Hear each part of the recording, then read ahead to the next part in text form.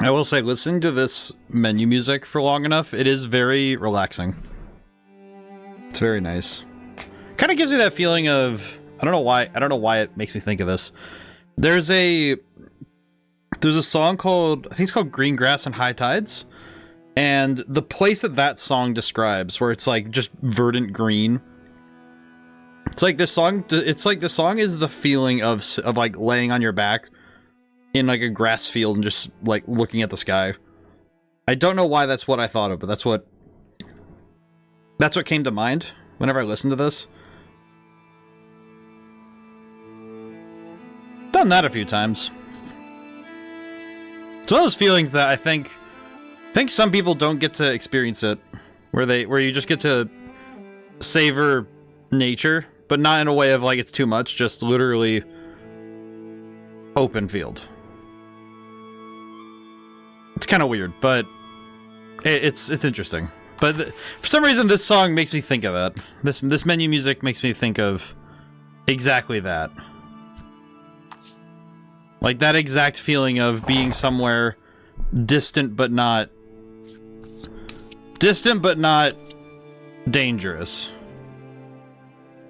Which is interesting given that this game's kind of conceit in a way is that we have to continuously chase more and more dangerous things. I do kind of wonder where we're going, because we got to the end wall. We reached New Terra, and yet we're no further away from anything than we were when we first started and we're fighting the Steel Primal. So it makes me wonder what New Terra has to offer anymore. Also, we're fighting all these monsters, that's right. Because they were holding people captive, so we decided to throw hands with everything. Just because they were holding people captive. So we're now destroying this village, even though I'm pretty sure we probably shouldn't, but we have a little choice. A bit of a shame, but nothing can be done about it. Because last time we learned of this village a lot. Well, we've learned some other things, especially stuff with and regarding how monsters act and take on roles here. But it seems like monsters aren't, at the very least, it seems like they're not being portrayed in any particularly warm light. Which I think is interesting, because we have Trollos who's half and half. And clearly monsters are a necessary part of the ecosystem at this point. So it does make me wonder where we're going story-wise.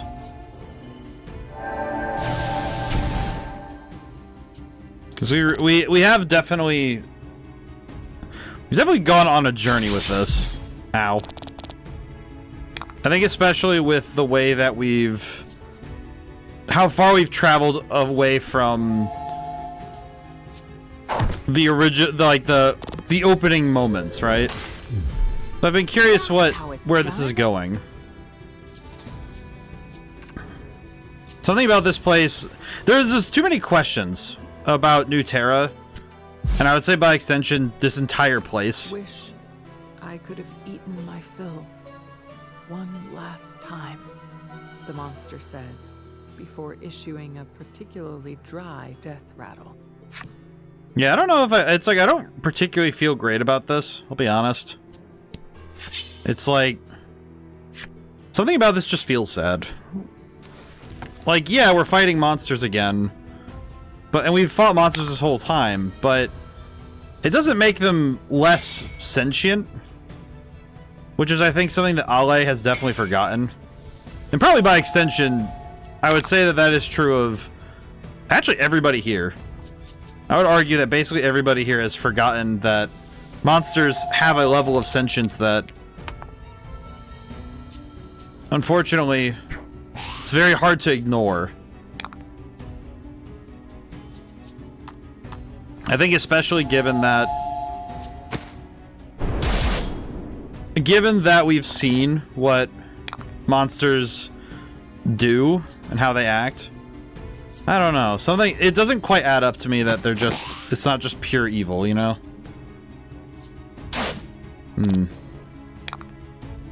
But then again, this whole story has been pretty... It's been pretty mysterious about where it's going and what it's going to do. So I can only raise conjecture about where it's going to end up.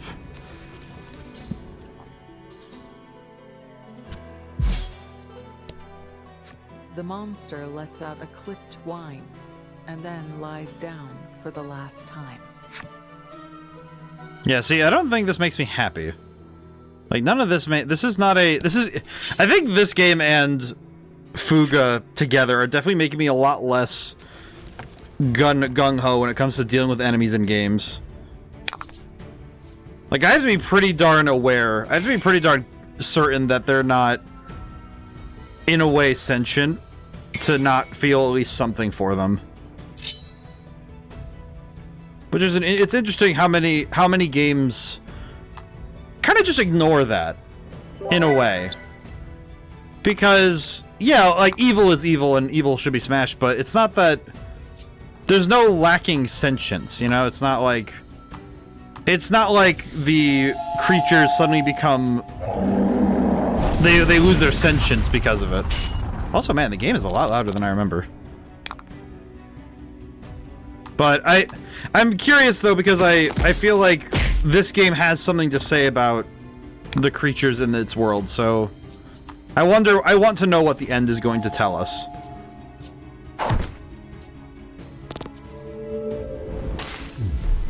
A masterful victory.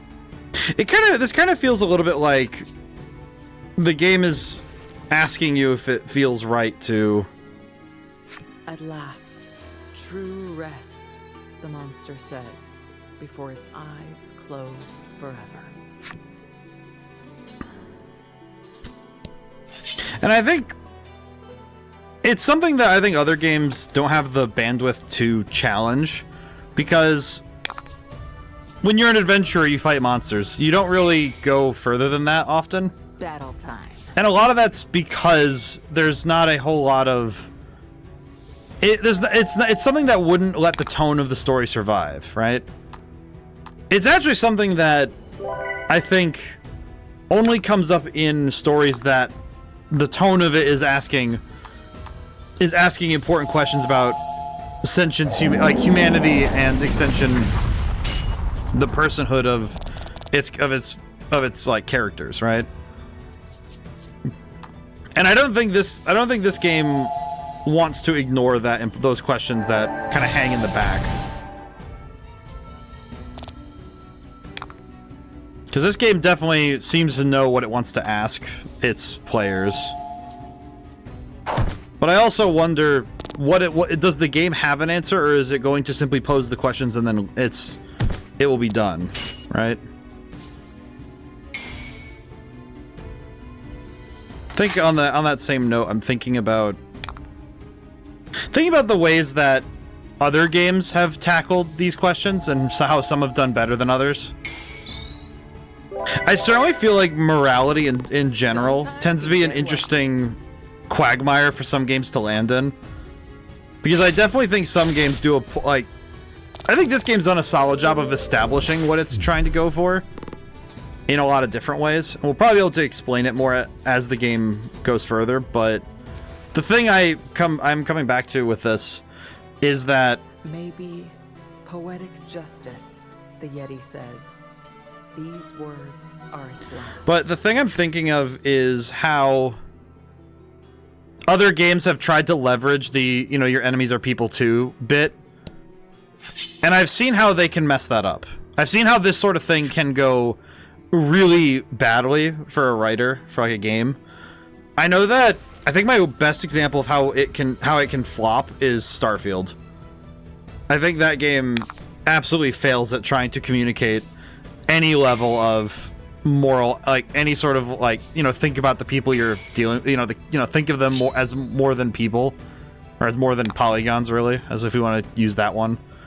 But it does seriously come with some consequences if the designers of the game don't consider like how they're asking, not just what they're asking, but how they ask it.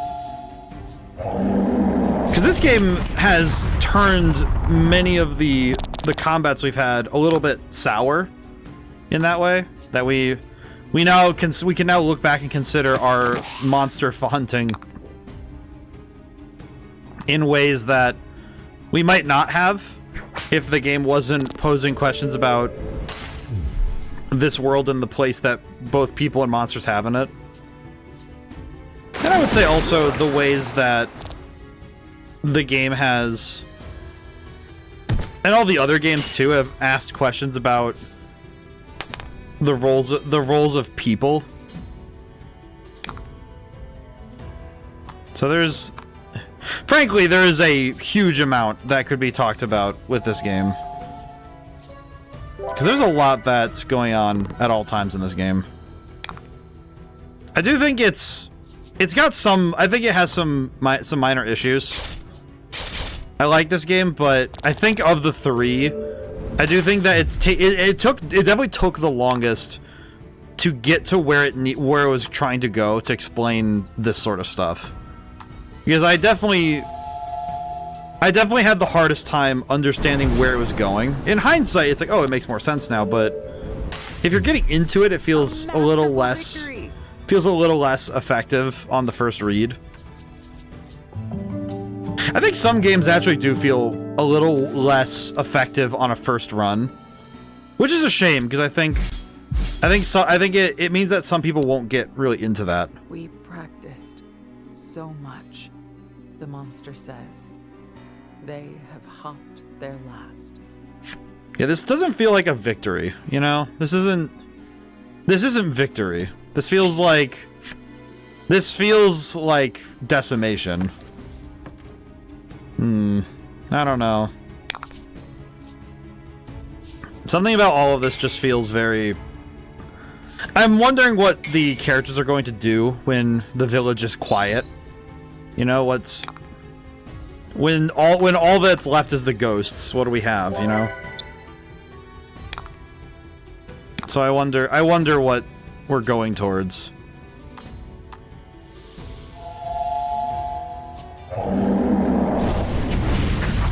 Hey, Daichi, how's it going today? Hope things are well. Oh boy. Currently dealing with this. It's like I feel weird because it's like the last two games I've played. It's like, here's a battle. Do you want to feel good about it? And it's like, I wish I could. The combat mechanics are so good, and then but these fights make me feel bittersweet. Nothing less. Truly. It's beautiful though. Beautiful if tragic. It's actually kind of fascinating how often... I've already lost my body. I know when to fold, the monster says, before giving up the ghost. Well, that's a... feels like a pun. Even though it is a pun. Man. It's like... I do think between Fuga and this game, I feel like I have been brought to question how often we wantonly destroy like NPC enemies in games now. I think this game definitely has... I feel like between these two games, it's made me ponder my own... It makes me ponder my own moral standing with hurting characters. It's like, oh, I hurt the character in the story, and it's like, yes, that's a person. Be a little bit more gentle with them, please. It's interesting how much it starts getting to some interesting truths. Oh.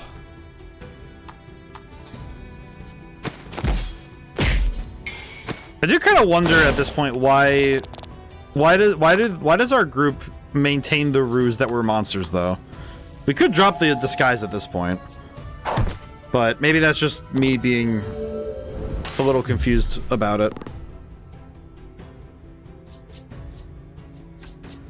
We are getting an obscene amount of money from all this, though, which I don't like. I'm going to die without my revenge, the monster says. Huh. Its final words oozing out before it passes. My biggest hit with that was playing through Undertale. Yeah, I feel like Undertale's the big game that did that, where it made you question how it feels to just smash through enemies in a game. I think some games, the tone of the story wouldn't survive if you stopped and thought about it every time. Like Dragon Quest, and it's actually, I think it is also in the wording, and it's the implication of the wording, because when a game says you killed this, there's no gray area. It's like, this thing is dead. You destroyed that thing. And there's a difference between that and when a game says enemy defeated. The term defeated is what allows the tone of a story to survive.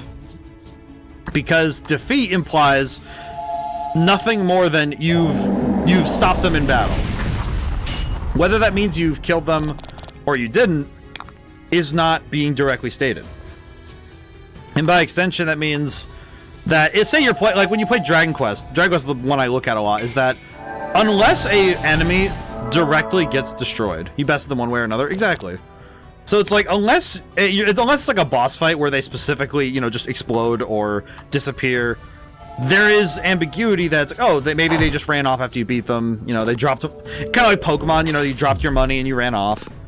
The one I think of a lot with that is also like old school RPGs, where if you have a character who wouldn't really take a life unnecessarily, then that's what happens. I think a great example also, Earthbound. The Earthbound games never let you kill things. One more time, the monster says, before issuing its dying breath. I think Earthbound does a great job of it, where, like, it's like, oh, I ran into a dog. Okay, I defeated the dog, and you know, it's like very clear they all get to run away after the fight. Very clear you never end a life. It looks like, and that's just how it has to be. The monsters in the village. You decide that there's no longer any need to remain in monster form and undo your transformations. But at that moment, a giant monster stomps up to your group. No letting you run amok any longer. Oh, we have to fight him. The monster's teeth gnash in fury. Seeing you and Legol has jogged something in its memory.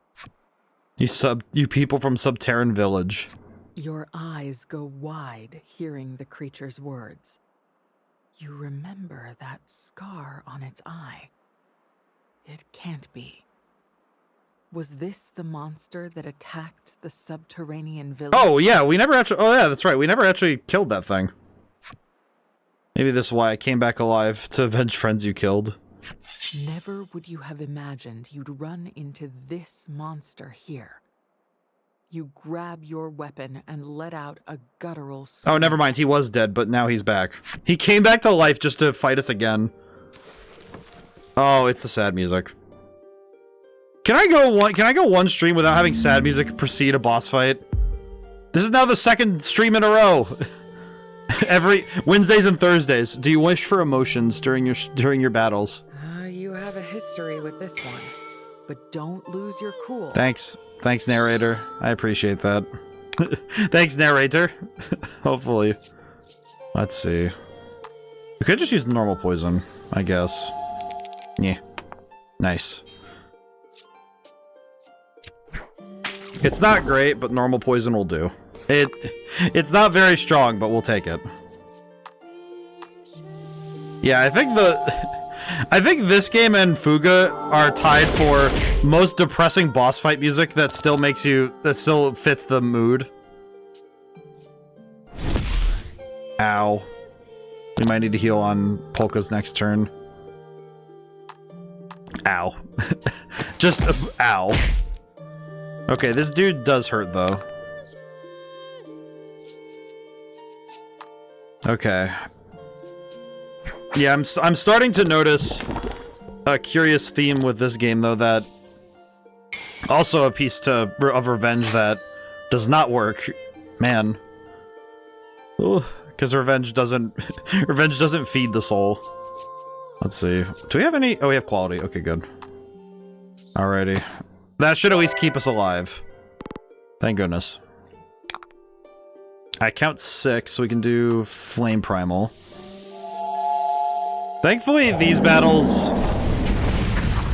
Thankfully, these battles aren't too bad. We did get oh well, well. You know what? Honestly, one poison attack is good.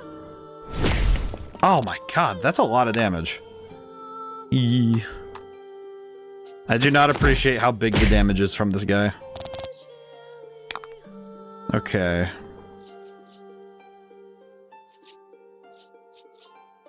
Some part of me wants to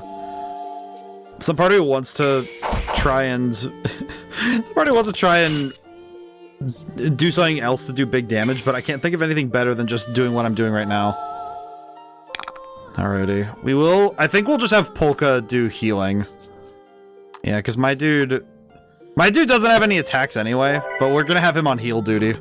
We kind of need it. But yeah, I hope today's going well, Daiji. Oh man.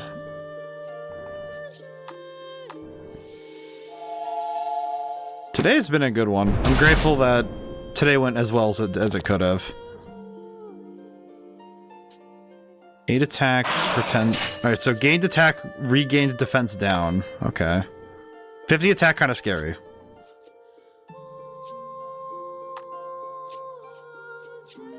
Okay, let's try something like this. I have an idea. We'll try and land a big hit with Ale again. Pretty good. Just trying to decide how to generate what my magic deck to be. I feel that. I know that my red-blue deck is going to be slightly tweaked because of Vivi, but it's like I feel like red does not make sense to me because I don't tend to play big stacks. It's not my proclivity. Which isn't even because it's just I know that my style is I like monsters on field rather than I prefer monsters on field over Vivi is so good. I understand why he's as expensive as he is. As much as and a friend of mine is really hoping he gets him, but I'm hoping that in my box I get an extra copy so I can sell him that one at a discount. He deserves it. Also, just because, man, it's a combo play. I'm a combo player. It is. I do like the combo style. It's very alien to me, but I do like it. It is very cool. It's sort of. I think it's sort of because I grew up with specifically like I played Yu-Gi-Oh decks that were very monster heavy. I was never the. I always played to creatures because I always had. Kind of. I think it sounds in a way a little silly as an adult, but.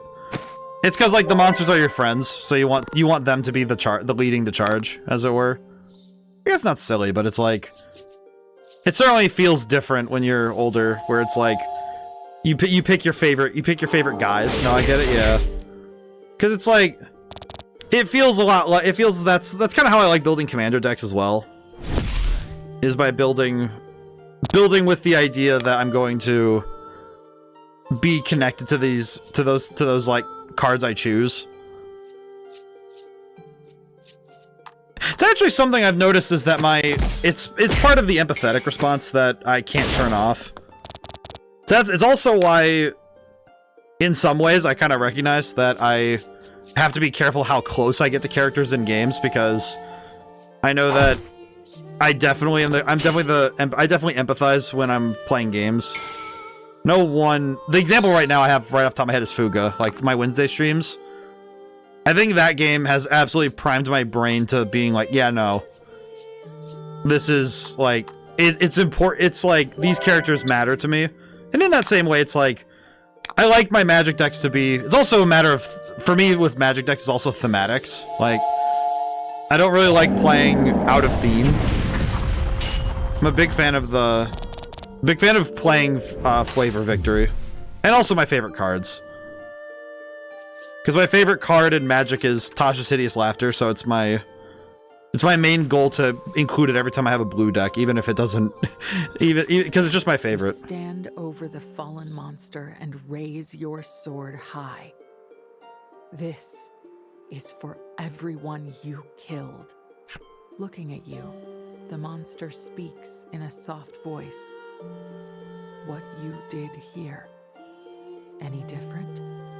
The scarred monster destroyed your home, and now you've destroyed its. Me, you, exact same. Aw. Shut up, says Legol. He steps forward and thrusts his sword at the monster in your place. You shake your head and stop him. You know you have to do this yourself.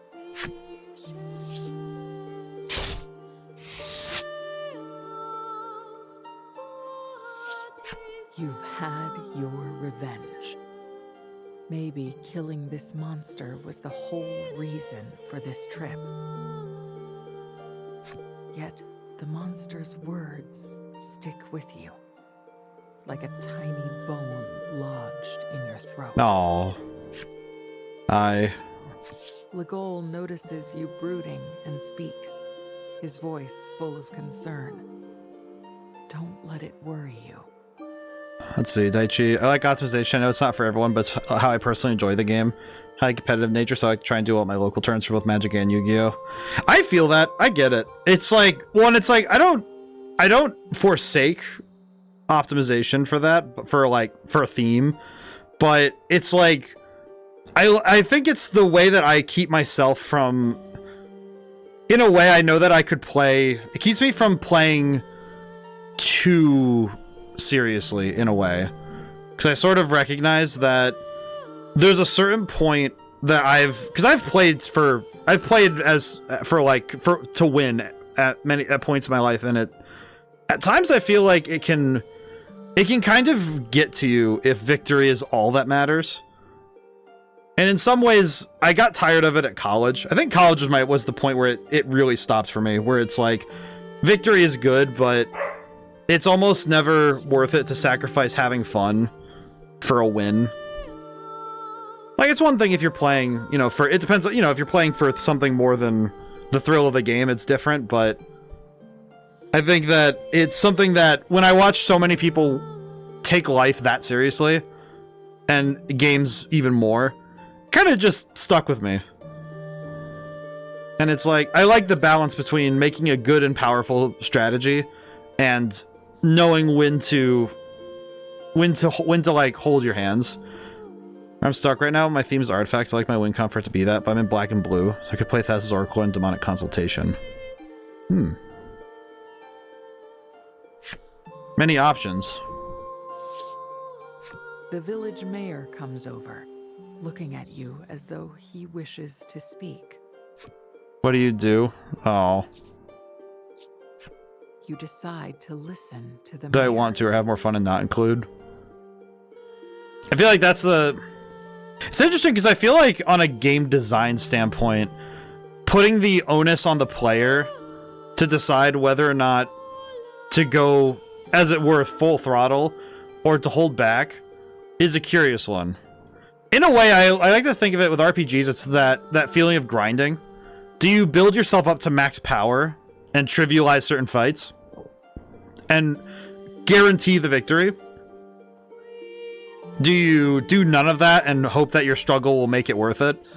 Or what is your intent with chasing the different pieces of the game? The mayor speaks in a quiet voice as he tells you how this town came to be.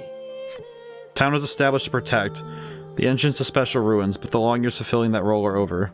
After finishing, the mayor hands you a key to his residence. Huh.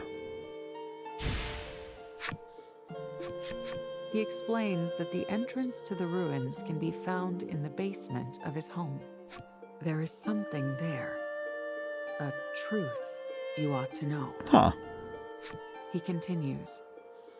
Now my duty is done. Will you kill me quickly? I miss my friend. It's time I go to him. Kill the mayor? Yeah, I will. You bring down your sword on the monster. With a final word of thanks, the mayor dies.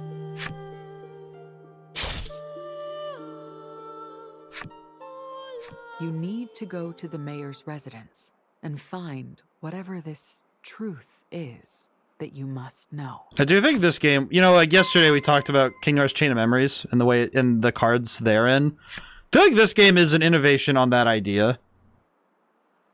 in the way that the cards make up. It's like the cards make up everything in Chain of Memories, but I think this game takes it so that everything is cards. And also takes... I like that they use that system. You unlock the door of the manor with the mayor's key. I like that they use the system of cards to represent everything with this game. Especially the way that they handle characters getting killed, because when a card gets cut or burned like that, it is really a quick search impactful. Turns up a staircase leading to the basement the mayor mentioned. Trollis points down and asks, "Truth down there?" Polka mutters, "What could it be we ought to know?" Legol's eyes are fixed ahead. He does not say anything. You swallow hard, and then gingerly take the first step down the stairs to the basement. Nothing wrong ever happens in the basement. Oh god, this is gonna make me... Oh yeah, we're summarizing the whole... Wait, we're summarizing the whole story. That's not good. That's not good. Oh no, don't tell me this is... Oh no. And the vocal version of a song? Oh no, we're entering emotional territory, aren't we? Uh-oh. I can feel endgame? Probably.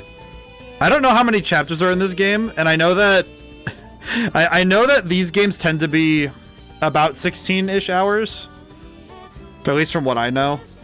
It's funny, the only way I can tell how long it is based on the number of streams I play, which at this point is, I think the most any of the Voice of Cards games has taken for me has been, I think 4 streams, maybe 5. I think it was 4. I think it was 3, 4, and 3, and this one's on 4.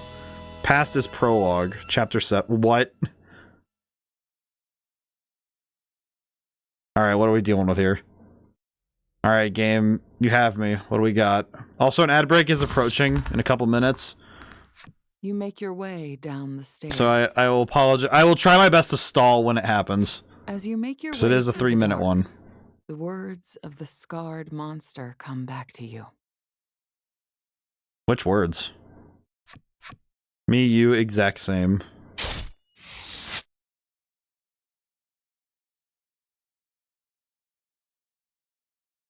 The monsters were just like you, living in their town. They grieved for the deaths of their fellows and sought revenge. The thought sticks in your mind as you make your way forward. Before you know it, you've found your way into a cold, unnatural-looking passage.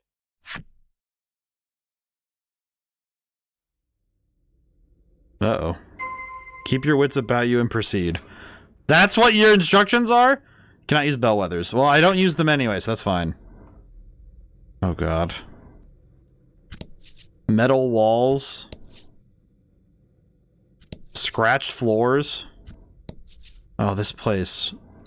Oh, that ambience is quiet. What are even our monsters really? Having heard your muttering, Polka speaks up. I'd like to know that myself. Trollis hums pensively, her head inclined in confusion. Legol says nothing. Yeah, I'm guessing Legol knows more than he lets on at all times, but at the same time, who am I to question him? Kind of feels like that Lord of the Rings bit. Alright, then keep your secrets. Oh god. Okay. It's weird that this particular staircase, I'm reminded of Slay the Princess a little. The way that it descends into the black. Ooh. Subsurface Ruins B2. This place is dark. Man, the ambience is good though. Dude, yes. Looming before you elicit a gasp. Huge, elaborate stone structures dot the area. What? Their shapes completely unfamiliar to your eye. Yeah, Slay the Princess was so... I did multiple streams of that one.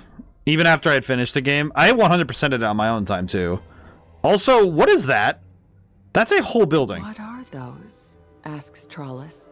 Yet not even Polka can answer. You and your friends continue to make your way through the ruins. overcome all the while by the imposing unknown structures. Okay, I'm gonna be honest. With the other two games in the back of my head, what does this mean? What the hell does this mean? If this is where what was underneath the world and... As you make your way through the ruins, the light of curiosity shines brighter and brighter in Polka's eyes. Seeing this, Legol nonchalantly takes hold of Polka's sleeve, perhaps out of caution, to keep him from wandering off.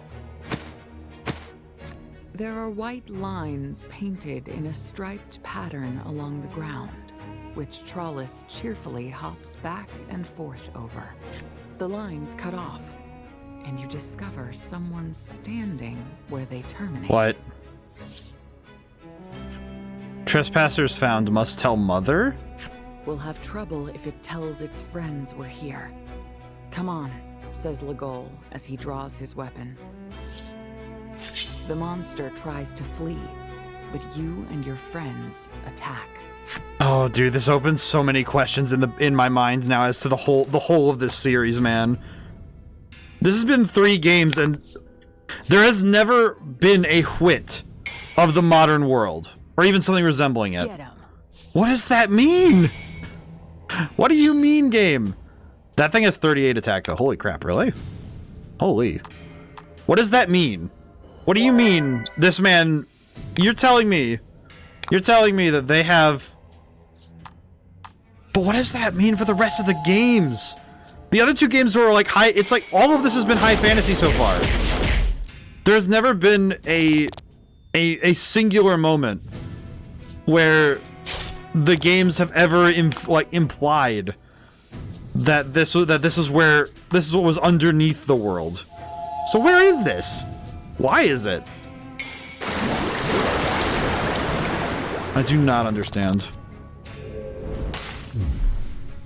Genuine panic. Or as I said earlier today, when removing vowels from panic, pank. Oh god, where am I? What is this? I'm sorry, Mother, the creature says before collapsing. Another monster with a mother. Polka mutters. At this, Trollis pipes up. Other ones said mother too. Now that she mentions it, you do feel as though you've heard a different monster mention a mother. Where did you hear mention of a mother? You say that you think you heard it. Wasn't at the mine. Where was it then? But Legol disagrees. Lake of Fire? You say you think you heard it at the Lake of Fire. Okay, then it must be at the end wall. Polka disagrees. You remember. The fairy Oh! at the end wall. The fairies, right. Ooh, we'll tell Mother on That's you. right, the fairies. Hey, Etro, how's it going today? Polka frowns when you mention the fairy from the end wall. He goes on to point out the possibility that Mother does not refer to a literal mother, per se, but a presence that governs all monster kind. This mother might well be deeper within these ruins. All of you agree to proceed with utmost caution. Yeah, that's not terrifying at all. Ah, yes. There is now a mother to all Oh, I'm starting to realize what the... Maybe that's the... Is that the thing that's in the main menu? Because there's that big iron... That's a car. Along the path, you discover a big iron box. Oh my god, it's like the dramatic irony of knowing what these all are, and the characters could never know. You suggest it could be some kind of mine cart, but Trollis insists that it's a sand skiff of some kind. Polka looks at the boxy iron contrivance and mumbles something about its workings being much more complex than a mine cart or a sand skiff. God, I don't know why this reminded me of another story I've heard of where it's the setting itself is the world after nuclear terror, but from the perception of rats. What is that? And they don't have the ability to describe things in the way the humans do. So they end up describing things in a rather interestingly, you know, quaint and mythologized way. Okay. But yeah, Etch up. Things are well today. Oh, geez. Dark da-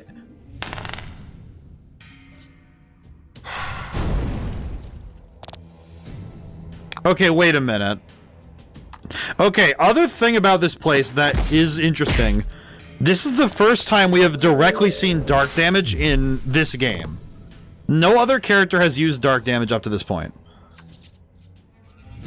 No other creature has even done so. And now I'm seriously wondering what this place is, because obviously we've seen dark damage in other games, because magicians in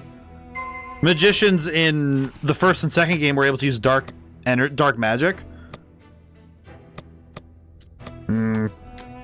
Ah, dude, this place. The Heebies and the Jeebies. They are not mutually exclusive. Heebies and Jeebies, my guy. Okay. We'll heal. Actually, we don't need to heal full all the way up, I don't think. Okay. I do know that at this point it's probably good that we keep up our habit of flip every card over. Because by exploring all of the map this way, we will get enough fighting in to probably be okay. At least I would say so. We'll probably be fine combat-wise if we go forward. The music is making my brain run a lot. I think also more so, seeing monsters from everywhere in the game in this area is also making me a little nervous. Because we're not just seeing monsters from just like 5 seconds ago, we're seeing monsters from the beginning of the game. Also, wow, is the game louder or am I going crazy? So I'm looking at the preview and it's like, I don't think it was that loud last time we played. That's how it's done. But I have no idea. If the game is loud, let me know, because I thought I've left the settings exactly the same. The only difference really is that I updated my Switch right before stream, but I don't think that would change the audio setting. Oh, that's not scary at all. Alright, box. Ninya. Alright, Supreme Salve. But I'm just thinking about the other two games, and how the modern world is never shown or mentioned. There's never been an inkling to this, so I'm curious what the implications are for the rest of the game. Because this kind of reframes all of the other games, right? That somewhere outside or in some part of the world, something like this is happening. Oh, man. I don't understand. Oh boy, it's so freaking cool though, but it's like, what does this mean? It's like, brother, what do you mean? What does this mean? What's the implication driving us towards? Okay, I think Trollas can knock out that other ogre or troll. Yeah, we're good. Okay. Nice. I guess in this case, we can take some time to heal. No reason not to. Saves us some of our healing items, at least. I just didn't like the idea of being so low on HP going forward. But now we're all settled. Oh, man. We are nearing the hour mark. I hope everyone's had a wonderful day so far. And I hope everyone has great plans for the weekend. I will say, if the booster boxes I ordered show up tomorrow, I am gonna be impatient and I'm just gonna set up a Saturday stream. I am refusing to wait to open those. Because I've been sitting on all of the stuff I've wanted to open for that for a while now. Because I did acquire the Commander decks. And I also have some loose packs that I was able to get from the pre-release. And also I have my pre-release stuff, which I've actually been very patient and kept it to the side so I could show it off during the stream. If only so that I could include it in my haul, as it were. Who are you, and why do you have a Route 66 sign in your hand? What are you, strange rat? But I might be doing an unboxing stream, like a card opening stream tomorrow. Which will also be, I guess, a hand reveal. Because I'm going to wear gloves, and... I'm going to wear gloves. I also want to be careful with the cards. It'll look classy. But I'm going to open cards and do all that. I think it'll also be good for people who want to know about the commander decks and get to see them in total. Because I am going to open them in OMG hand reveal. It's like it's like, it is gloves, but it is going to showcase how, like, my hands are very distinctly shaped, I'll be honest. I got impressive hands. I am a guitarist after all. Truly.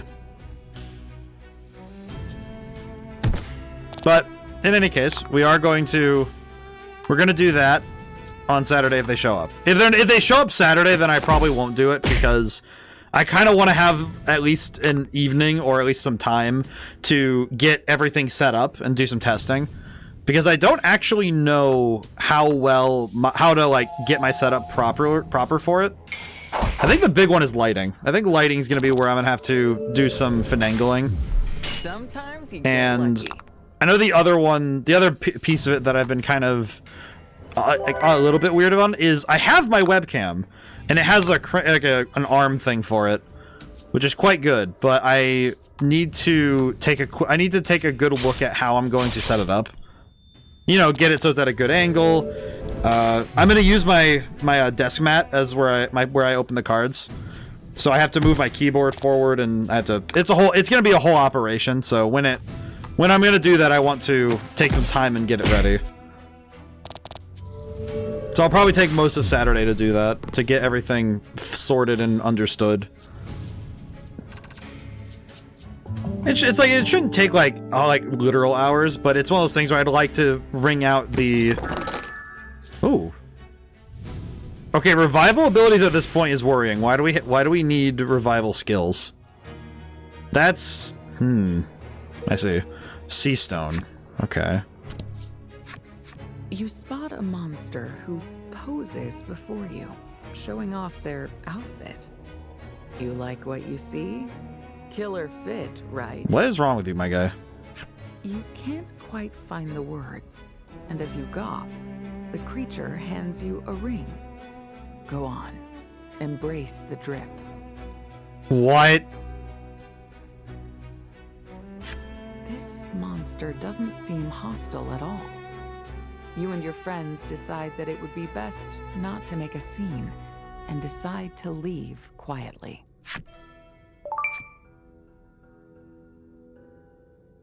I have never in my life thought that I'd ever hear the phrase "embrace the drip" in a video game. Nevertheless, this game, furthermore, not this game, but go on, embrace the drip. Unironically, in this game,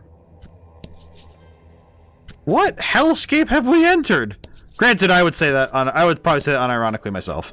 The monster offers a warning. Many monsters around here. Good to be careful. Thank you, lady.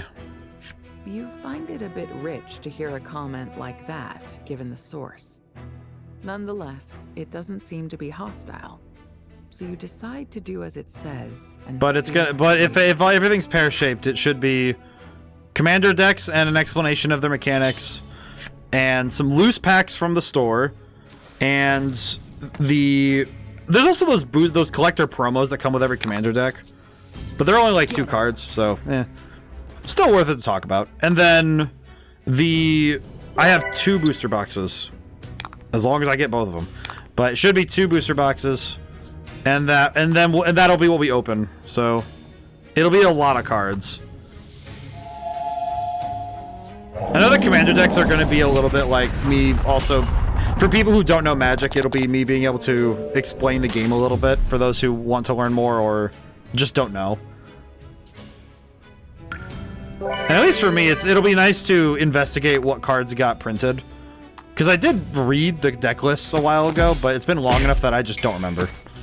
I do not remember all of the cards that are in there. I think the one that I know for certain is that I'm really excited about is there's in the Final Fantasy XIV deck there is a reprint of a card called Crux of Fate that is dragon. It's like the best dragon support card if you want to deal with a lot of things at once. Very, very good. God, this place again, heebies and jeebies. I do not know how to feel about that. Well, but yeah, I am very excited about that. If I can have it this weekend, I'd love it. It also would give me the chance to jump immediately into deck building this weekend. Like, 'cause then Sunday I can just spend all day just until I stream on Sunday. It'll just be me messing with cards and moving things around and all that, what have you. And that would be wonderful. Okay, well those are some really fast knockouts though, so that's good. I guess it's nice that these guys only heal themselves. It's not really a worry if they're left to last. There we go. Does feel like the game's a little loud, but it's okay. Might be okay. Okay, let's see. Let's go with the right one. I don't think that's any better than the one I currently have. It is not. Okay. Sounds fine for stream. Okay, that's good then. Yeah, I think the audio. I know some of the audio stuff I've been working through has been curious. What is this thing? Oh wait, it's a cassette. Wait, it's a cassette? Polka picks up a small iron box from the path. Curiosity shines in his eyes as he examines the object. Suddenly, the small box releases a blinding flash. It's a camera, never mind. Whoa, God, bright mode! Bomb, get down! You heed Legol's words and dive to the ground. I didn't get to see it close enough. Yeah, that is just a camera. But nothing happens. Perhaps it only emits light, murmurs Polka. Legol's face flushes, and he stares at the ground, suddenly very interested in a particular loose pebble. I mean, hey, better to be safe than sorry, man.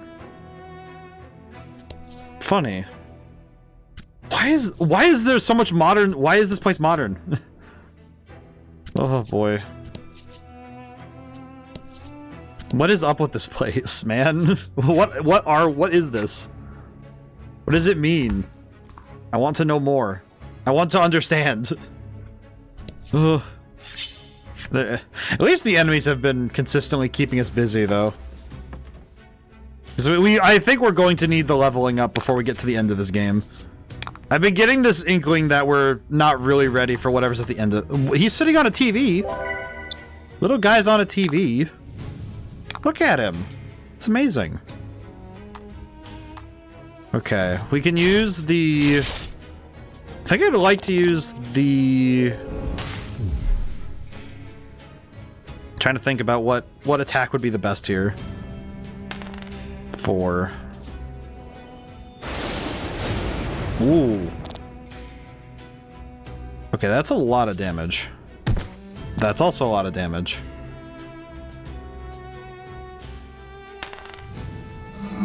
Okay, yeah, we're gonna need to use...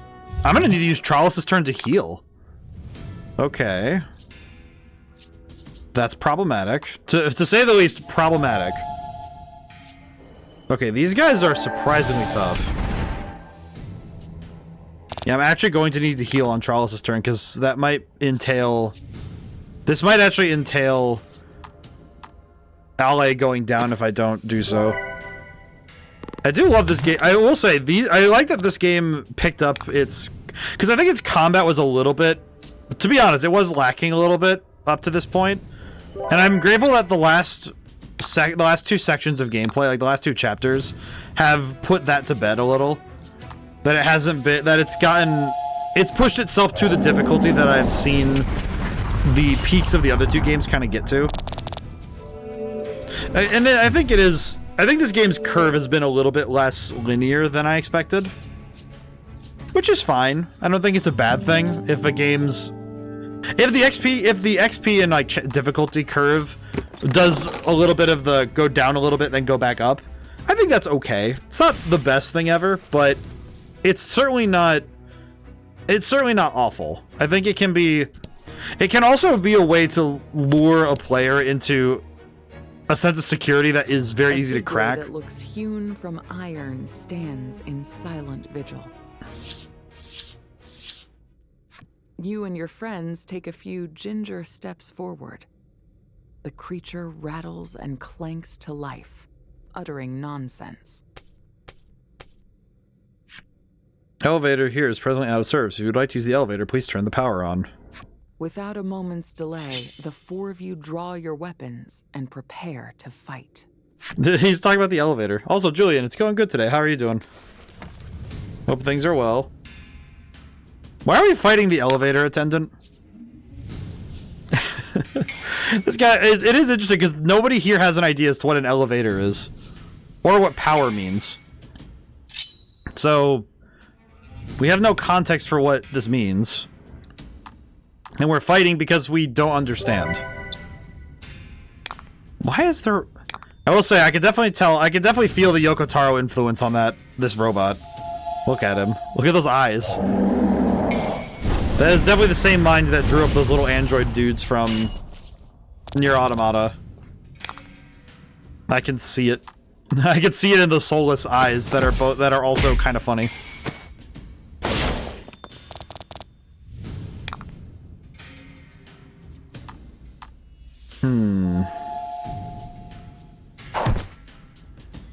Ah, almost. We almost had it, but that's okay. Is he fighting? Oh, he's not. Okay. We did enough damage in one round, I see. Interesting. With several whirring, buzzing, and sputtering noises, smoke erupts from the iron figure, and it stops moving. A close look at the figure reveals that not only is it not a monster, it doesn't seem to be a living creature at all. Huh. Despite no longer moving, the thing continues to babble. The elevator here is presently out of service. If you'd like to use the elevator, please turn the power on. Nuterra truly is amazing. A profound sense of just how much you've yet to see wells up within you.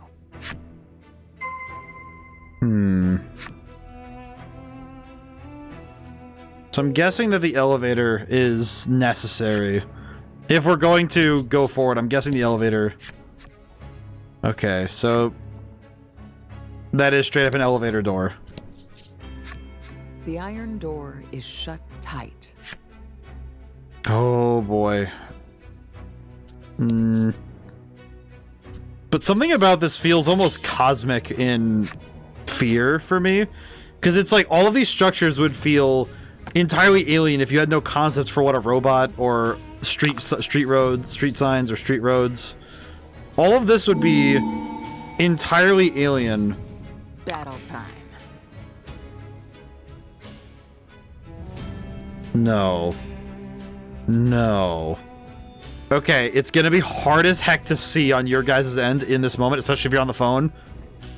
The guy on the top left, that enemy, I can read the text on his hat. That says Yorha. What do you mean by that, game?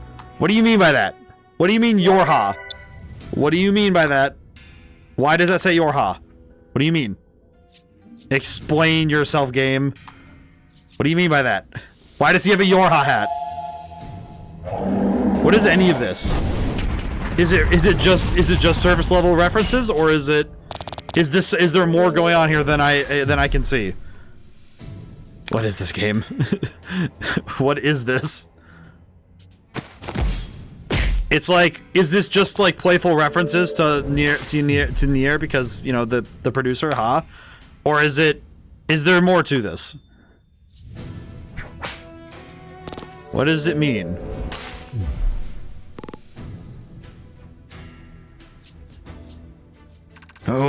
god.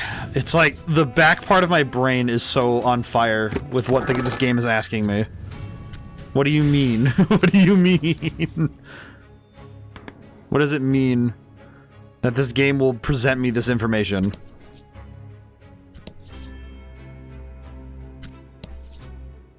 Like, this seriously is making my head just spin. Because I am seriously curious what that means. Also, we're actually approaching the hour mark, so I hope everyone's got plans for a great weekend. I also will say, as a public safety announcement, please take care of yourself in the heat. I know for a lot of the... Gotta run some errands. Well, hey, have a good time out there. And I'm grateful to see you again. But yeah, make sure everybody hydrate, and make sure you're keeping a track of yourself in the heat. It is seriously hot out there. And this weekend's supposed to be like heat wave for... I know for at least America it's gonna be a heat wave, but for everybody who is dealing with hot or cold temperatures, keep track of yourself. I guess staying hydrated still matters even if you're in cold temperatures. It's good to stay hydrated anyway, but nevertheless, make sure we're all hydrated. Especially those who are about to be in the heat wave. So I know in my area it's about to get absolutely disgusting.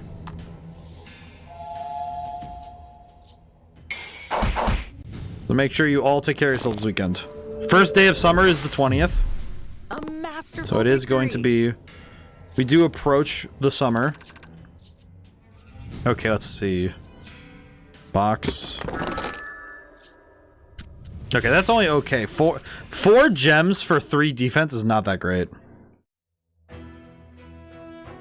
Unfortunately, that is less than ideal.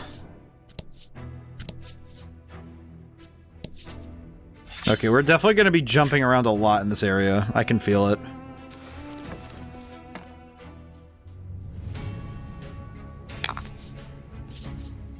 I do wonder now, though, if I use a bellwether, for example, if I go back up, would it be worth it to go and like acquire extra items if I find things too difficult? Or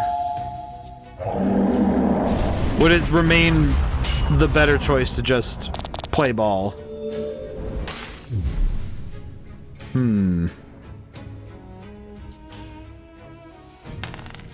Oh, that's a max roll. That's gonna hurt. Ow.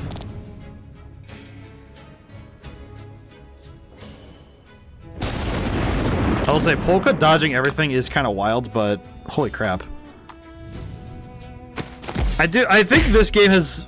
It's like, I feel like this game saves the best for last, for better and for worse, where it makes the beginning a little less... Both a little less predictable and also a little less...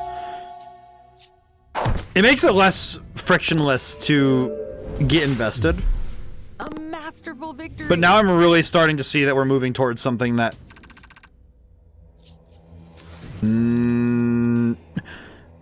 I am... Something in the back of my head now is just... In a quiet voice, the monster says, "Don't want to fight, unless you bother Mother. It urges you and your friends to leave this place, and fast." Something in me is very quietly worried about what could be. Because I'm seriously curious to what this game's got to offer at the end here. I feel like pacing is something that... It's very easy to ignore pacing as a programmer. I think if like your goal is just to be the guy who makes the programming, who does the programming, it can be very easy to wish to ignore pacing. But I think having a grip of your pacing and knowing how it's going to go is key to making good games. But it's not just for story as well. It's not just for story stuff, because it is also for gameplay. Gameplay is also affected by pacing. Uh-oh. Ah, my boy. Though their card shows a coffin. Alright, we can finish this fight, I think, without... We don't need to stop and revive, but we can finish the fight here. I think that means that Legol won't get experience from this fight, but I think we'll be okay. I think what we'll do is generate. And then I think we can... We can't hit all, but we can definitely knock out... We can definitely knock out one of them. I think we'll knock out this one. There we go. Because then we won't take any all attacks anymore.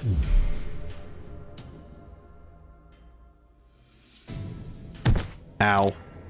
Ah, nuts. This is okay. I think Charles can finish the job. First time we've ever had a character go down in a fight, though.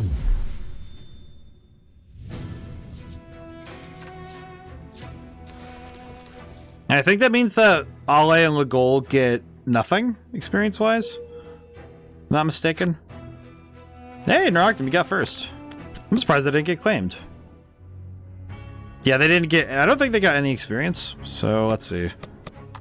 Hi, I hope things are well. Let's see. Let's use a... Let's use an Omnisav, because we don't need to overdo it with Polka. And then we'll use the 20 HP ones. Yeah, we'll use these one each. And that should be fine. We might need to fight more enemies while we have time. I'm wondering how we're gonna do this, but... I think we'll be okay. I think we'll be fine, but... I am seriously curious what... Oh, hey. Buttons. Polka calls out that he's found some kind of device. You look over just in time to see something moving behind him, but he doesn't seem to have noticed, as he is totally fixated on the equipment. Monsters appear, lightning arcing and crackling around them. We won't let anybody interfere with her work. The monsters descend upon you.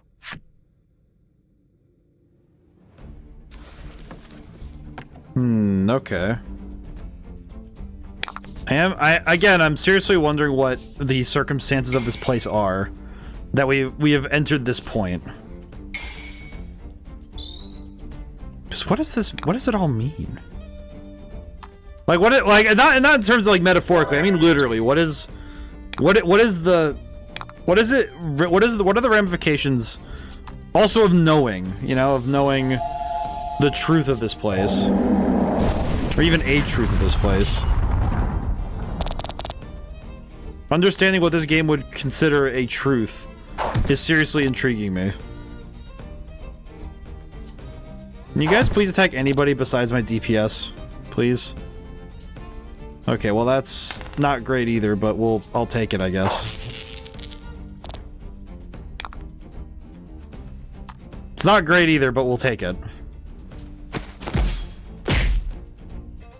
Seems like my damage output is fine, but my defenses are sorely lacking.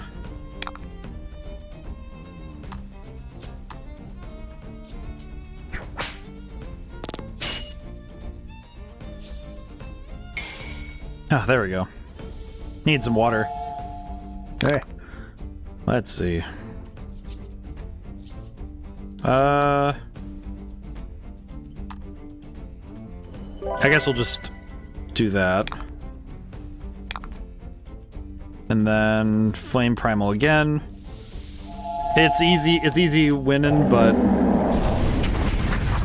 I do kind of wonder... I wonder how I'm going to do in the last fight if this is how much damage they're doing. I'll probably need to go... I might need to go back up and go find a store. So we seriously need the extra items. Unless there's a guy here who sells stuff, but... My. That was close. Polka laughs as he returns to fiddling with the device. Moments later, he lets out a little... Oh. It looks like he accidentally pressed one of the strange buttons on the device.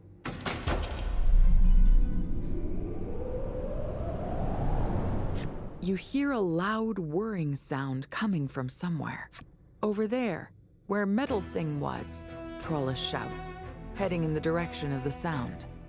Maybe it has something to do with the iron figure from earlier. You'd better go check it out. Thank goodness we accidentally oopsed our way to turning on the right button. There's like 20 switches on that thing. I don't know. We could have done anything. There are many ways that could have gone horribly wrong. So we take those. Hello. Okay. Well, he's just gonna repeat his line, so that's okay. Ah, okay. Actually, if we get enough experience from this battle, we might be able to level up, maybe? So that'd be good. Let's see. Okay, that's... This might be a rough one, if it doesn't go well, so let's see. But I'm excited for this weekend anyway, because tomorrow is my day off for the month of June. So I get to sleep in tomorrow morning. Always nice.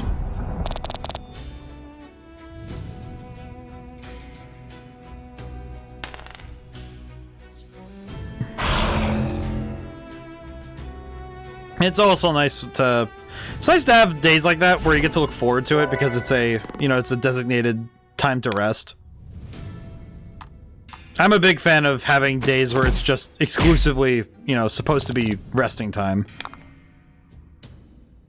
Not a big fan. I always have to remind myself on my days off to stop working. Because I have to tell myself, no, this is a day you set aside explicitly to go and, like, you know, to sleep, to rest. Play a game, you know. And I think it's necessary for a... Whether you're a creative or not, I think especially creative minds and people who do entertainment, I think they very easily forget to stop working themselves. I think some of it's that culture where people really want to be, they want to be on that, you know, that grind all the time. And I find that those people tend to burn themselves down before they ever get to see the true, like, the limits of their potential. Because it seems like the more that you burn yourself down, the more you end up wishing you had more time to enjoy the time in between. At least that's how I feel, you know? It certainly feels like the easiest regret to have is I wish I had more, I could have done more. But, okay, what is this guy doing here? Pride and delight dripping from every word, the monster boasts, "Mother told me to stand guard here, so that's what I'm doing." Nonetheless, it doesn't seem like it's going to stop you. You can practically hear the wheels turning in its brain as it says, "What was I supposed to do if I spotted someone?" Poor guy, he doesn't know how to guard. Oh, he doesn't understand guard duty, poor little dude. Ah! He doesn't understand guard duty, poor guy. He does not understand. Poor little dude does not understand his duty. His task has been failed. Decreases dark damage. Interesting, but not really a worry. Ah, jeez. Well, I did also have... I had a hearing test today because they wanted to run one at the doctor's, and weirdly enough, my hearing is actually surprisingly good. Which I find kind of fascinating because I'm very... It doesn't surprise me a ton that my hearing is good, but that's also because I go out of my way to preserve my hearing. You know, it's one of those things that I am fiercely protective of my sense of hearing. And a lot of that's because I almost lost it. Because when I was a kid, I had a... what's referred to as cholesterol granuloma. Basically, a bunch of stuff inside my middle ear. And it could have taken the hearing of my right ear if they didn't, you know, deal with it quickly. So... and it was like, you know, it was, you know, I was in the first grade. It was pretty scary, you know, it's like, as I just stopped hearing things out of my right ear. It's like, okay, yeah, that's kind of scary. But the doctor I had was also insanely good at his job. I met with a specialist. And not only did, and I only got really, like, the perspective today from talking to the audiologist, because she was looking at the results of my CT scans and was like, oh yeah, no, the bone, like, all of the like, stuff in my ear is perfectly normal. You know, no scar tissue issues, no problems. And it's like, that happened so long ago, but none of the issues have ever cropped back up. So it's one of those things that I'm always grateful for, that my hearing is... Because my hearing is precious to me, because music is such a big part of my life. And to an extent, all sound is, because, you know, language, it's like speech, all of it is. So what in the hell is that? God's Guide. Question. That's a weapon for Polka, isn't it? Don't tell me I have to move a bunch of stuff so Polka can attack. God dang it. Okay. Well, I guess I don't need to move a ton of things. I just need to have him have an attack. Not that he needs a bunch of them. He just needs an attack. I guess we could swap out the poison stuff, because I haven't been using the poison stuff anyway, so we could probably get some other... We could get some other attacks. This one wouldn't be bad. Oh, we could use Rampage. Honestly, I think Rampage might be worth it, just because it's pretty nice to have.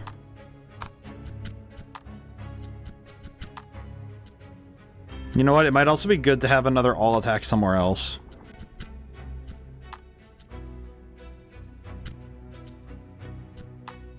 You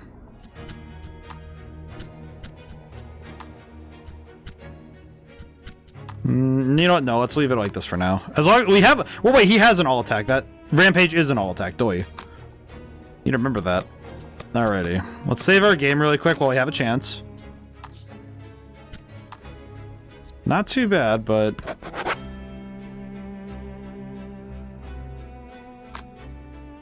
Oh, that does not make me... That does not fill me with joy. That silhouette... I don't know who that is, but that really does not fill me with joy. Something's off there. Something's off. I can feel it. It's like that bit, there's something's wrong, I can feel it. I can feel it, something is off here. I don't know what it is, but I know there's something off. Something is here. This supposed mother is something worthy of fear. I don't know why, but something is definitely... It's like something's tripping the alarm, right? As though it's like... There's something about having the knowledge that the character simply can't that makes this far more perturbing. I feel like that's something that makes like good horror as well. Is having knowledge that the characters, and by extension like the play, you know, the character you play as, they cannot have this knowledge, right? They don't know what's going on outside, like, you know, outside their perspective. And that's the sort of thing that could really make a player antsy. I feel like this game, if you have any outside knowledge, which you would inherently just because of the very fact alone that you know the modern world, and this world is not that. So it definitely brings to mind, okay, wait, Proto-Dark-Toad. The iron figure continues to spout nonsense and smoke in equal measure. However, the nonsense seems to be slightly different nonsense now. Oh, welcome to the elevator. It keeps saying that word, elevator. What is it talking about? Search for an elevator in the subsurface ruins.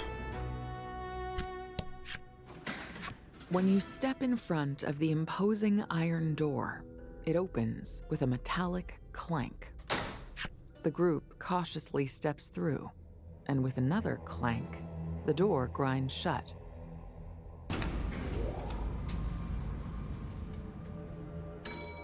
Oh my god. The four of you are quite flustered about being trapped inside, but then you hear a ding sound, and the doors clank open again.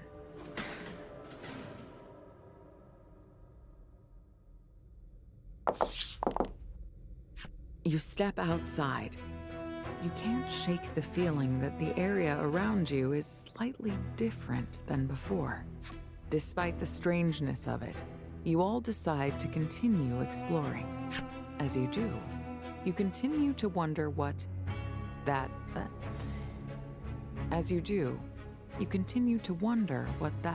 elevator thing actually was. It does also strike me that this narrator is also less experienced. Because I know that that's on purpose, by the way. Because that's what happened in the second game, in The Forsaken Maiden. That you had a younger narrator and they're less experienced at storytelling. So they trip over their words and fumble at times. Battle time. But yeah, Naroctum, in case I didn't ask, how are you doing today? I apologize. We've been kind of like full speed today. Today has been very...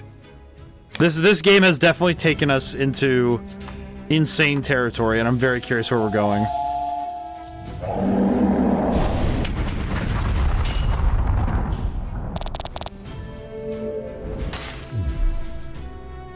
I'm really wondering what lies at the end of the road. I think at this point we are kind of approaching... If I'm not mistaken, I think we are approaching the... I think we're approaching the end, but I don't know. I have no idea. I have no concept for what this game could be going towards. Now, does this go towards the end or the beginning? Or towards like a detour? Because I don't want to go gallivanting to the end of the area. The toughest thing about dungeons here is that I'm going to have to go running back and forth a ton if I accidentally find where I'm supposed to be.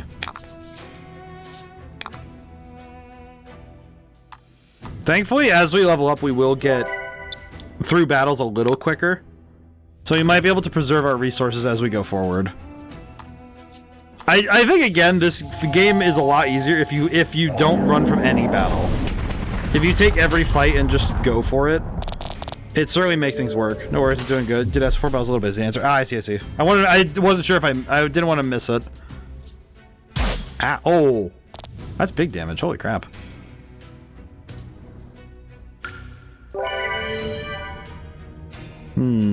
Yeah, I always... Oh. He's gone. Okay, that's fine.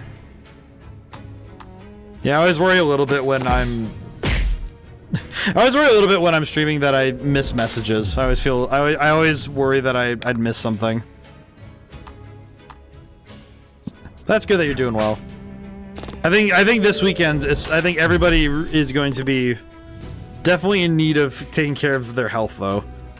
I think the heat wave that we're going through is going to be kind of nuts.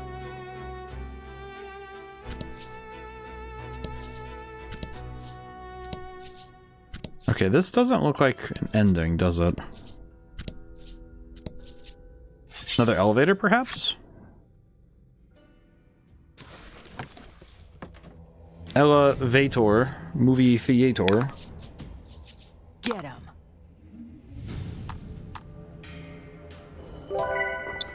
Speaking of, I should probably be drinking more water. Whew.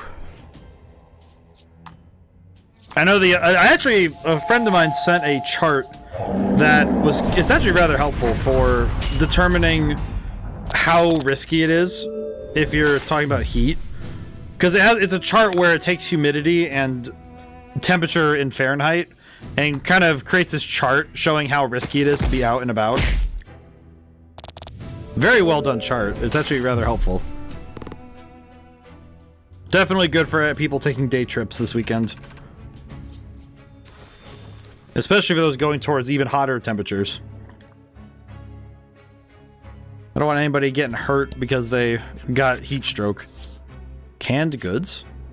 Would you like some tasty canned food? Legol immediately draws his sword at the creature. Polka raises a hand to stop him.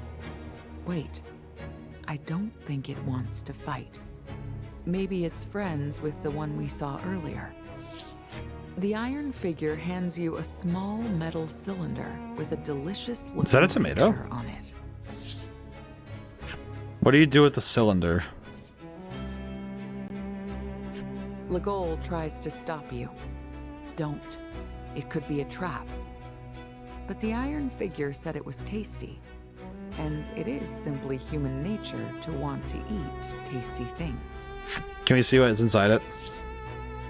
Having examined the cylinder, Polka mutters to himself and starts fiddling. God, it's so weird to consider that they don't know what cans are. With a pop, the cylinder opens up. Inside is some kind of delicious-looking, vibrant red food. The smell of it makes your stomach burble in hunger. Don't eat that unless you want it spraying out both ends, says Legol. Trollis ignores him and dumps the contents of the cylinder into her mouth.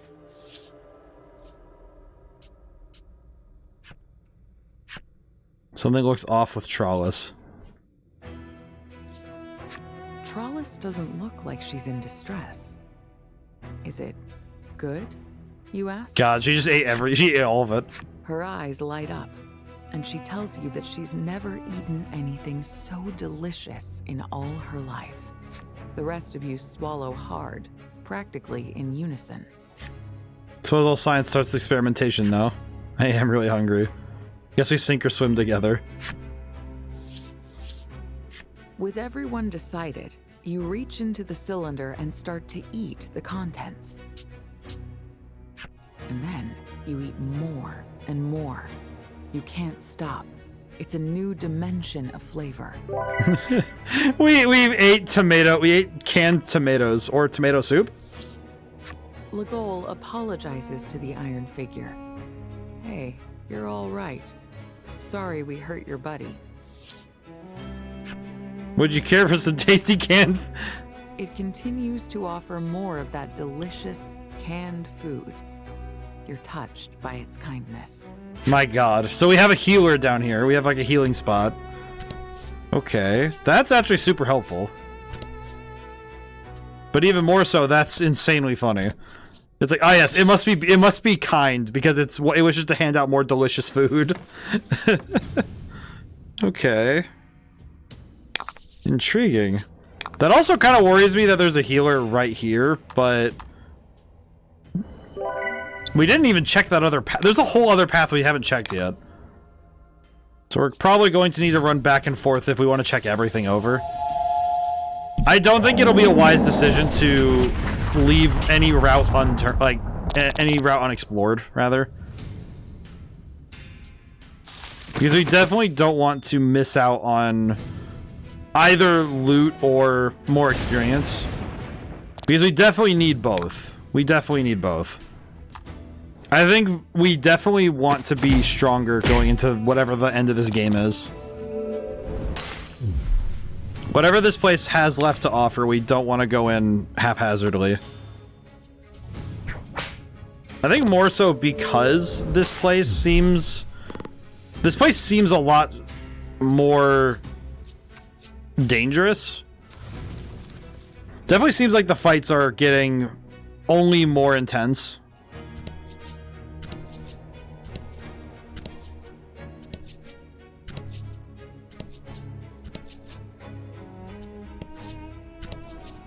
Oh, this is another elevator door. Okay. Well, we do need to go find the power way further off. Okay. Well, that's a little awkward, but we'll make it work. It'll be fine. Oh boy. Ah.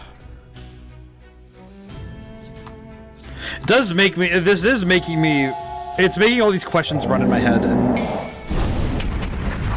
I guess going back to the discussion I had earlier about tone armor, like tone armor, but tone in general, but tone armor is also great because it's a term that was coined by OSP, by Overway Sarcastic Productions, where it's how characters can evolve. Like, you know, it's basically that tone armor is specifically how characters can or can't get injured, or, you know, certain events can't happen because of the tone of a story. And I feel like this game, those moments of lightheartedness are so few and far between, but when they show back up, it's like a ray of sunshine. It's like a warm, sunny spot. And in those little moments, I think all of these games have been kind of almost held up by the suspension bridge that is these bright moments, where they're not common. It's not that the game's entire feeling and tone is bright and sunny, but it's that those little moments of joy make the hardship endurable. Like, you can see yourself getting through the hard stuff because you're able to make it through. You're able to make it out of the. You're able to make it to these bright spots. It's sort of like you travel from lantern to lantern, but you don't get to see when the next lantern is. I feel like Yoko Taro does that a lot, where those little moments of goodness, you know, those bright little spots in the canvas he paints, those are the precious moments you want to protect. And sometimes the game the story that he tells, or the worlds that are there, they don't let you protect them forever. That those bright spots are not permanent. And I think that's why these games are deeply affecting. Wonder if that's why I do at some point need to get around to Nier Automata, because I've played some of it off in my own time, but I never finished it. And I feel like that's what made that game so affecting, even in the little bit I played, was that you have these little moments of genuine joy, you know, things that are nice and beautiful in the world, and things that are good, and you want to protect that goodness. And I feel like the tragedy of not being able to, despite your power, is saddening, but also it's deeply effective writing.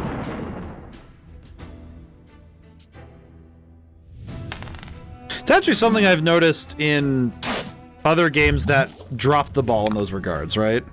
That they missed the mark in those places, and that's where they faltered, is that they weren't able to commit fully to that move.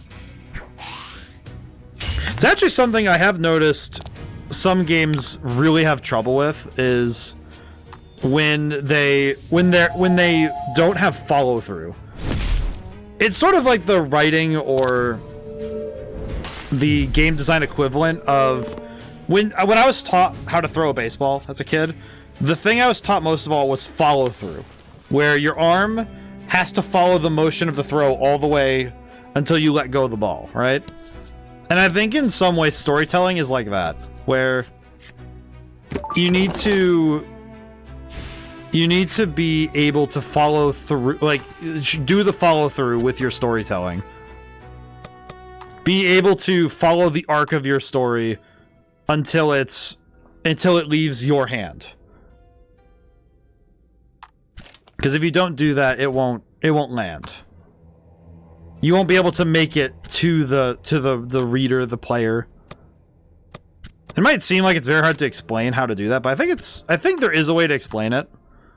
And it's that essentially, if you have a question in your story in terms of plot, it should, there's exceptions to these rules, but basically, unless you are very specifically trying to leave an open-ended question as to the story's ending,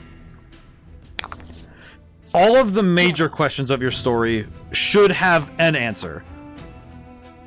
And there is a key here. I guess how I'd better describe it, to amend that statement, is that you should know all of the answers. As a writer, as the game designer, you should know all of the answers that you can. And then what you do as a creative is decide which answers the reader gets to have. But to make a satisfying story, the reader must have all of the answers they need. You know, it's like, here, a good example of what answers aren't needed is something like John Carpenter's The Thing. You should not have definitive knowledge as to the ending. The ending should not be like if they had answered, enjoys another delicious meal of canned if they answered who or if anybody in that last scene was the Thing or not, that cannot be answered. You can't answer that question. It is it's interpretation based on your knowledge of the story as like a reader. It should not be a defined answer. When it comes to, I would say like there's a couple like a lot of the ones I'm thinking of are horror movies, but any movie where the ending is left hanging, if you inspect some of them do it horribly and some of them do it really well. I would say, I think Light, well, it's another horror movie. I'm trying to think of like great examples of ones that aren't horror, because horror is my go-to for this stuff. But it's really good when a story has its questions answered, but knows which ones it doesn't need to answer for you. I think another example of that is anytime a game fades to black. It's like a minor storytelling piece, but it is nice to use. Fade to black is an insinuation. It's an implication. You shouldn't need more. You should not need more to explain what happens there. Because if you need more to explain what happens there, you did not build up that relationship properly, right? That story, there are bits there that you did not build up right. And I would say other stories that I'm trying to think of stories where that, like, I can't, my examples are leaving me at the moment I try to think of it, of course. But victory. I think the key is understanding what is being able to answer what questions the reader should have answered before the end, right? I think that's the key, is you should know what questions are being posed and be able to have answers for them. And more importantly, it should be that the readers shouldn't be left without at least the pieces. Some things you don't need to answer. The iron door opens just as before, and the four of you step inside. Great example actually would be like any Souls-like game. I think they do not answer their questions and leave it for the player to infer based on lore given. Actually, I think this game's also done some of that, where some of this has been, okay, what can you infer from what you've been shown? Uh-oh. Uh-oh. Oh, hi. Hello. Another iron figure stands before you. Something is different about this one. I like that they look like walkie-talkies. You've done well to come this far. Unlike the others, this one speaks in a much more natural cadence. Upon hearing its voice, Polka's eyes go wide. I know that voice. Wonder if you're worthy of going beyond this point. You hear the sound of a door slamming open.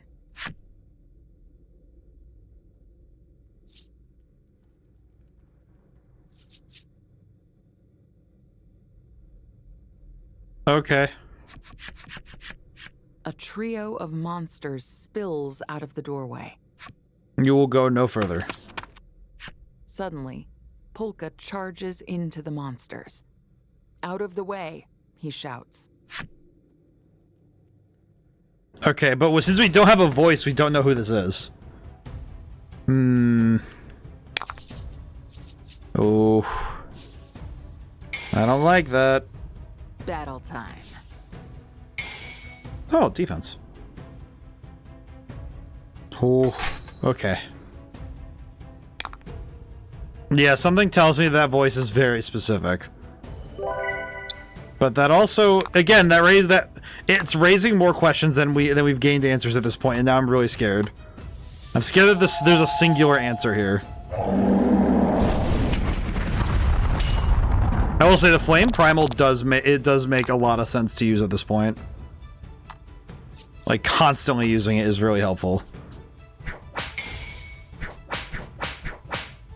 I think the Flame Primal of the three, the two you get, I think the Flame Primal is the best one.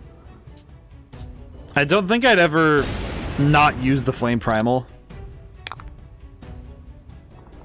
Alright, let's hit him. We got this new one, we can use it. Undyne. That's funny, I just realized that's what it's called. Nice. The damage is huge today. Oh, oops. Poor guy had no one to boost. Oh no. Alrighty. I can already feel... I can feel the heartbreak on the approach. Something tells me that something's up. In a weird way, I'm getting that feeling of dread like in Silent Hill 2. Where I just know there's that once the truth is revealed, something's gonna be... It's gonna be far too devastating for everybody to be able to internalize. I don't know, something like this is going to be... There are pains here. More?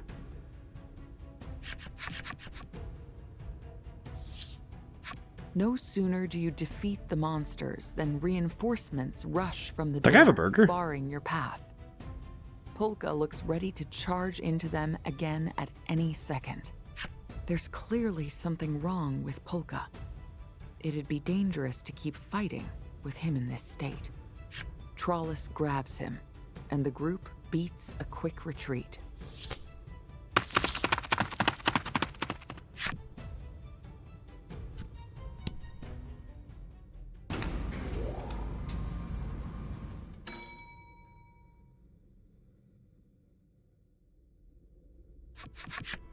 Seated on the ground, Polka apologizes.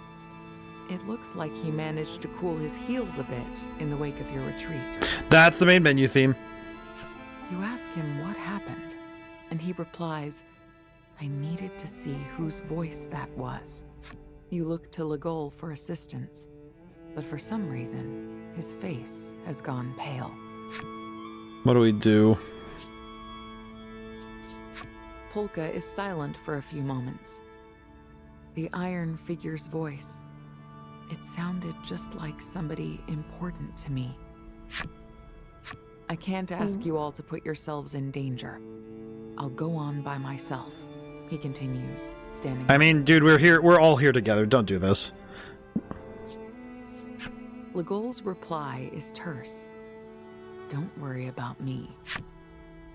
Polka seems determined to get through that door, even if he has to do it alone. Weird. And You're terrifying. Also concerned about Legol. Nonetheless, the four of you agree to see what's beyond the door. But to do that, you'll have to take down those monsters. I mean, that's not too bad, honestly. I think the monsters are the least of my problem. We could have kept fighting, but I understand that we needed that description. Okay. Back in. Here we go. Let's try this again. Should have stayed away, one of the monsters says. We need to see what's through that door, you say, as the four of you draw your weapons. I do seriously worry what's at the end of this road. It's like, I think Lovecraftian horror has trained me to thinking that the truth is not always something that will set you free. Sometimes it can also be a dangerous thing to become aware of. So I don't know. I could definitely see it going either way, where learning the truth is actually the worst thing we could have done. And it could also be the most important decision. Well, it's a decision in general that's important, but I think this is going to really be what defines the story. I'm getting this serious feeling that whatever is at the end of the road is the most important thing.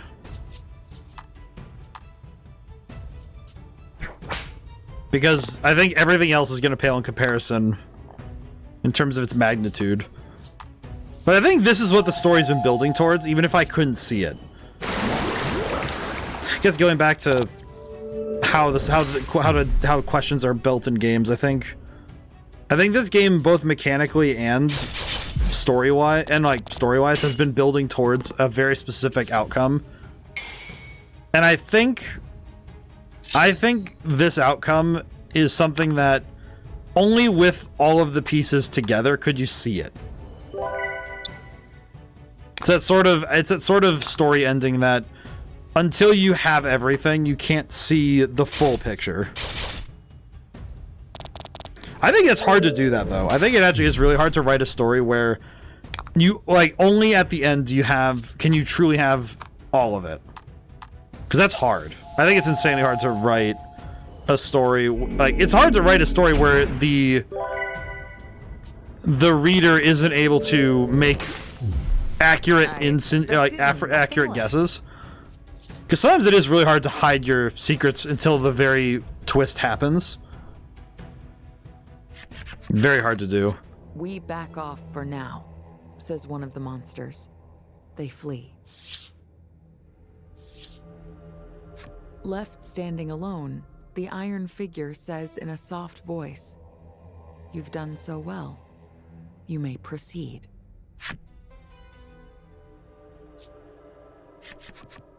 Legol is attempting to appear calm, but you notice beads of sweat running down his face. The figure's voice was certainly unsettling, but it didn't seem that unsettling. Polka looks at the rest of you and gives a deep bow of his head. "I'm so sorry to have dragged you all into this," he mutters, his voice barely audible. What?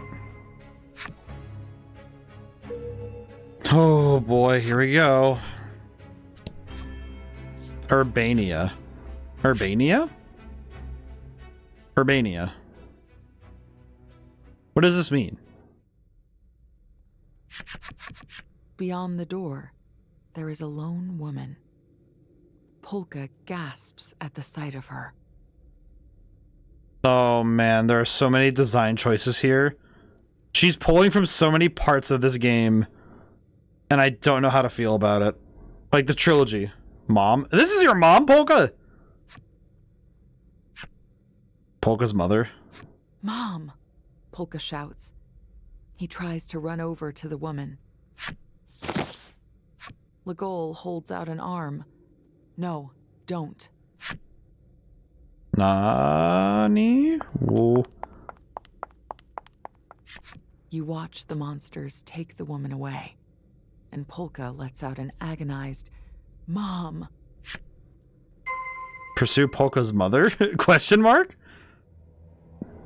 Now, when we say... What does this mean? What do you mean that's his mom? If that's the mother that these guys have been talking about, what do you mean by that? What do you mean that that's the mother? Are people born of monsters too? What does this mean? What do you mean, game? So Polka's mom is the mother that everyone else has been talking about, and clearly Legol knows her in some way. But how and why, I don't understand.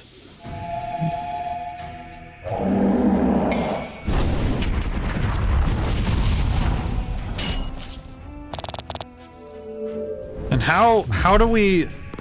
How does everybody know this person? Why is Polka's mom... And if it is actually Polka's mom, then what happened... Well, if it is. Because we know that his mom was in the fire, which is now starting to make me wonder why Legol would know. Alright, another big iron box. The iron box is rusted here and there, Huh. but is notably free of dust. Maybe someone has been taking care of it.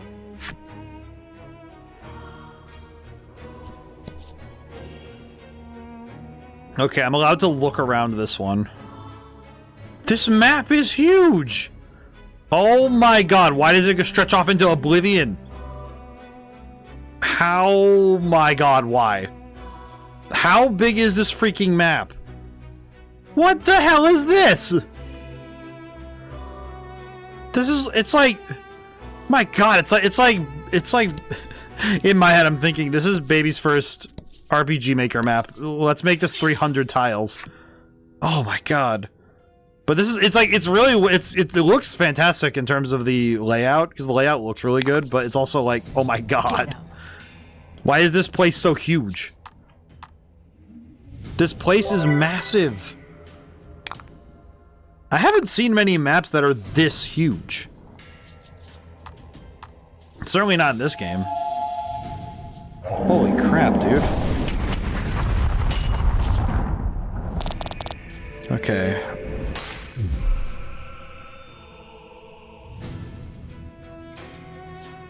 Bolt damage to all does kind of suck, but we make do. Holy crap.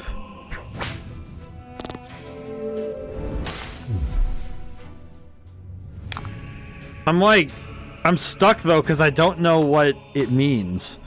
What's there's a piece here. And it's mainly why does Polka recognize this as mom? And why does everybody call this mom? That is the piece we're missing.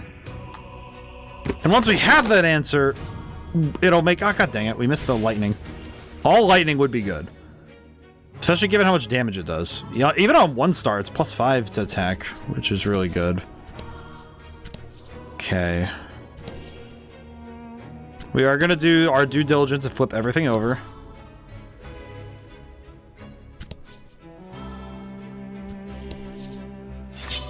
Oh, I just have so many questions, man. So many questions and not enough answers. Oh man, that's that boss from earlier. When we first met Trollis, that's the boss from earlier. The freaking lizard snake thing. Lizard snake is kind of a funny thing because lizard and snake are not the same thing, but they are scaled. They are reptiles.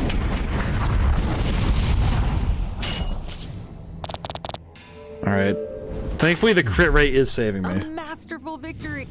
The crit rate is saving me here. 100% saving me.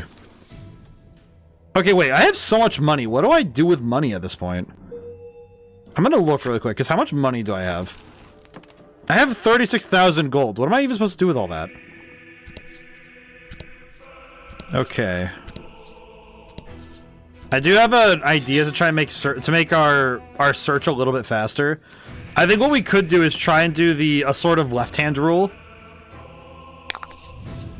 Where if I can trace out if I trace out the outer edges of the map, I should finish the map entirely. So we might need to... It's gonna take a little bit of time, but I think once we charge through like this, it'll work out. I think, again, us taking our time here is going to be paramount to victory. You know what's funny is I remember Assassin's Creed 2 teaching me the actual meaning of paramount. Ooh. Gold Funko is actually really good. That's actually really nice, because that's some good healing. But I feel like... I do seriously feel like this story... Yeah, the small iron box. You pick up the small object, and for a brief moment, a detailed image of happy-looking monsters is displayed on it. A moment later, it vanishes. What sort of device is this? The camera. Okay, let's see. Yeah, we should just flip these over really quick. It's gonna bother me if I don't. I know. Oh, hey, chest. And this is why we flip them over. This is why we flip these things over. They're really helpful. You never know. And also the extra... I think these extra battles, these final experience points we're all getting, is going to be necessary for finishing the game, I think.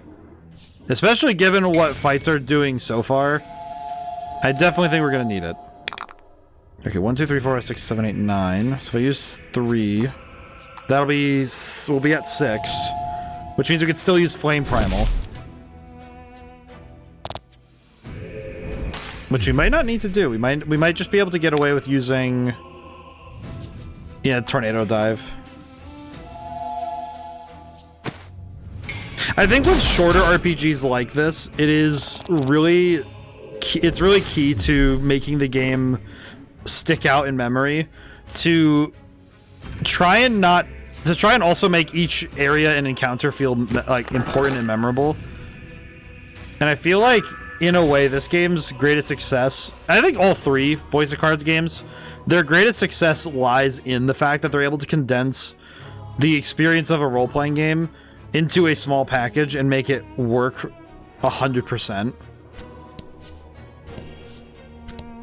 So I think this game does such a great job. I think these games in general do such a great job of getting the player invested and then locking the player in for that short period of time you're with it. Because these games aren't... Oh god, what the heck? You're kidding me. The darkness monsters are back too? Oh god. Okay, let's stick with our usual tactic, even if it's not... Like, the Flame Primal is not my be-all, end-all, but defense down is huge. I think that is why I keep using it, because Flare Punisher is really solid for setting up the rest of the fight. Because reducing defense is really helpful.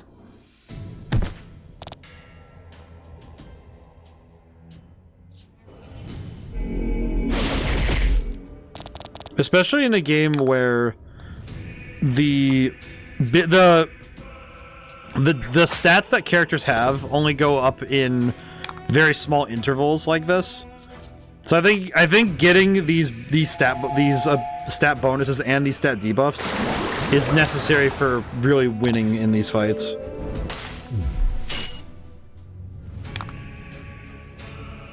I think especially in this area. It kind of reminds me a bit of how Fuga with the debuffs and the status ailments. If you're not using them properly, then you're probably going to have a really hard time winning.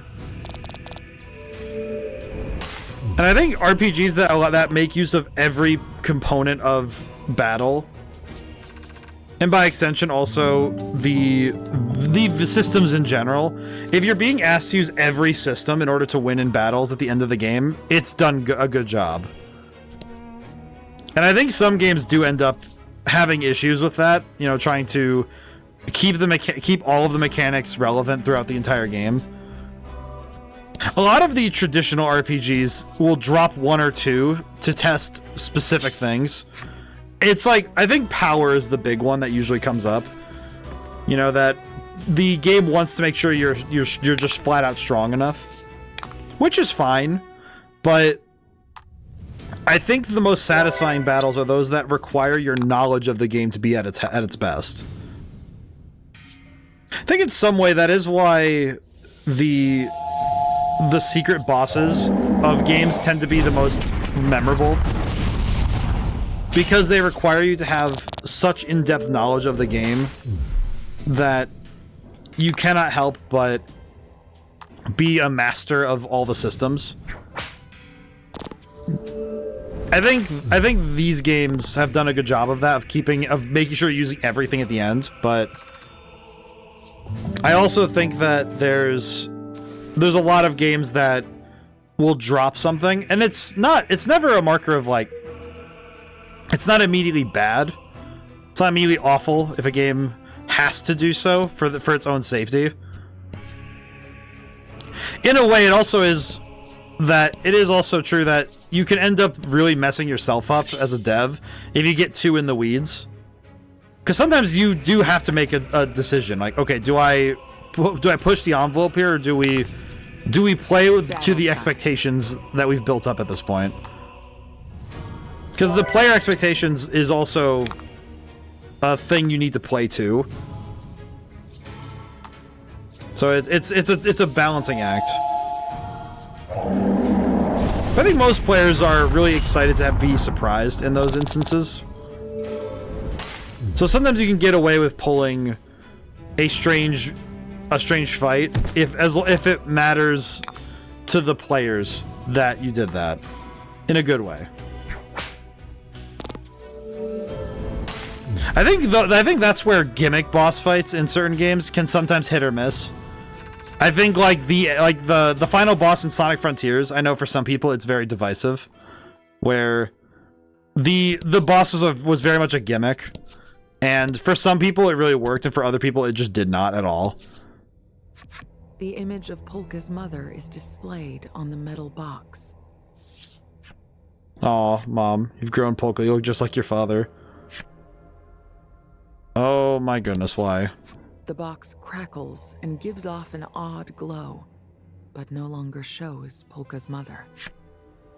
How is she displaying herself through the TV? Okay, we flip over cards. I do appreciate that this map being as large as it is, they allow you to jump back and forth like that. Allowing long jumps across the area is really nice. They didn't need to do that, but I'm grateful they did. It is very, very much appreciated. Alright, we'll lead with Flame Primal again. Oh, jeez. I am really...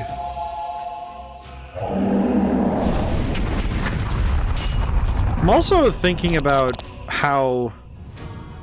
I'm thinking about what, if anything, this game has done to foreshadow this event. And I don't know if it... I don't know if this was foreshadowed.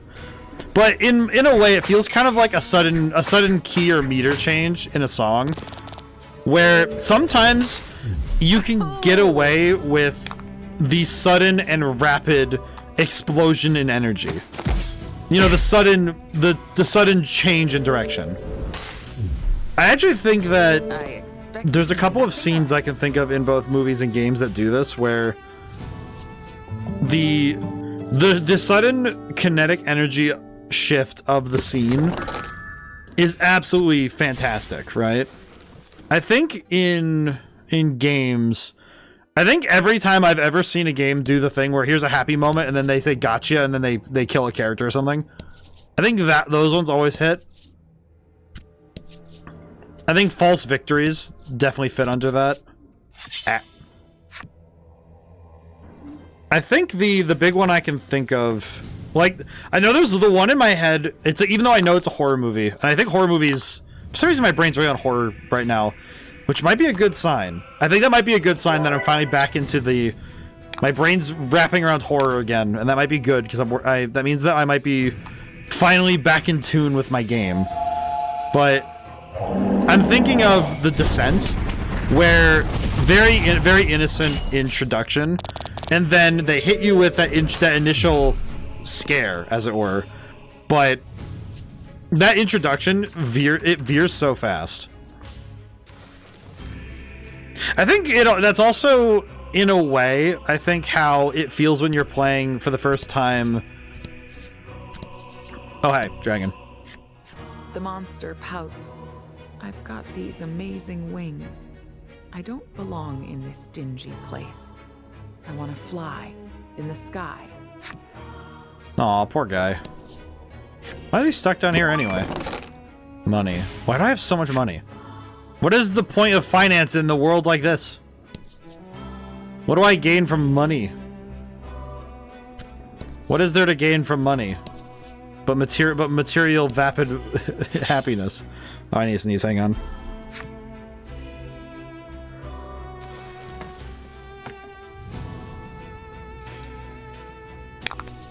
Oh, that sneeze hurt. Ah. You ever sneeze hard enough where it just makes your whole body kind of ache a little bit? That's what that one just felt like, and it's like, eh. Why? But I think about how, I think also in Star, you know what? Actually, I could use Star Wars. I could use Star Wars for my sudden shift in a scene feeling. Like when you know, sorry for those who haven't seen the 1970s classic Star Wars: A New Hope, but very specifically, the scene where Obi-Wan just dies, like, it's insanely effective. Because it's like, oh yeah, it's like, oh yeah, this has been a fun story, this has been a fun adventure this whole time. But, as is the case in many stories now, if you have a mentor character and they're a little bit too competent... The image of oh god, here we go. Is displayed on the metal box. I will say, that TV effect on just that card alone is insanely cool. That girl, is she a monster or a human? Well, would that be so impossible? The researcher in me must know. Oh, is she like a crazy scientist? Is she a mad scientist, or is she actually like something specific? What does that mean? What do you mean, Polka's mom?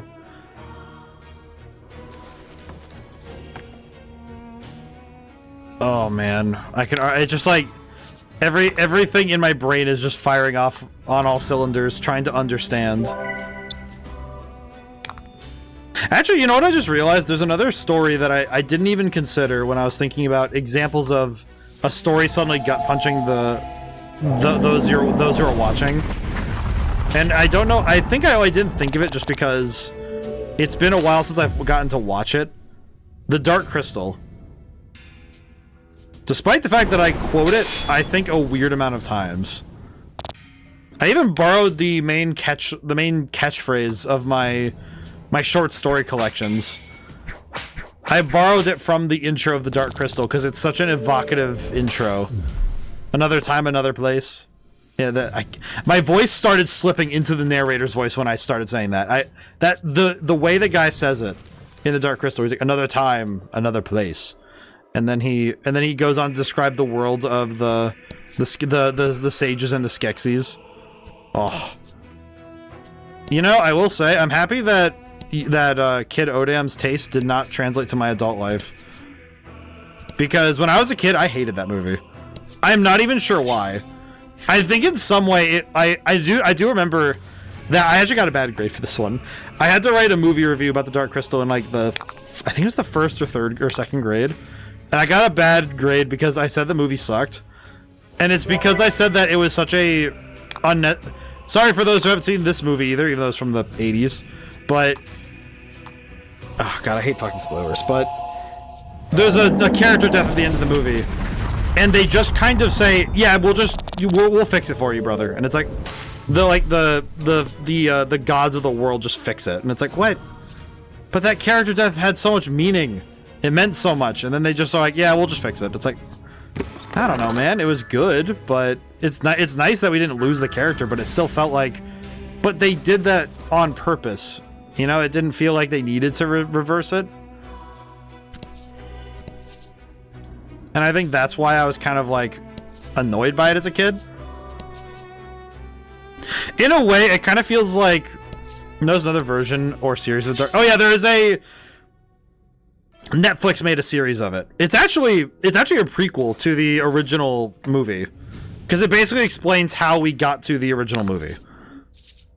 So if you've never seen The Dark Crystal and you watch the series first and then you watch the movie, it goes chronologically. But if you watch it in the order they released, then it kind of feels a bit like when you watch the prequel trilogy of Star Wars after having watched the like 4, 5, and 6, right? So, because you know where it's going to end up, and you're watching these characters act in a world where they are building towards the thing you already know. And in some ways, that tragedy is really fascinating to watch, but it can also be really... It lets you really twist the knife with the dramatic irony. I didn't get to watch the series, actually. I don't think it stayed on Netflix, or I just didn't get to watch it, but while the movie was still on. So they've taken the movie on and off, I think. Might need to check. I might need to check that, because if I can watch it again, I might make that a thing I do later. Maybe I'll just do that tomorrow. Just spend part of tomorrow just doing that. The monster mumbles, "What I wouldn't give to take another drive up the coastline." Wait, how does he... What do you mean you drove this car? What do you mean, monster? What do you mean by that? Oh god, dude. There are so many questions that need answering.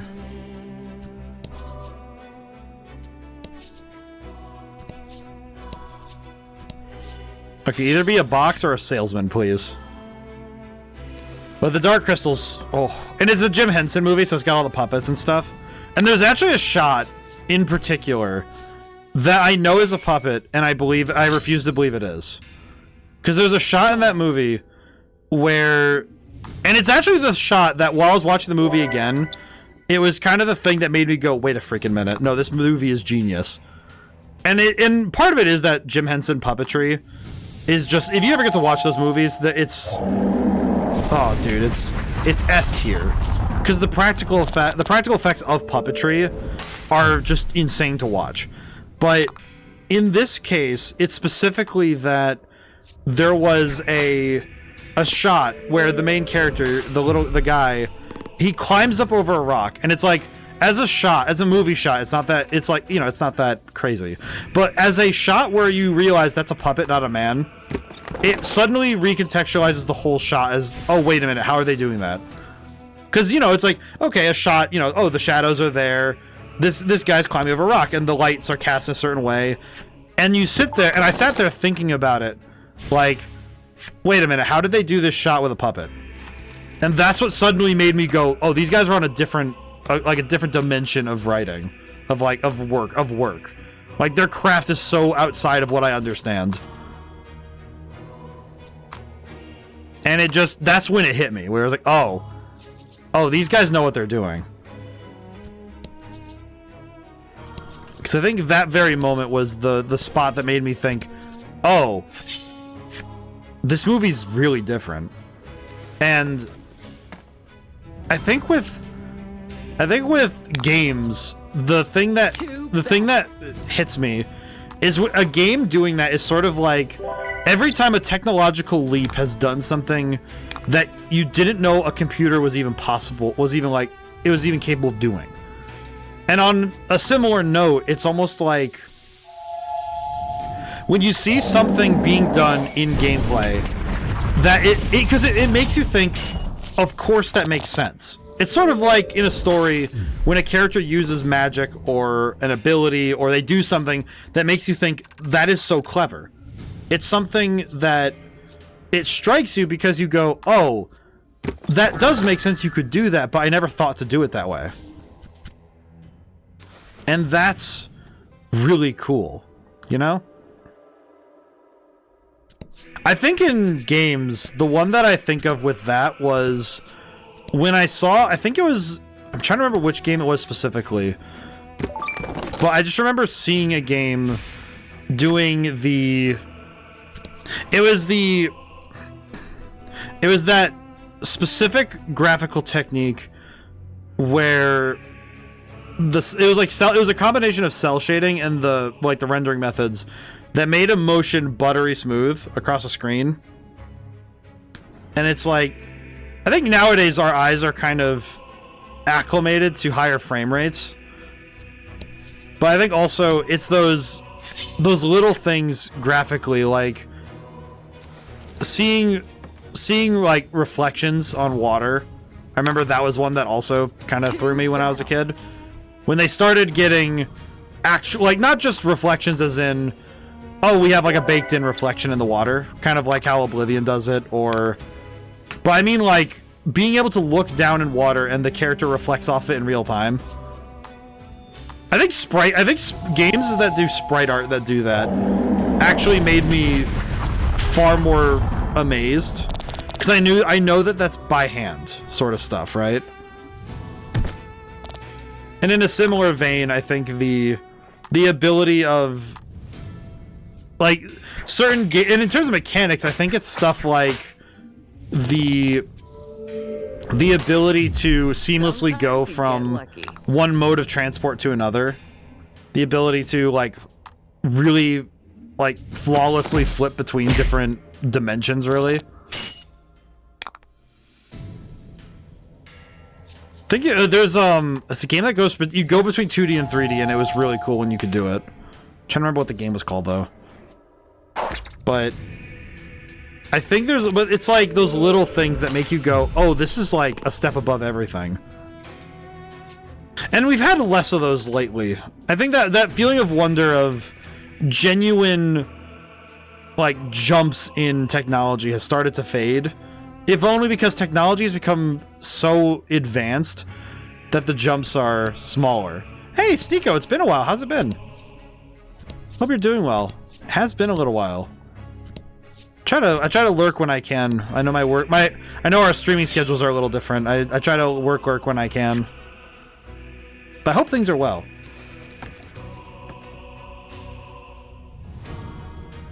It's really nice to see you.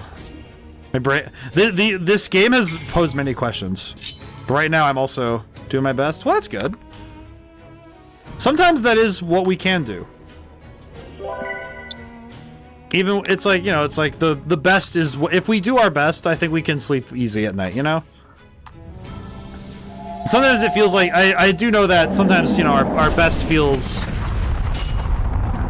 a little bit less than our usual, than our best sometimes, but I think that as long as we're continuously trying, I think that's good. It's fantastic, because the effort is what matters. Above all else. This is how I feel. Beautiful.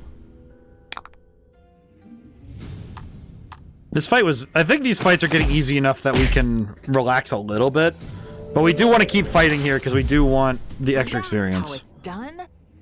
And it's already... We're halfway through stream? Well, I hope we find Polka's mom before we get too far out. What is up with this place? Are the roads... Oh, no, the roads are... Oh, wait, no, the roads are just narrow. Oh, got another TV. The image of Polka's mother is displayed on the metal box. You're the surviving Subterran, aren't you? How do you know that? Your face tells me you use monsters like tools. I'm sure you've worked more than your share of them to the bone, too. Huh. Okay, then why didn't she mention Lagol? Lagol? You're a Subterran. He's a Subterran too, but why did she mention him? Polka's mom knows something. What do you mean? At the very least, we do have... We have a lot of fights to do still, so we have time to both think on what's going on and also get strong enough to deal with whatever boss fights left. Whatever's left here, we will need to deal with it.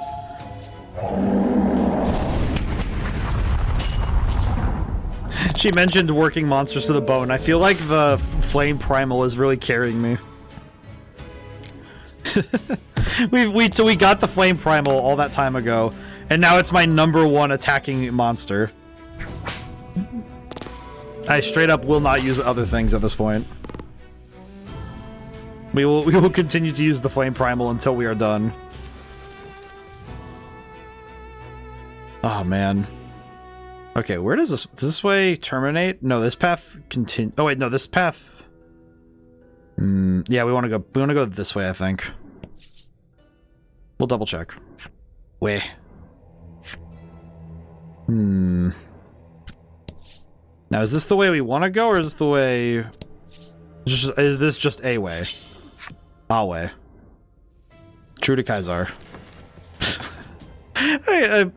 I'm grateful that I've inherited my grandmother's ability to jump to like go take shots out from left field. Just off from left field. Here comes the weird tangent. I think it's because my brain stores things based on sound and sight. Well, it's sound and or sight, so sometimes I remember things just off of a sound bite, as it were. So sometimes I can just remember a thing because I think of an audio bit. It's actually how I sometimes recall different videos or information I've seen in other things. It's just being able to pull from audio. Which is, I think it's a good talent to have, to be able to pull from sound, but it also means that sometimes I just forget things if I don't hear it enough in my head. Oh, it's a box. Okay, so this is just this. Okay, free revive. Revive is good. We do want those. A free reviving thing is good. I am seriously wondering why they gave me so much money, though. Why did the game give me so much money if money is not spendable here? There has to be somewhere I could spend money, right? Some place that there's got to be one of these monsters has to be a merchant, yeah? Maybe.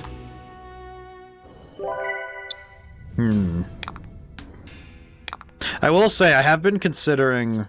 So there's that little shelf underneath the game display right there. I have been considering getting another item for the shelf. I'll put another one on at some point, but I haven't decided what's gonna go there yet. I've been really kicking back and forth what I'm gonna put there because I've been thinking about which game series do I think. It's funny. I try to pick games and series that are like the most important to me. And I feel like I might need to... Part of me wants to do a Persona thing. Just Persona in general. And I've been thinking about adding behind my... Like, maybe right alongside the Lady Luck card there, is adding a Arcana card from Persona. But I've also been considering adding something from the Legend of Dragoon, or...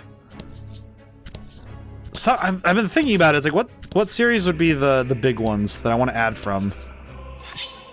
It's like those two kind of jumped to me, and then the other one is Shin Megami Tensei, adding maybe a Jack Frost statue, which would represent both, I think. Actually, yeah, Jack Frost statue would probably be the best for representing Persona overall. I think that might be what we do. Maybe just get a little Jack Frost statue.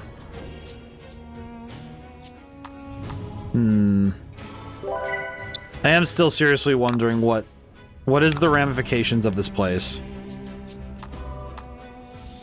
What is the truth? The monster mayor pointed us here because he wanted us to see the truth, but what is the truth? What truth lays at the bottom of this place? I imagine it might involve Legol. Because Legol's one character we have not gotten any answers for. So I am seriously wondering what this means. Okay, if we do find a exit, if we find like a map exit, we might end up double like backing up a little to go talk to that one that feeds us, because we kind of need the HP recovery, I'll be honest. Because I don't think we're going to level up in time to cover ourselves for HP.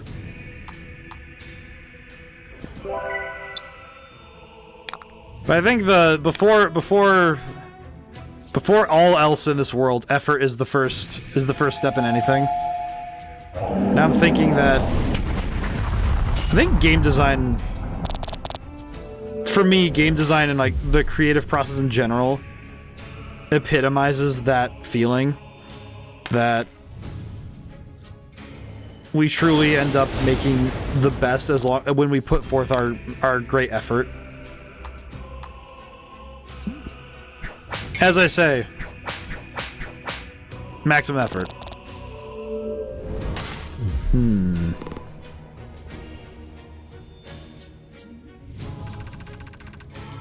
All right. Oh, there we go. Okay. I'm just gonna take the left one. Okay, that's not too bad.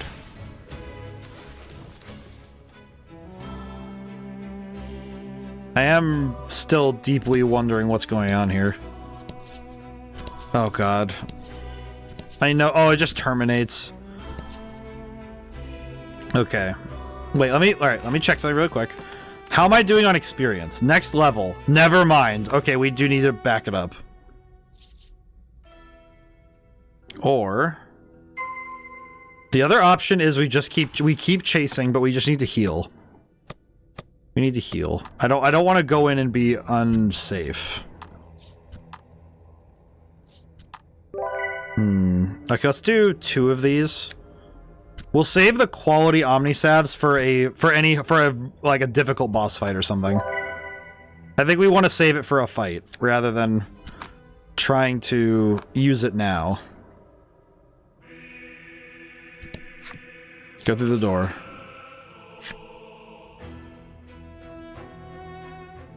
Here we go. Oh god, is it just a circle? Oh, worse, it's an antechamber. Oh no, it's a big antechamber. Oh, hi. Hello, woman. Oh, it reveals all the whole. A stage? A stage. Polka's mother stands waiting for you, surrounded by monsters. In the midst of the confusion, you direct a question at the woman, who seems to be Polka's mother. Are you?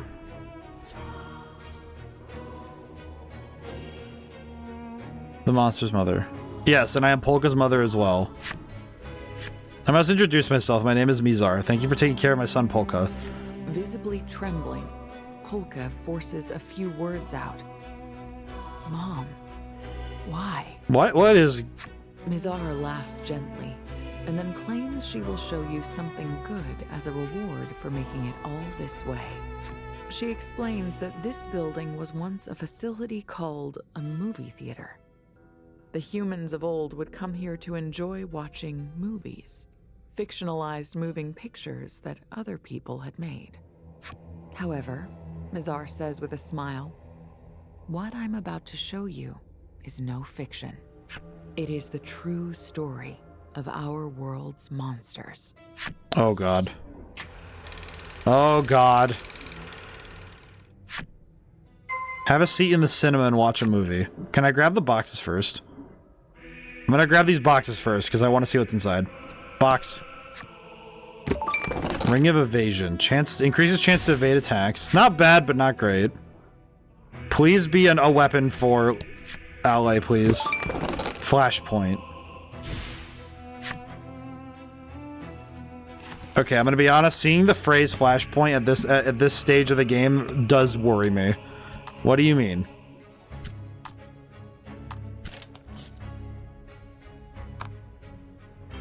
What do you mean by that? What do you mean by that, game? Okay, I should probably also save. Pog second. Sometimes it does go unclaimed for hours at a time. Alright. Alright, Mizar, what do you have to say? What this movie theater? What does this mean? Now that you're seated, we'll begin the screening, Mizar says. She then activates the movie device. Oh no. 3, 2, 1. What the heck is this? How are they going to show this with cards? Whoa. Once upon a time, there was a village in which humans dwelled. Oh, that's... Oh. Terrible beasts called aberrants had descended upon this village. Amidst the chaos of fleeing inhabitants, a lone man fought back against the fiends. Who is this man? Wait, what? Wait. Let me see the Roman numerals. Still 9, okay. Who is this man? What is a man? To battle. Add 5 to recovery rate. Who is this man? Ballista shot, pitfall, rock trap. Huh. It's the traps from earlier when we first did that dungeon, or the first dungeon of the game. Because you use the traps during the initial fights to compensate for the multiple enemies you have to fight. Intriguing. I have to adjust my sitting position again. Okay. Fascinating. Oh, I can just keep spamming rock traps? That's kind of mean. I can just keep spamming rock traps and knock them out. Okay. Interesting. But why?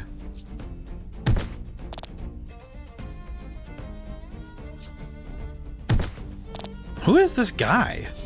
Well, I guess the question is, does this guy matter, or is it more about the spirit of mankind? Oh boy, okay. Let's see. Nothing to gain. Here we go. Oh, this is in New Terra, though, isn't it? The man succeeded in fighting off the aberrants, but still he lamented that he was unable to save more people. Check on the people of the village. Okay. One of the children cries out, "I'm so hungry, my stomach." Oh, it's the hurts." silhouette version of the orphans from earlier. In this era, climate change had pushed the world to the brink of a major food crisis.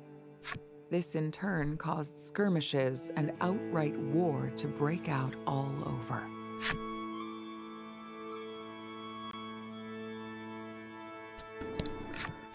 The girl sobs, "Mom, Dad, where'd you go?" and so he decided that he would work with the villagers to come up with a solution while time yet remained. Okay. This place has all the normal shops, too. When will all the fighting end? Cries the old man, his voice breaking with indignation. In this era, the fires of war had spread across the world, and into that raging conflict came biological weapons, the Aberrants. Wait, biological weapons? Their incredible power was meant to bring an end to the long years of bloodshed, and yet, in the disarray of war, the means to control these weapons was So lost. wait, the monsters are biological creatures? Now, unable to be controlled, the Aberrants went berserk and ultimately became an existential threat to humanity. So these monsters are biological creatures. They're not magical in nature in the way that we understand it. Huh. A throng of people has gathered at the assembly hall. On its current course, humanity will be wiped out by aberrants. Persuaded by the man, the villagers decided to turn to a last resort. They would turn to genetic modification in order to give themselves the strength to fight back against the aberrants. And while those whose bodies were altered in this way would have strength enough to rival the aberrants, their appearance would be totally and They are our irrevocably cousins. changed. But the people were determined to do this, to secure a future free from the aberrant. So basically, Women, children, and the elderly were sent away to a place of safety. Then, hands trembling, each of the remaining villagers accepted a drug from the man who had proposed the plan. And every single one of them was transformed into a monster. aberrants remind me of Cave Horrors of RuneScape. I could see that. Kind of remind me of Heartless a little bit. From on my end. Monsters are humans who evolved to protect Then why do others. monsters attack people? Polka is quivering like a leaf in the wind. Mizar smiles her gentle smile once more. Very good. But how...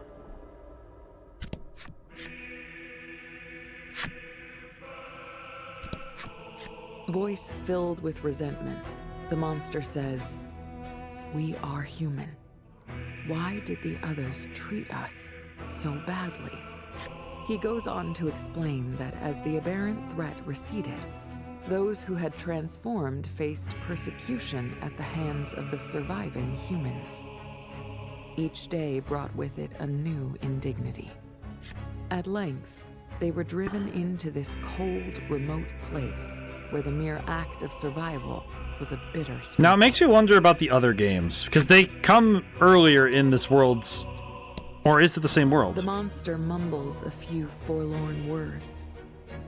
"We are human, same as you." He explains that it has been a long time since they last spoke to a human other than Mother, and themselves, he quickly amends. With an air of self-mockery, he adds, "Sometimes I forget." That's kind of what I'm getting, is that a lot of monsters on the on the surface have just... They don't know that they're human. They saved humanity. Their reward? Slaughtered by the people they risked everything for, sneers Mizar. Mother gave us hope. We would create a world free of oppression. There is something wrong with this world. You agree, don't you, Legol? Mizar says, fixing her gaze upon him. Legol hangs his head as though all strength has left him. Does Mizar speak the truth?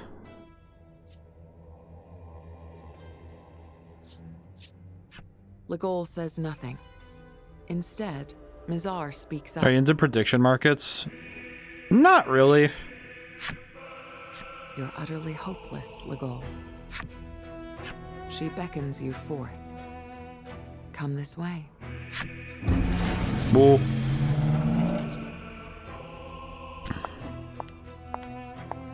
So I think some of that is just me. I'm not really into the. Not really into the. Whoa. You follow Mazar into a small chamber, about which drifts a strange ambiance. She explains that it is in this laboratory she conducts research on the mutagen that transforms humans into monsters. Her goal, she continues, is to mutate all of humanity into monsters, and in doing so make the world a truly equal place. Wait, isn't that basically the end of Fallout 1? Because the monsters aren't. I don't think because I haven't heard of these monsters having. I guess they can have kids. I guess they can propagate, but I've very rarely heard or seen of it.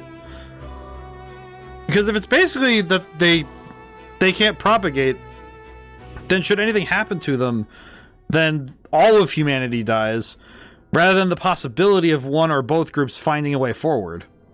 The four of you are at a loss for words. Even Trollis, normally full of bubbly curiosity, is silent. Does that seems...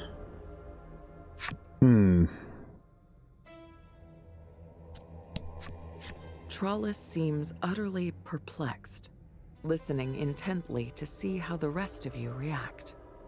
But, like... Polka has been silent since you entered the room. When he finally speaks, his words are low, and his mouth barely moves. Man, it's so sad to see Polka just not with it right now. What about Dad? A moment later, the dam bursts. I thought monsters killed him. How could you not hate them for that? Mazar gives a weak laugh. Because the one who used a monster to kill your father was me.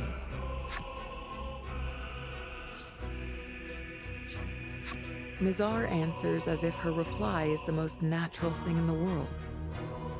He was beyond hope. He was trying to burn all our research. Monsters are our saviors. They protected our world, and yet they were persecuted and driven to the fringes. I will never accept inequity of this scale. And that's why I will transform all of humanity into monsters. I'm gonna be honest, Mizar, you lost the plot when you said that, when you decided, okay, yeah, they're our saviors, sure, but I'm going to force this transformation onto everybody. And also I killed your dad because, yeah, he was in the way. It's like... That is true justice. And your father stood in the way of it. So he had to die. Don't you agree, Polka? Polka is overcome. His jaw works soundlessly for a few minutes. Finally, he manages a feeble, so this is the truth. The light has gone from his eyes. Man. Legol is as quiet as the grave. His eyes are fixed. Is a prevention called Mizar? Oh, that's funny. Seeing you checking on him, Mazar says, Legol was a test subject for the mutagen.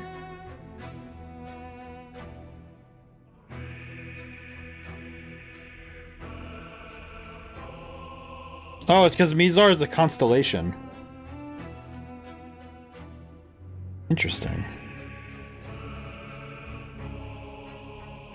Forms a well-known naked-eye double star with the faintest star, Alcor. Binary system involving Alcor A and B. It's part of the... Mizar is a second magnitude star in the Big Dipper. Constellation of Ursa Major. Huh. Interesting. Until he ran away. We never should have come here. Legol's voice is a sickening rasp, as though he is coughing up blood. Perhaps the traumatic experience of being experimented on explains the unusual way Legol has behaved since you arrived in New Terra. I feel like... Suddenly, Mazar cuts through the quiet with a loud clap. It is nearly time.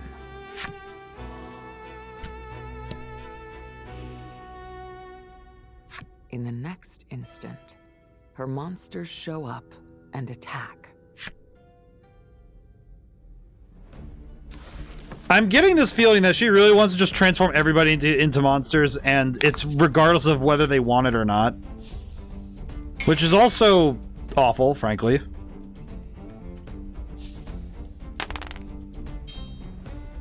But I think more so, what I'm understanding from this...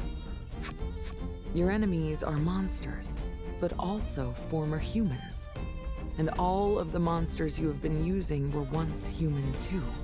The reality that everyone here is human washes over you.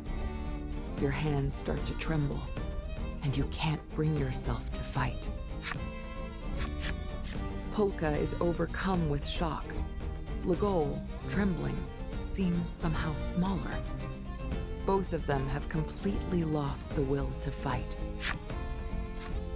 Trollis alone seems to have it together. Come on, we can do this, she shouts, desperately trying to encourage her friends.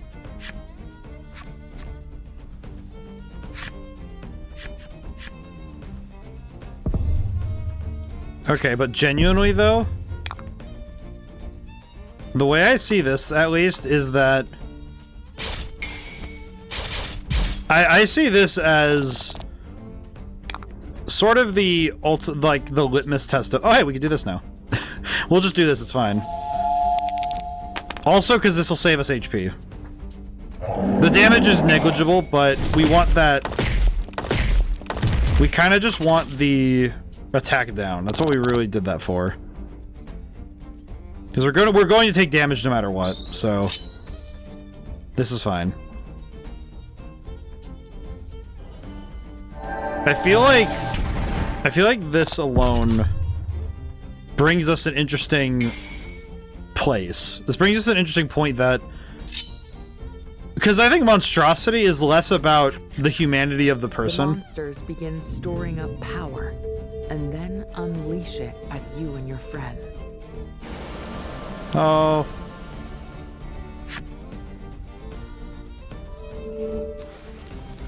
No, we don't even get a chance to fight.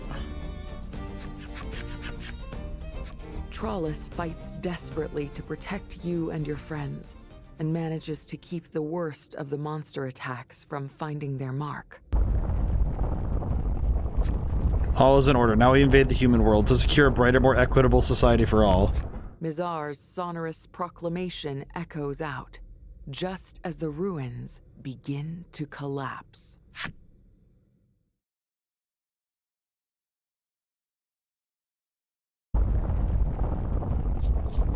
Oh my god, it just opened up like an entire void. Holy crap. How did she do that? What monster is she wielding?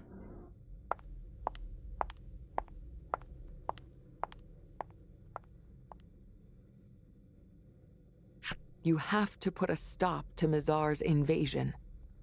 Somehow, you manage to force your leaden legs to move, and you take off after her. I feel like, of all things, the thing that strikes me with all of this is that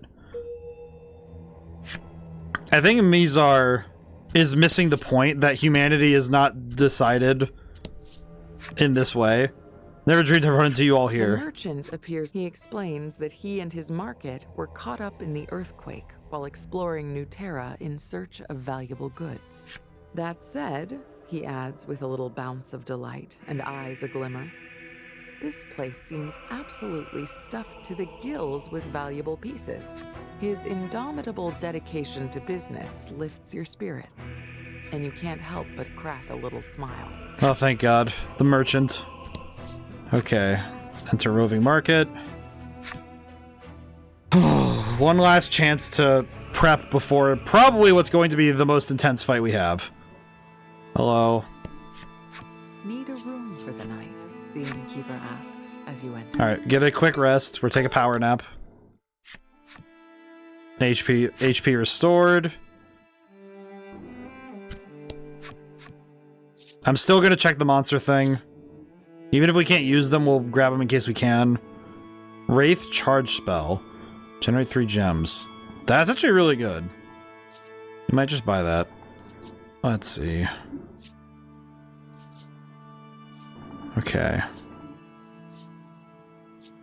Yeah, I think we're just gonna buy the Wraith, and we might put that on 10,000. Wow, yeah, that's a lot, but I think it's worth it. I think the big thing we need to buy is armor. If we're gonna buy anything, we're gonna buy more armor. Before we do any other equipment shopping, we'll do armor first. We should also check if there's anything we can sell. Sell. Items. Let's check our items stock and see if there's anything we can sell. Not a whole lot, huh? Well, we can sell these tickets because we're not going to use these anymore. Now, I think the toughest part here is going to be how do we deal with the mom? How do we deal with Mizar now that she's basically punched everybody in their emotions, which kind of sucks. Or we'll sell some of these as well. Actually, yeah, there's a bunch of these items we can get rid of at this point. Because we're not really using any of the stat boosting items. We're not going to use the... I don't think we'll use we'll use one Soothstone, maybe, just in case, but we don't need both of them. Alright, there we go. This is some last minute prep work before we go into, hopefully, what is the last fight, but we'll see. Actually, since we have so many Panaceas, we don't really need the extra curatives. Because we have ways to get rid of any ailment. So we don't need all of these. We kind of just need healing items more than anything. So we'll go get healing items later and it'll be good. Okay. Alright, we'll go do that more. Oh, we have weapons to sell too if we need to, so... Let's see what he has armor and weapon-wise. I think our weapons are the best we can get in the game. Yeah, it looks like the weapons are the best we can get in the game. So let's see armor. Dark mail. The speed detriment isn't really worth it, in my opinion. At least to me. Spangled Dance Weaver. Okay, we could get that for Polka. Buy and equip for Polka. We can get that for Polka. My boy does need it. He can get some new drip. Embrace the drip, as they say. Okay.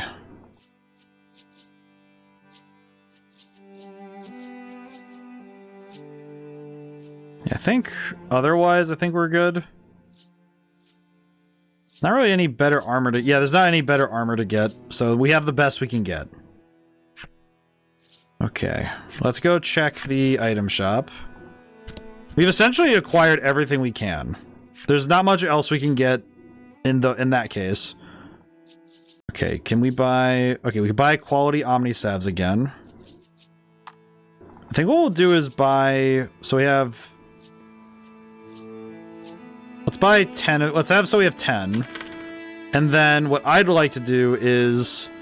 I think stacking up on Supreme Salves just in case. Let's do 10 of those. You only buy 10 at a time. Yes. We'll buy 10 at a time. That's how we'll do it. Because those are huge full heals, so that would be always worth it. I think otherwise, I think we're good. I don't think there's any other items we need at this point. I think we have everything we could possibly want. What I'll do here, though, is I'll save here. I think saving here would be the best choice.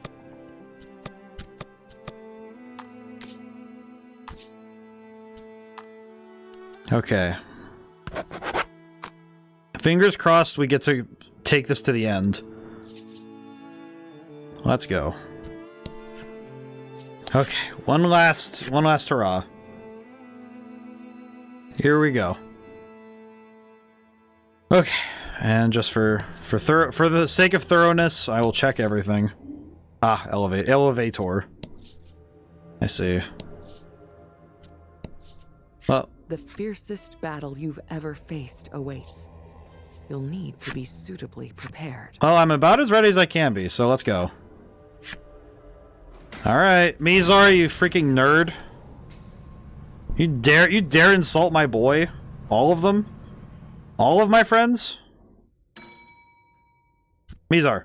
Deciding grounds. Yeah, that's... A yawning chasm has opened up in the ground where the ruins once stood.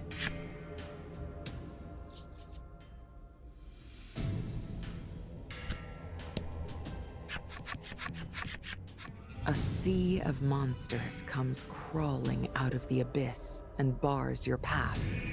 Mizar turns to the monsters and commands, "Kill the Subterran." Kill? Why? A furious Trollis demands. Mizar replies that Subterrans are the descendants of the man who made the mutagen. What? They always used monsters like tools, she continues. Even now. She directs her next question at you. Surely you recall. You. You look at your cards, and Mizar makes no effort to hide her sneer. Oh, very well spotted. That man left a little insurance policy to his progeny. The ability to trap monsters, she continues, answering her own question. Yeah, but she's doing the same thing, using monsters to make more monsters.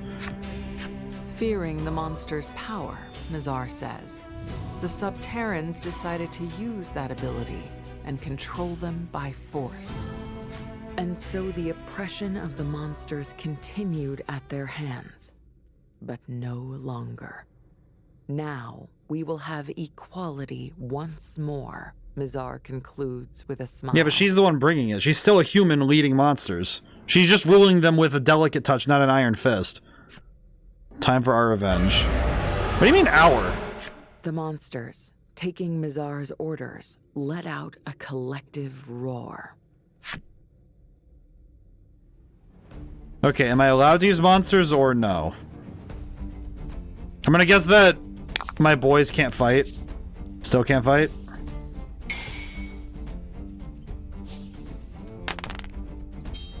If we can't use our two lads, we're in trouble.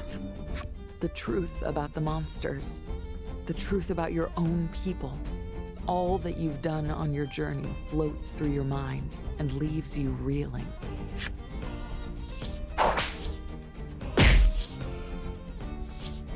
However, Trollis is putting up a mighty fight right before your eyes. She shrieks, "No, can't end like this. Won't let my friends die." She's right. You have to do this for your friends. You can't just let yourself die here. You have to fight. You grit your teeth and pull yourself shakily to your feet. All I can use monsters once again. Wiggle and Polka can fight once more.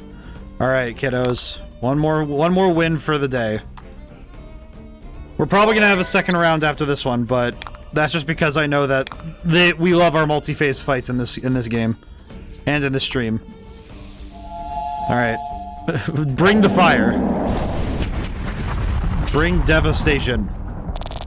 I earned this fire primal, thank you. Okay, which one of you guys is the most dangerous I want to deal with first? You know what? This one. He boosts the attack of all, so we want to get rid of him first. Boom. Perish. Also because I think Legol... Yeah, we're good. Okay. It does mean we have to leave 2 of them alive, but we can get rid of 2 of these attacks. So we should be better off in terms of surviving.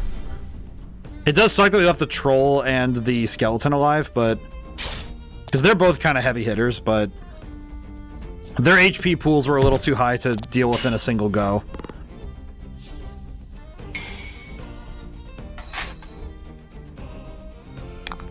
I think at this point, the thing I've caught is that Mizar is doing the same thing the Subterrans are, but she's doing so in the way that if I lull them...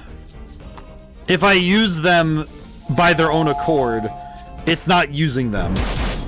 That's what I think is going on here. Is that I think Mizar's mistaking compliance with it's like she doesn't see that that she's doing the same thing that the Subterrans do, but she's doing so in a way that is acceptable to her, because the monsters are being asked, not demanded.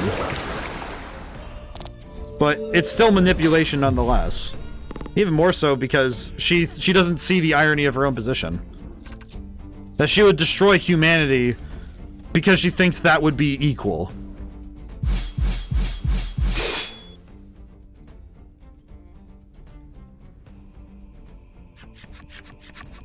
More monsters spill forth from the chasm. Okay, yeah, this is gonna be a tough one.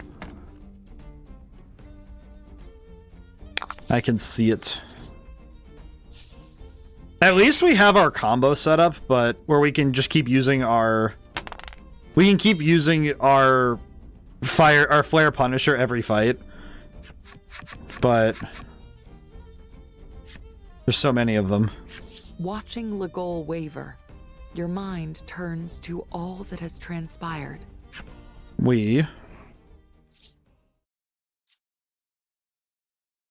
You ask yourself why you set out on this journey.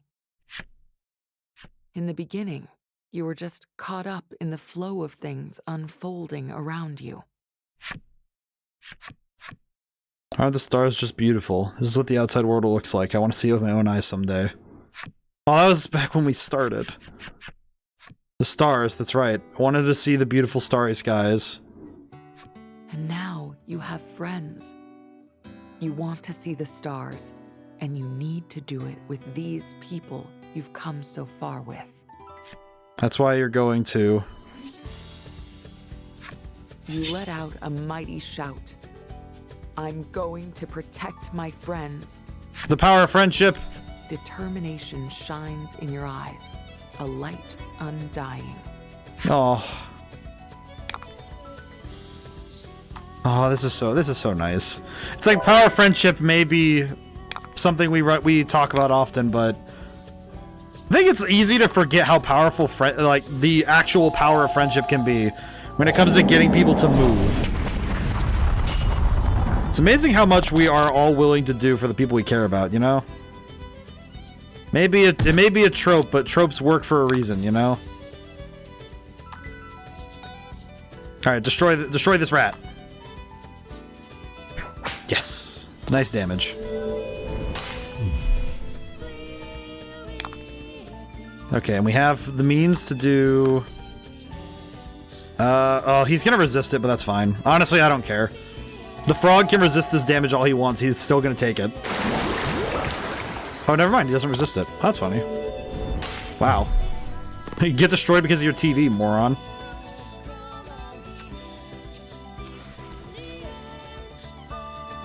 Mizar does not understand fighting for others, because Mizar has been selfish this whole time. You and your friends fight hard, slaying one monster after another as they emerge from the chasm. And finally, Mizar is left open. Hit her in the head with a rock. Just hit her. Just hit her once. Maybe she'll... Maybe we can get lucky and just knock her out. Okay, I'm gonna heal really quick while we have a chance. We have the chance. We will drink Omnisab while we have a chance. Use. Yes. Okay, that should be good enough for now. You know what? You don't know. Top it off. We top off in this household. We do not want to risk getting caught off guard here. Oh, pardon me. Oh, jeez. Alright, Mizar. Unable to afford losing any more monsters, Mizar squares her shoulders, ready to fight. Is she a wizard? Humanity must know the pain monsters have been subjected to these past 1,000 years. I mean, they do, because the monsters inflicted on them, too.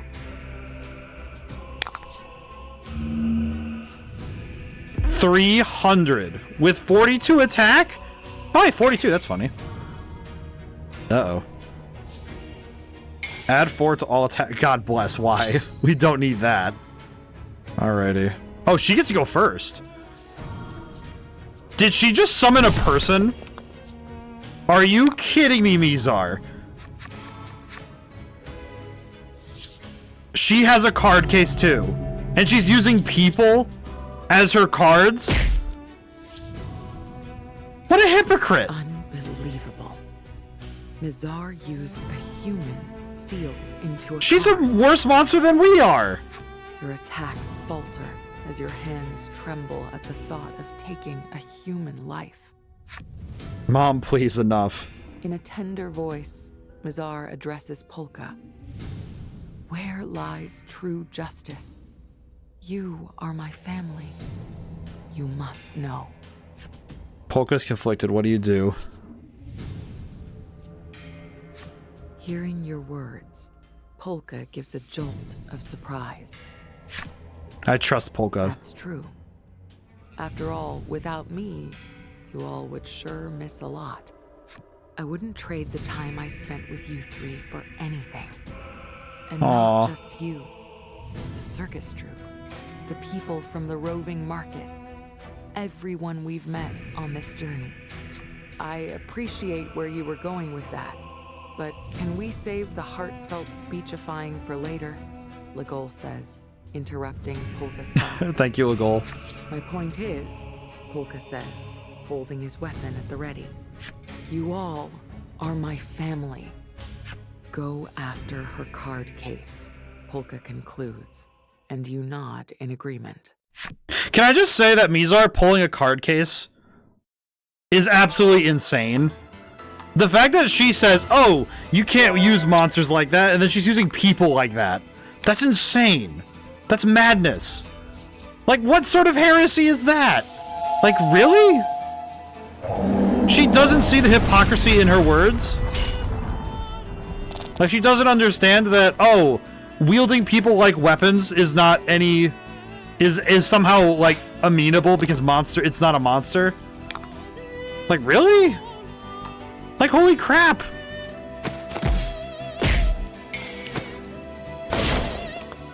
Is it bad that I'm really worried that she's not gonna be the end? This isn't gonna be the end. Okay, so we can't use dice attacks right now, but that's okay. Add 8 to own defense. That's how the people got to the end wall. She was wielding people. So the people she was wielding were the ones that showed up at the wall earlier.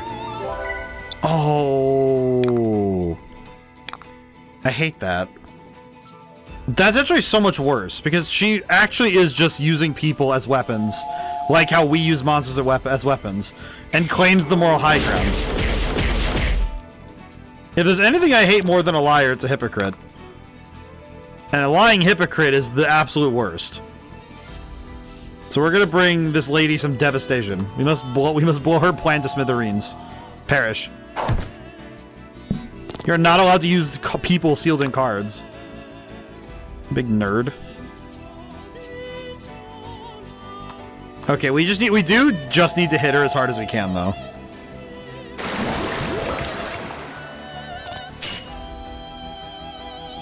I will say it is kind of funny that she has defense up and down at the same time. She has defense up, defense down. It just is defense. It levels out as defense. Ooh. Okay, that's solid damage across the board. Okay. You know what? I'm gonna be careful and heal. I don't see a reason to be too reckless. Because if we have another, God forbid, if there's another stage after fighting her, if there's anything after her, I don't want to go into that fight also unprepared. I know better than to play it reckless at this point. I've played reckless in other games, and I know that every time I say that, there's an example in the future that will be telling me that I should have listened to myself here, but truly we need to plan ahead. Thankfully, at least we're doing solid damage across the board. And her defense up is gonna run out next turn. So we could theoretically try to put something down where we Don't worry too much. Okay, we could... You know what, no, let's generate a gem. We could spend this turn generating gems and just attack regularly. Because we don't necessarily need to rush right now. Because she does have... She only has one more turn on defense up, I believe. Because I think it's only 3 turns, so she has one more turn of it. Yeah, let's use... I'll use a regular Omnisalve. There we go. We can heal up really quick, and that'll keep us safe in case she uses another all attack. And we'll have enough this time to... Okay, that's actually fine. This actually does work out for me. 2, 3, 4, 5, 6, 7. We'll have 9 by the end of this turn. So we'll generate a gem. We'll use... We can utilize the Flame Primal this time, and then we can land some big attacks on her.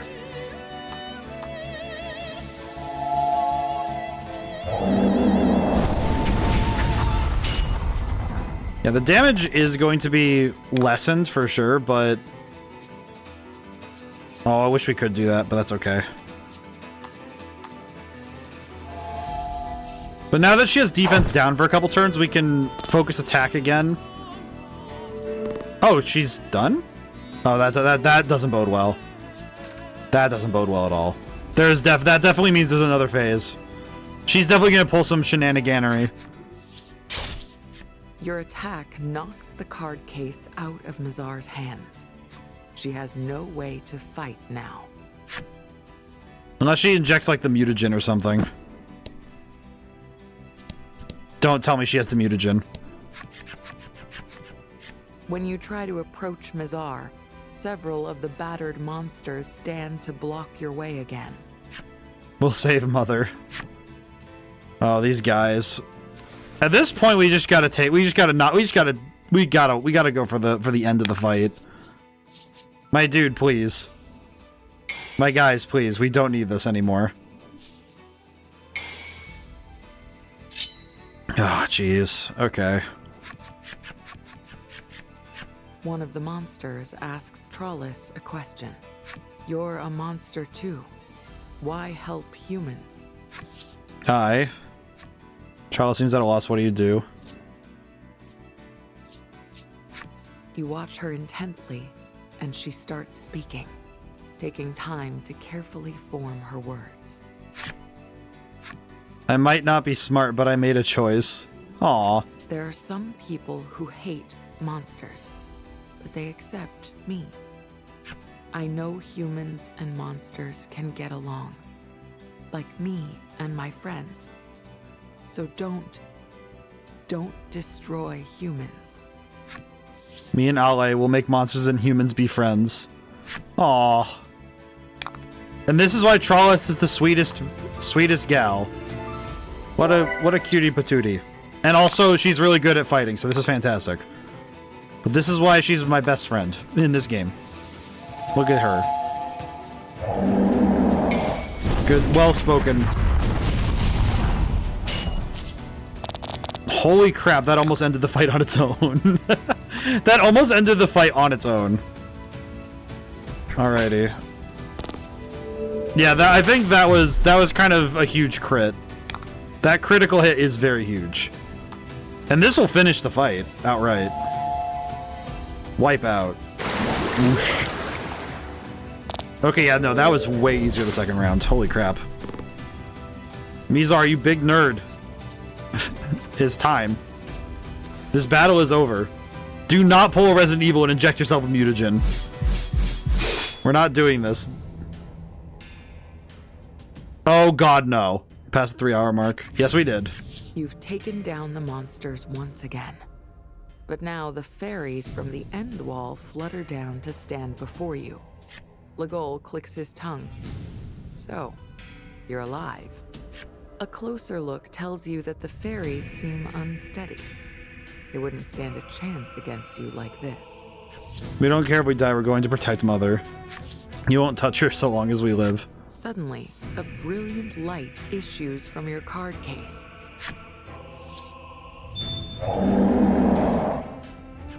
I owe a debt to Mother. The primals are jumping out. Not good. The primals are going wild, and you've lost control of them. Please no. Regroup and defeat the primals. Oh god, you can no longer use the primals. Be sure to select new monsters in battle. God dang it. Oh, god dang it. Do I get to reclaim them, or is it just that I just don't have them anymore? Oh my god. This is what I get for depending so hard on the primals though, huh? Okay. Actually, with our setups right now, we should be okay. I think so, at least. We'll go for it. Oh my god, how is everyone? I'm feeling pretty good. I'm very ready to see what's going on here. What is this fight going to entail? The fairies summon up all their strength and transform into the Frost Primal. Oh god. Do I have to fight all 3 primals at once? Is that how this works? Oh no. Oh no. That is exactly how... Ooh.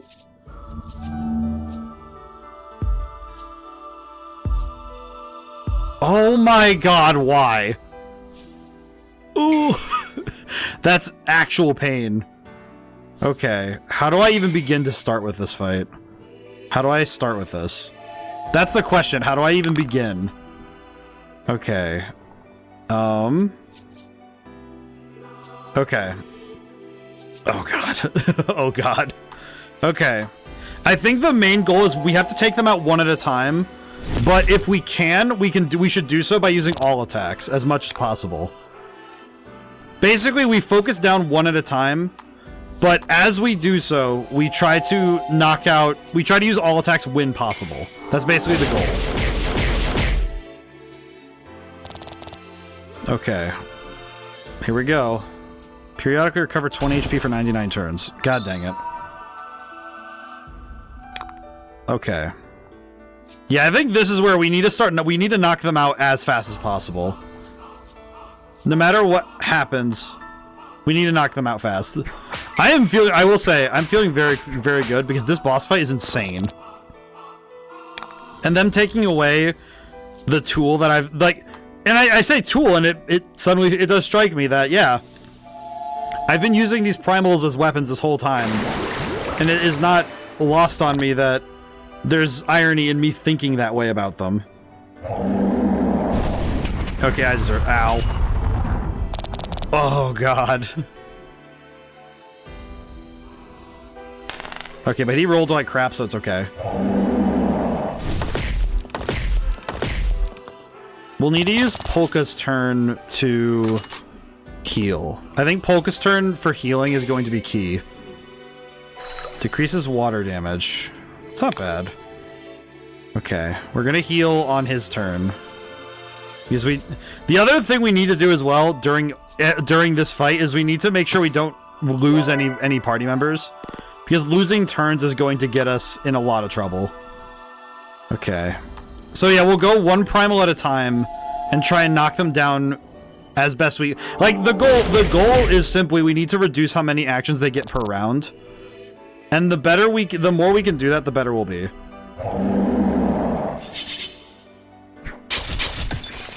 Okay.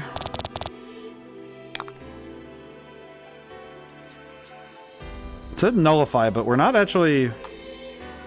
It doesn't really nullify anything.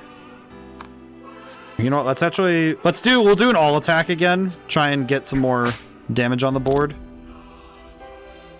Yeah, because we have the light version. So we can do this instead, and that should be fine. That's not bad, yeah. Yeah, I definitely think this is going to be... Wonder if my friend would be interested in playing video games. We've been playing lots of board games. I mean, I think it's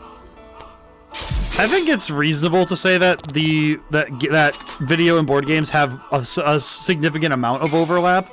Not 100%, but I think certain board games are resonant with people who play the who play like the tabletop games and vice versa. It's like if someone really likes playing things like Catan, I imagine they would enjoy stuff like StarCraft or Age of Empires. Though I think Civ would probably be closer to that alley because it's more contemplative. Okay, we're gonna use Polka's turn to heal again. As much as I want to start swinging, I think it's better that I play careful. Have a switch I can plug into his TV.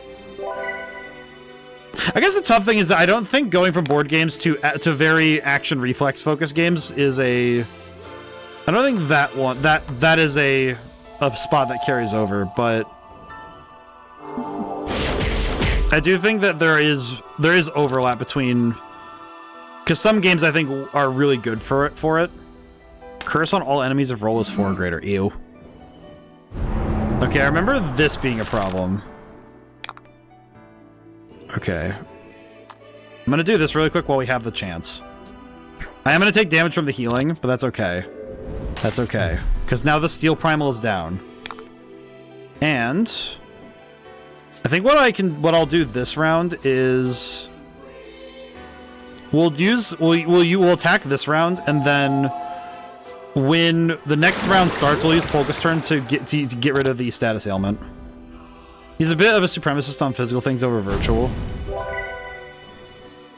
I think it's one of those things where I don't think one is better than the other. I think that the specific thing is that physical games have strengths over virtual games, and vice versa. Like, there are things that virtual games just straight up do better than tabletop, but there are things that you can only get from a tabletop game that you just don't get from a virtual one.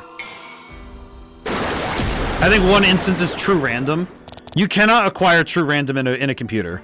No matter how complex your programming is, there's no way to reach true randomness in a computer.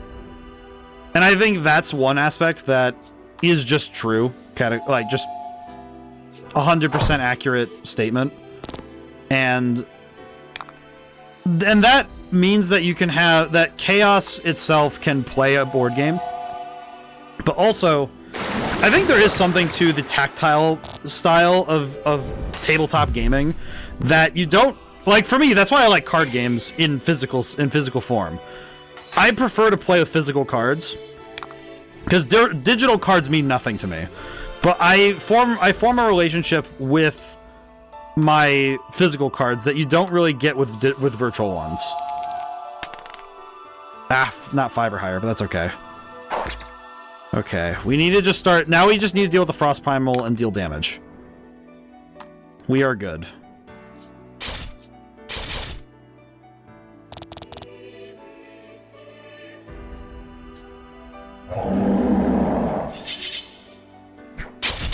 Ow.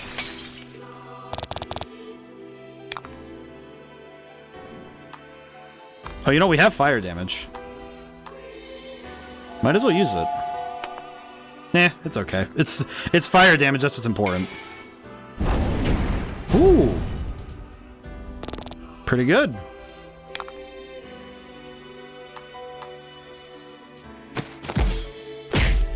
Yeah, I'm feeling like we're... ah, God. Yeah, that HP recovery is going to be rough, but... actually, this might be good, because now we can use this turn. Generate a gem. But, like, great example, I think that you wouldn't be able to make a game like... to me, at least, I don't think you'd be able to make a game like the role-playing games. I don't think you'd be able to reach the level of depth and sheer detail in a tabletop game. But at the same time, I think there's an artistry to making tabletop games where you have a level of detail that are really good. Emails are looking bad. One guy sent 8 emails over 3 days. Seems like an odd thing to do, but then again, I also don't... was considering Mario Party. Mario Party's pretty good. The only downside, I would say, would be that you would have to reckon that there would be reflex-based mini-games. Or Mario Kart. Yeah, that's where I'm thinking it's tough, though, because if he plays no... this is one of those things where if you play no video games, jumping to a game that requires dexterous hand-eye coordination and a fair bit of know-how when it comes to controllers, that can actually be rather tough to get into. I think Mario Party would be the safer option between the two. But I think there would be a back and forth in my head about it. That there would be, I think Mario Party is the safest, but it is also like, how do you get someone into video games? I would highly recommend a game that is co-op in nature. You struggled with Mario Kart before. I would highly recommend a game that is co-op in nature. Something like the in my head I'm thinking of like the Lego games, but something like that where you have spaces where you can just practice mechanics and like get used to the controls, kind of like getting your sea legs, but then also a game that allows you to test yourself in ways. Overcooked might be fun. It might be a bit too frantic, but I only know so much about it, so could depend. Worn and ragged from their brutal battle with you, the primals crawl over to Mizar, tears streaming down their faces. Mizar turns her gaze to you. Her eyes are pinpricks of white-hot fury. You leave me with no other choice. She withdraws a small bottle from her robes. The monster mutagen. Mom, don't. Nope, she's gonna turn into a monster. She ignores Polka's plea and swallows the contents of the bottle.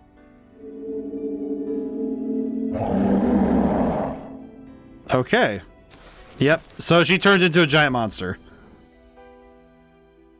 Well, good job, Mizar. You are now... Oh my god. Oh... She's become a fusion. After transforming into a monster, Mizar fuses with the primals. Their new form is an awesome sight to behold. You and your friends have already been pushed to the brink.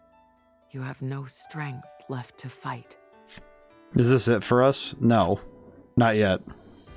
Suddenly, a strange light bursts from Legol.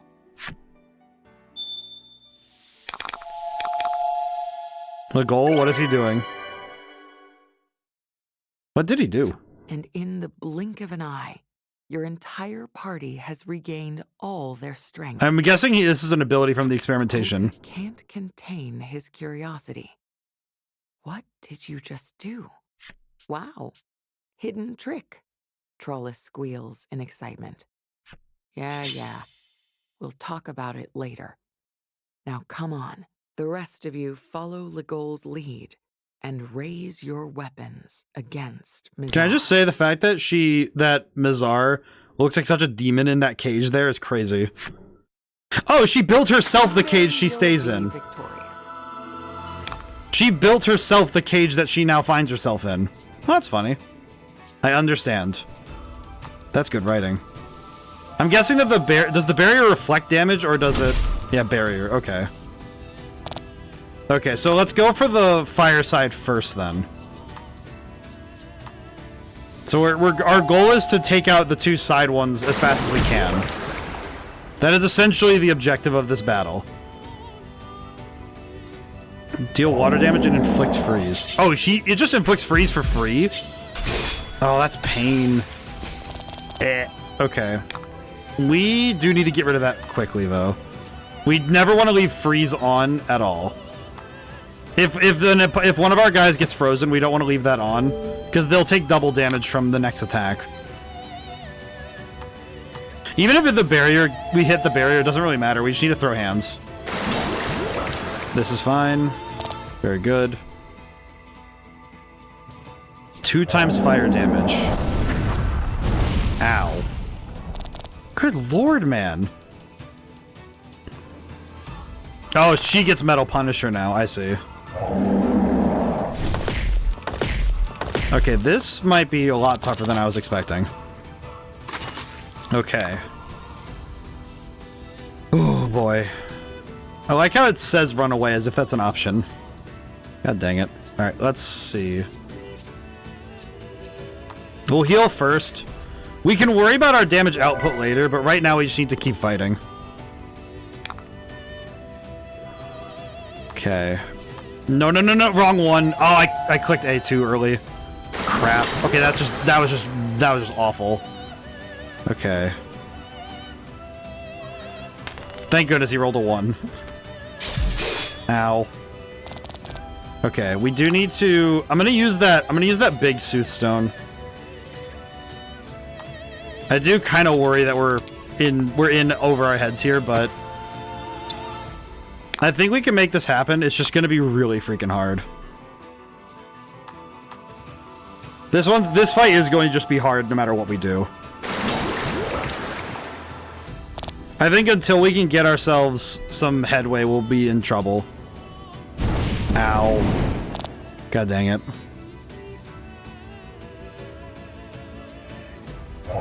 Oh, God. Okay, that means that... Yep, okay. We need to pick up Ale. Crap. Okay. Item. We can at least pick up Ale with full health, but... Yeah, this is gonna be dicey no matter what we do. This fight's gonna suck. Oh, God. Okay. I don't think that one attack would have mattered a ton, but... This is seriously going to be... This is going to be close, I think. Uh-oh.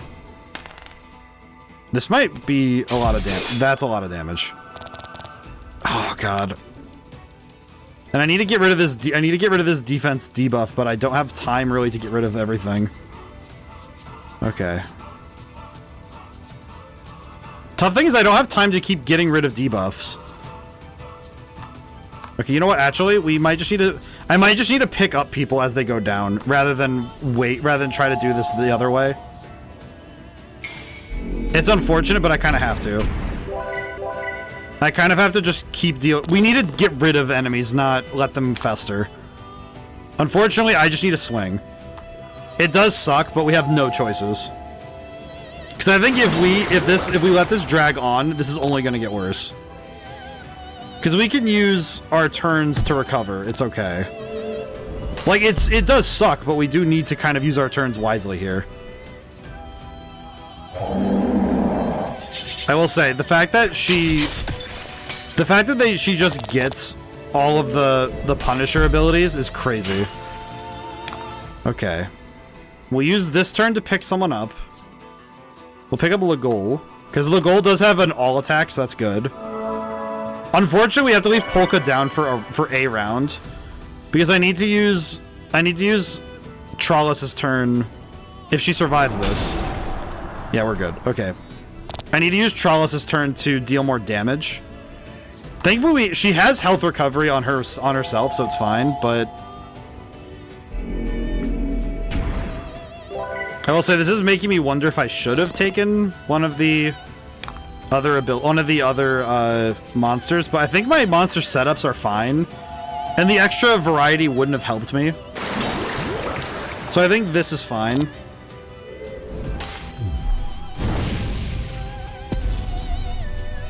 Okay, that just permanently clears that side of the field. Okay. Interesting. Okay, one thing that is good to know about that, though, is that means that these guys not only can go down, but they stay down. So that's really good. That's great to know, actually. The key is that we have the knowledge that they stayed down. It would be one thing if they just could keep fighting, but... Okay, we do need to unfreeze... Actually, you know what? No, let's get up Polka really quick, because Polka getting back up would be really key. Okay, get Polka back up. Because now we have Polka back up, so we'll have another round to do healing.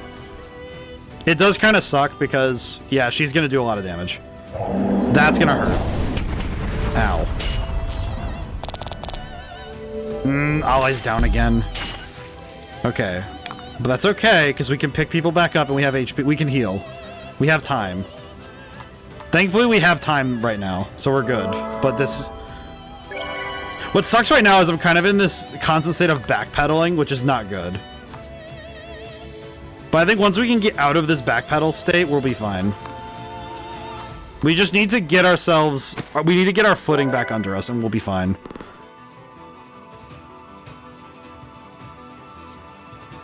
Ow. Okay, we're good. We're good. Okay. And now Trollis can get back HP. So she'll be okay for a while. Thankfully, her ability to drain HP is really strong. So I'm not too scared of that. Okay. I think I'm actually going to use... I'm going to use this turn to heal again. It sucks, but I kind of need to. We don't want anybody to go down. At this point, we just need... Because then this next turn, we can go crazy. We can do some big damage. Oh, God. Okay, funny thing, the attack down is not that bad. Because attack down means that we can use our turns to specifically...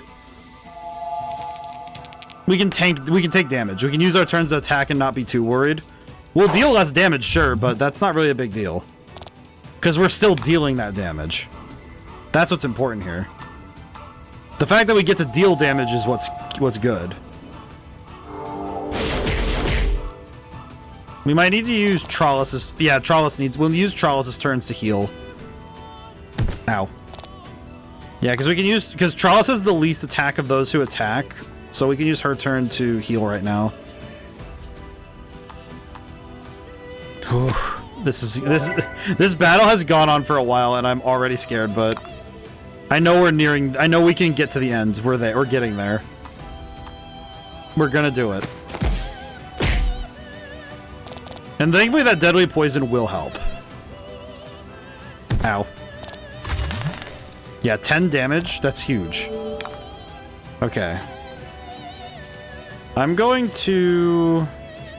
We'll just attack again. I think right now the key is we just need to keep up our attack. Thankfully Polka actually can do damage right now. Funny enough, Polka's the one who can do the damage. Of all the people we have, we can deal damage. Oh boy. I think as a final... I do think that my favorite thing about these games is that their final bosses tend to be these multi-card conglomerates. And they look so freaking cool. These are insanely cool. I appreciate them. It's one of those things that I think these games do really well, is making boss fights feel large despite only being cards. Because this does give off the scale of the enemy really well. I don't know how better they could have done this. And I think this is just really cool as a way of showing scale in a game that doesn't do physical scale all that much. Oh, this is gonna hurt.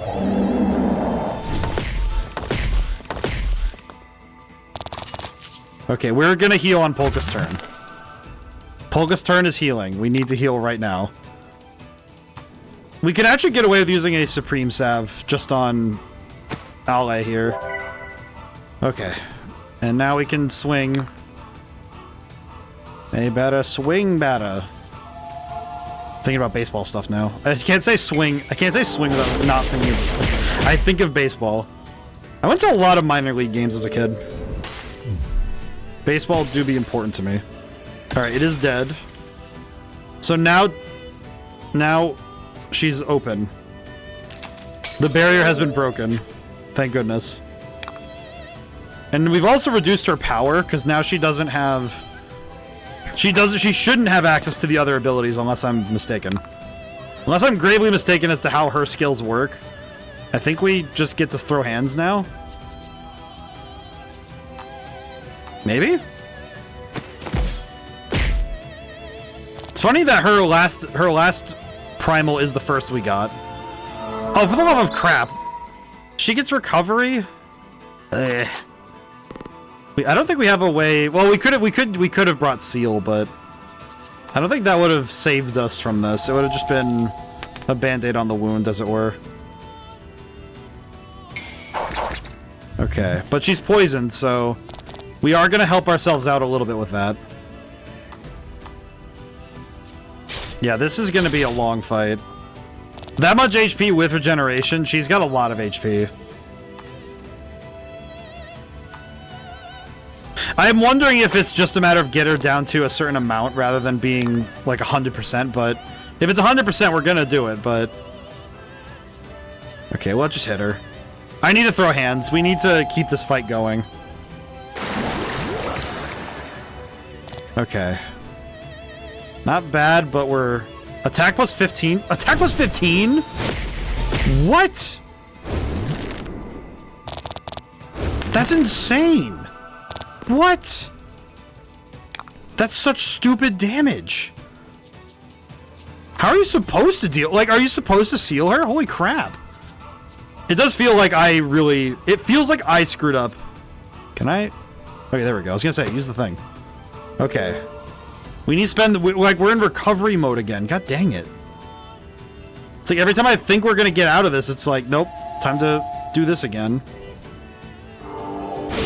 We'll use Charles' turn to heal, but holy crap, really? Does that make me seriously wonder if I really did actually prepare well enough? Because now I'm thinking I really should have brought some... I should have brought some of the other abilities, but I don't know if they would have been as helpful as I hoped they would, but I don't know. I think we can do this. It's just going to be really hard. God dang it. It doesn't help that she just can continuously boost her HP by reducing our attack power. Because in a way, reducing attack is a way of... Basically, reducing attack is a way of increasing your HP. Because it means that the enemy can't deal damage. So you increase how much HP you have by reducing their damage. Mathematically, that's how it works. But it's still like... It's kind of flimsy, but it's still... That's still how it works. But... Okay, just gotta keep shooting, but... Good lord. I feel like this has to be one of those things where I just needed to bring... You know what? It would have been... I feel like if I had brought Curse... Because we could have brought Curse, and then her recovery would have turned into HP, like, destruction. But I don't think that would have done it, because I don't know if... I don't know. I'm not sure. Okay, we just gotta keep hitting her. You know what's weird? This is reminding me a little bit of when we played the Forsaken Maiden. Because the Forsaken Maiden definitely felt the same way. Where it is absolutely an uphill battle the entire time. And you're just stuck in this quagmire of, okay, how do I survive this? Okay, heal. We could have Trollis recover by doing a... Yeah, we'll have Trollis recover using her dark damage ability. It's not the best option, but we want her to heal, but we also don't want to stop attacking. So we'll do it this way.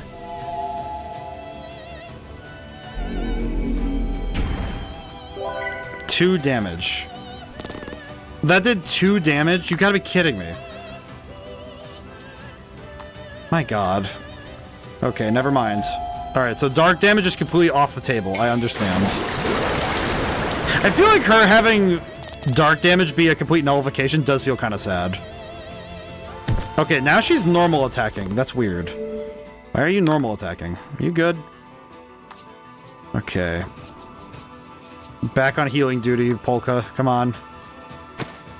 Oh boy. Yeah, this fight is turning into a saga. I think we can, like I said, I think we can win. I just need to really play out of my mind. I think the big thing is I need to stop. I need to keep attacking at this point. I think we just need to keep swinging and hope for the best. Because if we don't keep attacking, she'll just keep regenerating and we won't be able to get through.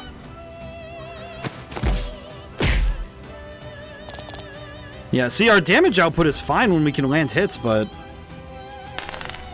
Man, also, her damage rolls are crazy. The fact she's rolled that well multiple times is just pain. Okay. Polka... I think Polka can still be... You know what? No. Do we have another Omni... Do we have another Omni Panacea? We do not. Okay. Alright, and we're out of normal heals, so... You know what? No. Generate a gem. All right. You know what? No. We'll just go. We just need to keep swinging. We need to keep attacking, otherwise she's gonna recover. So we need to keep swinging. Even lowered attack, we can still land enough hits. We'll be fine. We just need to deal enough damage to keep her from getting ahead of us. It sucks, but we have to keep going. My god, that damage sucks. Yeah, no, if I could get rid of the attack down more, like some more, that would be fine. That would be great, but I guess what we could do then is if I use this turn to, I could use this to get rid of Ale's attack down, and then we can use the next turn. Oh god, dang it! Oh, that might be death. That might be 100% death. Oh no. Oh my god, you gotta be kidding me. That might be pure death. It is death. Oh my god, that's death. Oh god, dude. You've got to be kidding me, because I know that the last save would have been. Oh no. Unfortunate.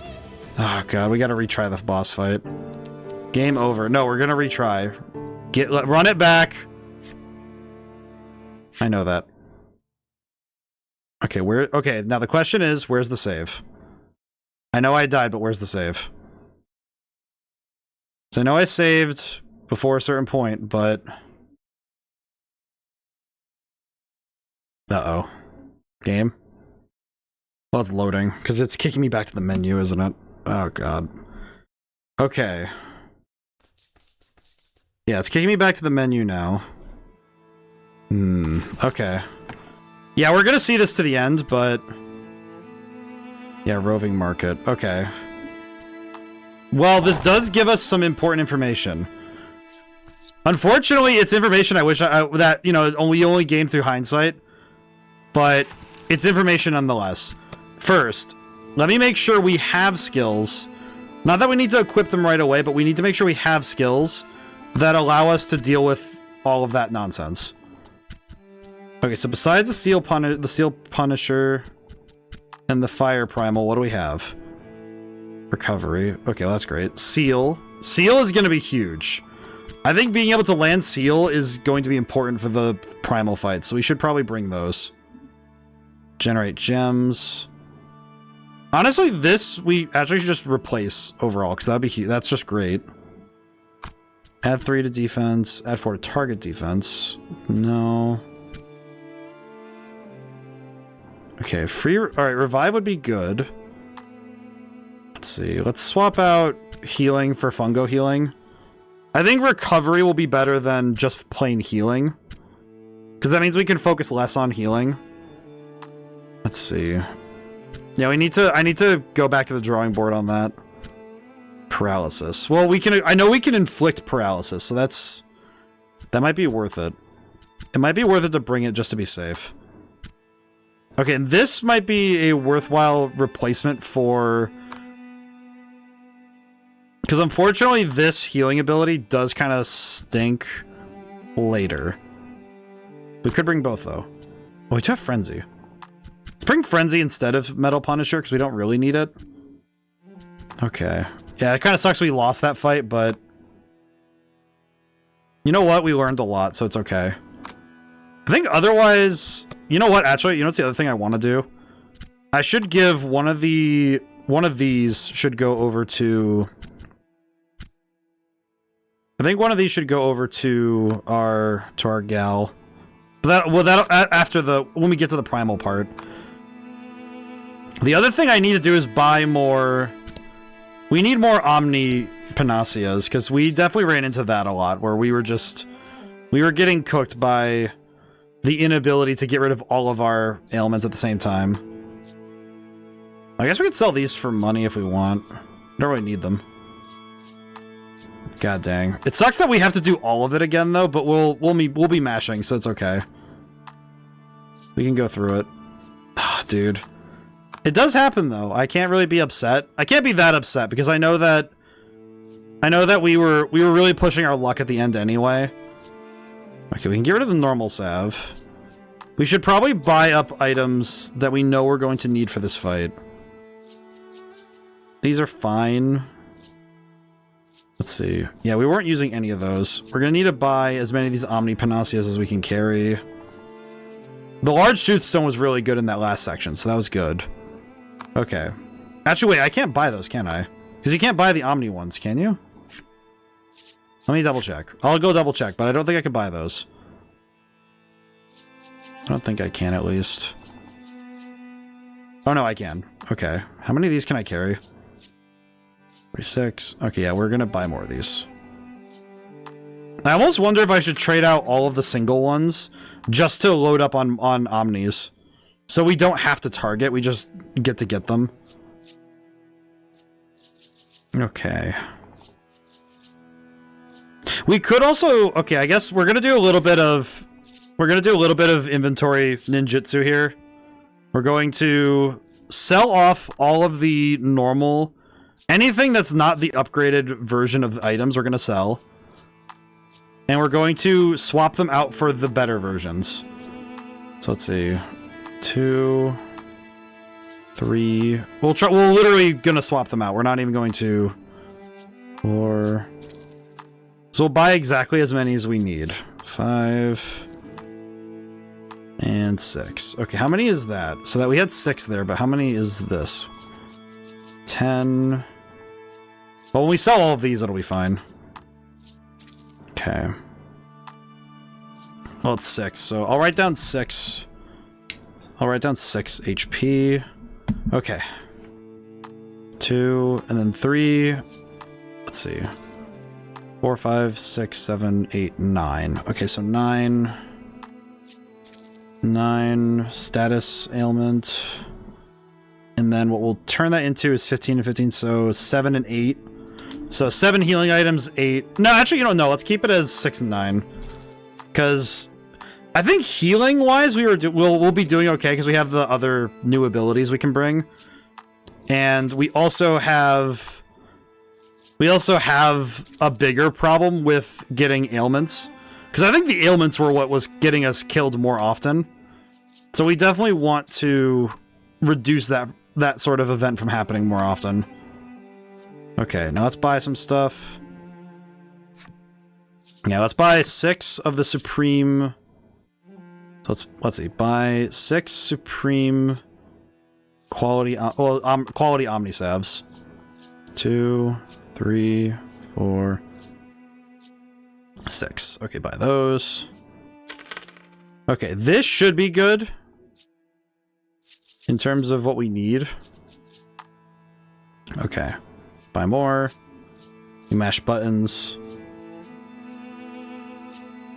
Could just buy 10. Yeah, might as well. You know what, sure. I guess you know what, actually, we probably do need more, we probably need more reviving items, too. Let me see what else can we sell? Well, I guess if everything goes pear-shaped, we shouldn't need reviving items any more than we have. Yeah, we shouldn't need more than 5. Yeah, we should be good. If I'm wrong, and that just sucks, but that's okay. And what we will do, just to be safe, because I am going to think ahead on this one, is we're going to save our game, but we're not going to save over this save file. We're going to save over save 2. Because if I'm wrong, and I find that what I've done isn't good, then we can save ourselves a bit of trouble by... We can save some trouble by utilizing our... I swear, the arm of my chair is going to explode one day. Alright. Okay, let's try that. Let's try that battle one more time. We'll go to the end one more time. Okay. The fiercest battle you've ever faced awaits. Okay, are you ready? You need yes. To be suitably prepared. Okay, we're gonna skip dialogue, unfortunately, but we need to just get back to the last boss again. And then we're good. Okay. Oh, jeez. Okay. A yawning chasm. I apologize, narrator. We're going right ahead. Once stood. We need to get through this. Once again. Kill. Why? Okay, we're fighting again. Demands. They always used monsters. Sorry, lady. We're gonna go zoom in. She continues. She directs her next question at you. You look at your cards. Okay, we're gonna make the same choices too. A little insurance, and so the oppression of the monsters continued at the monsters. Taking Mizar's orders, let out a collective Okay, roar. we're right back to fighting again. I think as long as we can end these fights relatively quickly, we'll be fine. I don't think our levels were the problem though. I think it was just technique and power level. The truth about the monsters. The truth about your own people. All that you've done on your journey floats through you. She shrieks. She's right. You have Alrighty, to let's do this for your again. friends. You can't just let yourself At the die very least, here. we do have something very cool here, because with Fight. Wraith, You grit your I think teeth. with Wraith, now that we have the ability to generate so many gems, I think this will definitely make our job a lot easier. Because even the addition of additional gems to this fight is going to make our job so much easier. Because holy crap, the ability to deal this much damage is huge. Okay, hit this one. Yeah, because now we could just have a surplus of gems at all times. I think this alone might just turn the tide of all of the battles up ahead. Because even just the simple addition of, here's some extra damage, go nuts, is going to be insane. Because we can now do more damaging attacks using these abilities. Yeah, see, that's already huge.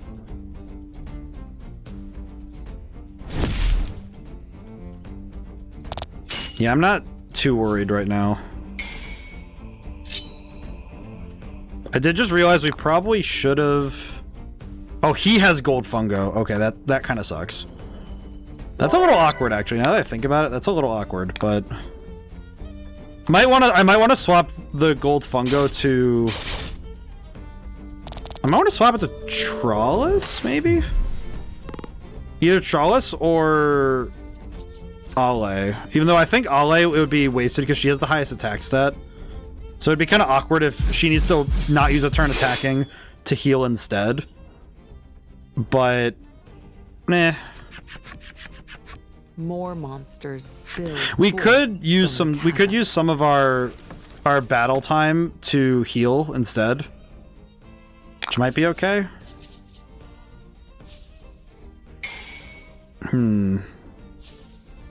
Tough calls, though. Tough calls. Watching Legol waver, your mind turns to all that has. You ask yourself, All right, we're back why to you it. set out I feel bad on that we this have to in the zoom here, beginning. but... You were just caught up in the flow of things Aw. unfolding around you. I feel bad that plush got lost. And now you have friends. You want to see the star. You let out a mighty shout. Determination shines in your eyes. A light undying. Okay. Whew. We're back to it. We're fighting well though, so that's good. It does suck that the primals become... It's funny that becoming reliant on the primals is a weakness on its own, but it does kind of suck. It does just kind of suck that using them at all almost feels like a bad idea. Which kind of makes sense, but it is also like, oh man. Okay, I'm gonna do this really quick, even though it's not the best move, but I'm gonna heal her up really quick. It's okay. Yeah, they were gonna get the turn ahead anyway, so. Okay, I see that this one did not go, so that's good. I think at this point, strategically, I'm thinking that I need to pace my item usage as best I can. I think the best case scenario is we don't use any items until we get to Basically, we shouldn't use items until we get to the triple primal fight. I think even then, if we can use as few as possible, that would be great. Because if we can use only like 1 or 2 in that fight, that'd be great. Because we absolutely need the items for the final fight. I think that would be the big goal. Is that we save up our resources for that fight specifically.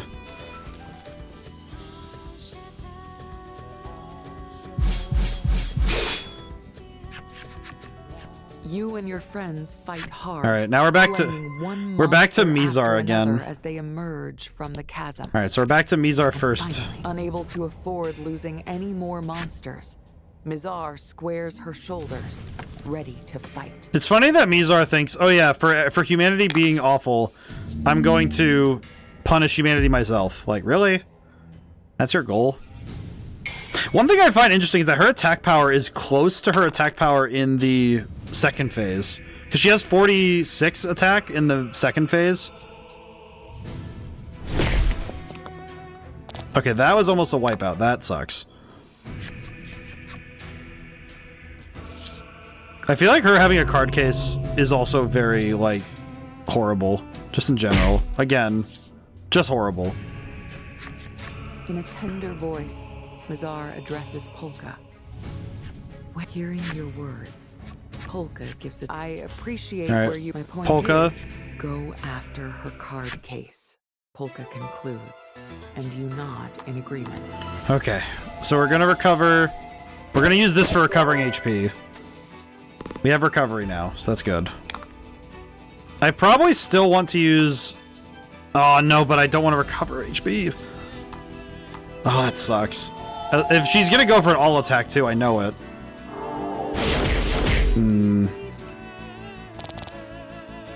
I might need to break the rule already. Yeah, I might need to. We'll use 1 Supreme Salve.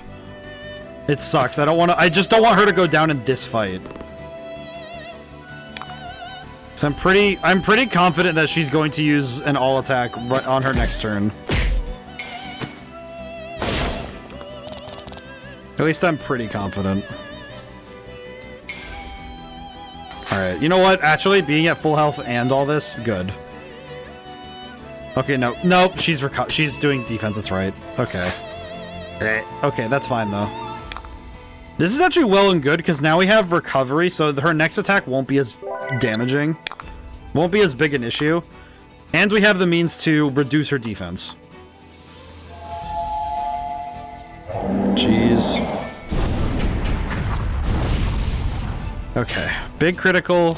Defense is down. Yeah, I think this marathon battle, though, it sort of has the same, I would say, core concern that happened in the Forsaken Maiden, where I'm realizing that this level of fights in a row with no saving is a really tall task, especially if you're stuck, like, if I find that I'm just not strong enough, I'd have to go level up, which I don't even know where I'd go level up. Or how I would, really. Okay, we'll recover 8. Everybody will recover 8 at the end of the round. So that's not too bad. But, yeah, again, though, it is like... I feel like this fight in specific, the biggest concern I have is how I would deal with all of these fights in a row. Because resource-wise, it is a lot to cover. There's a lot you have to do just to get out of this. Man, that does do a lot of damage, huh?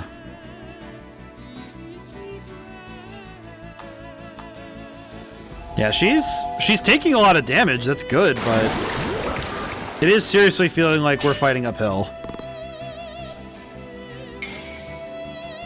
Okay, defense is up again, though. Damage all again.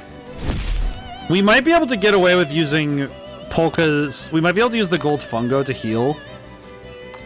Because again, I need to resist the urge to use items so that we don't end up with a lack of them later. Because we seriously need them at the end of this whole thing. We're getting there, though. We're working her down, but this is really tough. Okay. As long as we have 3 gems at the top of Polka's turn, we're good. Because I think this turn is when she loses her defense up, I think. I'm not sure, though. I could not really tell. Okay, nope, it is. Okay. So she's either gonna go for the single target attack or she's gonna go for defense. Yep, defense, okay. That's actually good for us, because the fact that she always wants to defend herself is good, because that means that we can take some time and heal. And do so without using items. Okay, that's actually really good. Because that does mean we can recover during these battles if we're willing to take that time. Which in this case, it's probably well that we do. Okay, fight's over. Thank goodness. Okay. No level up, though. No Mame Sui. Okay. Knock the card case out of her hand. She has no way to fight now. Okay, but the primals are gonna bust out, so we're gonna have some trouble. Oh no, we have to fight these guys again. When you try to approach Mizar, several of the battered monsters stand to block your way again. Yeah, the tough thing with I think the tough thing about this is how many fights it is in a row, specifically. Because we can't save, and we can't really realistically meter ourselves without causing ourselves issues. You're a monster too. Why help humans? You watch her intently, and she starts. There are some people who hate. Yeah, and Charles is a good. Charles is still good. Like me and my friends. Alrighty. So don't destroy humans. Alrighty. With this attack bonus, we might be able to finish this fight really quick. I wonder if these happenstances are guaranteed, if they're consistent across attempts, or if it's something I have to luck into. Okay. Swing. Nice. Okay. I think they're only gonna get one attack, I think. I will say, if we're left with the chance, I will heal.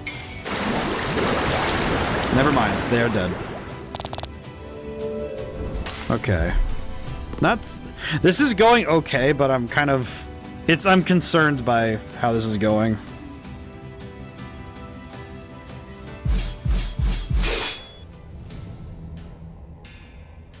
Alright, the fairies. You've taken down the monsters once again. But now the fairies from the end wall flutter down to stand before you. Hello again. A closer look tells you that the fairies jeez. A brilliant light issues. I do wonder why the primals revolt here, but it makes sense.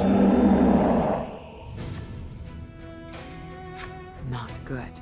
Primals are going wild. Okay. And you've lost Regroup, defeat primals. We need to change out our sets to bring... We need to bring the best we can. Okay. I also need to hit the bathroom really quick, so I'll do that really quick. One moment.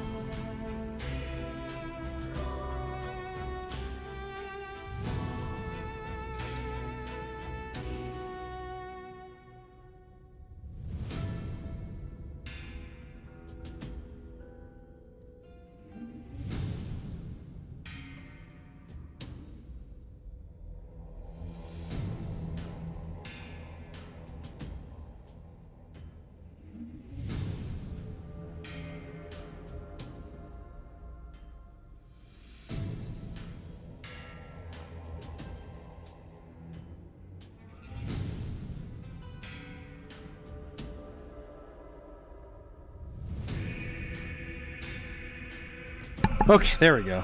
Alright, I'm back. Alright, skills.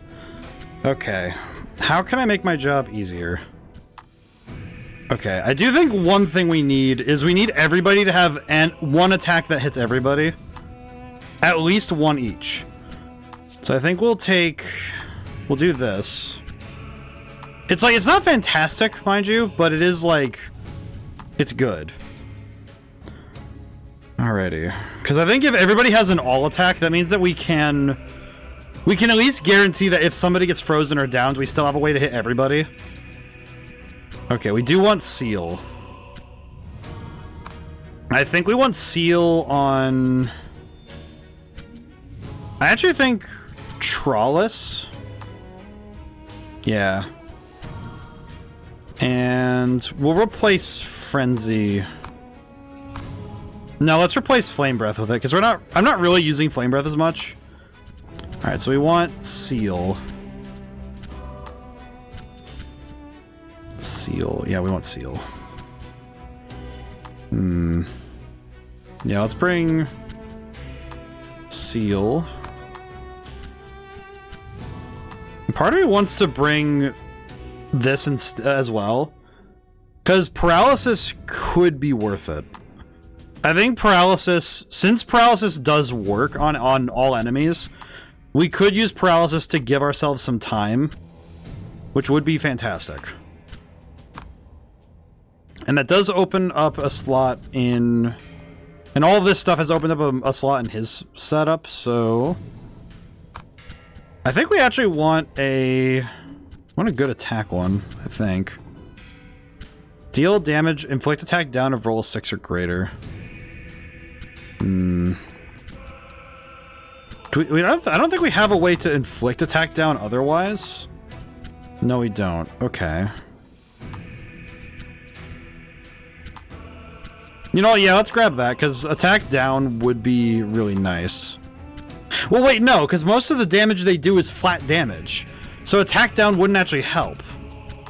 Because they deal flat damage. We could grab Protect, I guess. The extra defense would be nice. It's not fantastic, though, because it's only a 1-star. Yeah, you know, I'll just grab the attack down one. If it helps, it helps. If it doesn't, we don't need to worry about it. And he has his attacks anyway, so it's fine. Okay.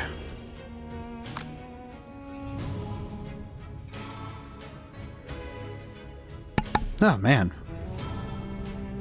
Alrighty.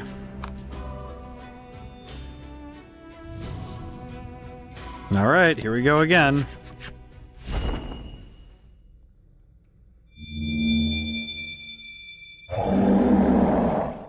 The fairies summon up all their strength and transform into the Frost Primal. Alrighty. One more time.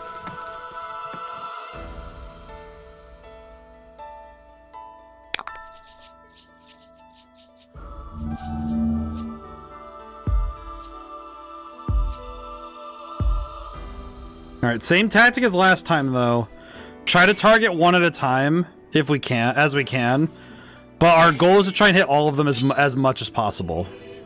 Like, we want to round down the fight in totality, not just by hitting one, not just literally going one at a time, but we need to knock them down as best we can as a group.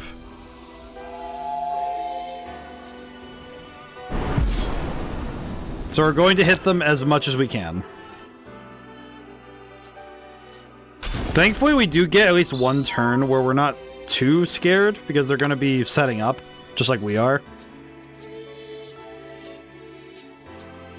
Oh, you know what I could do, actually? Could I seal... I could seal the Fire Primal. Yeah, let's try it. Okay. Resist. Ah! You know what? Good we learn that now. But the fact that they resist Seal, which means that I can't use Seal to stop them from using their abilities. I'm gonna be honest, that's kind of sad. Because that implies that you can't do that to the final boss either. Which does just mean that I brought that ability and it means nothing. God dang it.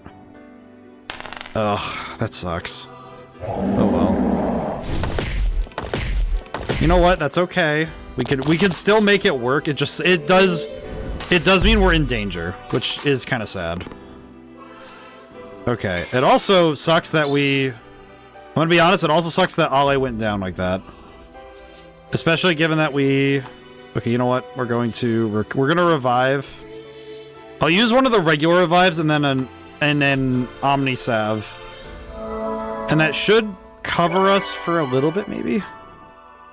At the very least, it'll get us, like, 2 feet out the door. Oh, God. It sucks. I wanted to save my items, dang it. But I can't really do that without risking the fight in total. God dang, man. I feel like this is a bit of a jump in difficulty, though. I do actually think this is a rather large leap. Okay. Yeah, we can't... well, let me see if we can paralyze them, then. It sucks I have to use so much to test this, but... let's test it. I need to see what happens. If they resist paralysis as well, then... critical resist... yep, okay. So you cannot... then what's the point in status ailments at this point, then? God dang it. What's the... the game did the thing where status ailments only don't matter in the final boss. Man. Well, that's just sad. Because that basically means that most of the moves I brought aren't going to be functional for most of the battles. That does actually mean we don't have the ability to utilize a good chunk of the things we brought with us.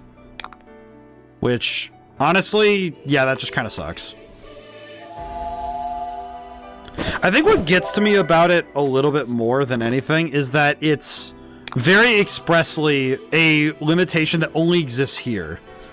Because no other part of the game really limits your ability to use ailments, really? I think the primals, I just didn't use them because I didn't need to. Because I was focusing more on... oh, you gotta be kidding me. You know what I just realized about that too? Is that means I have to utilize... if I don't want to die instantly, I have to use one of my Omni Panaceas. Because otherwise that recovery is gonna kill me. My recovery will kill me if I let that through. God dang it.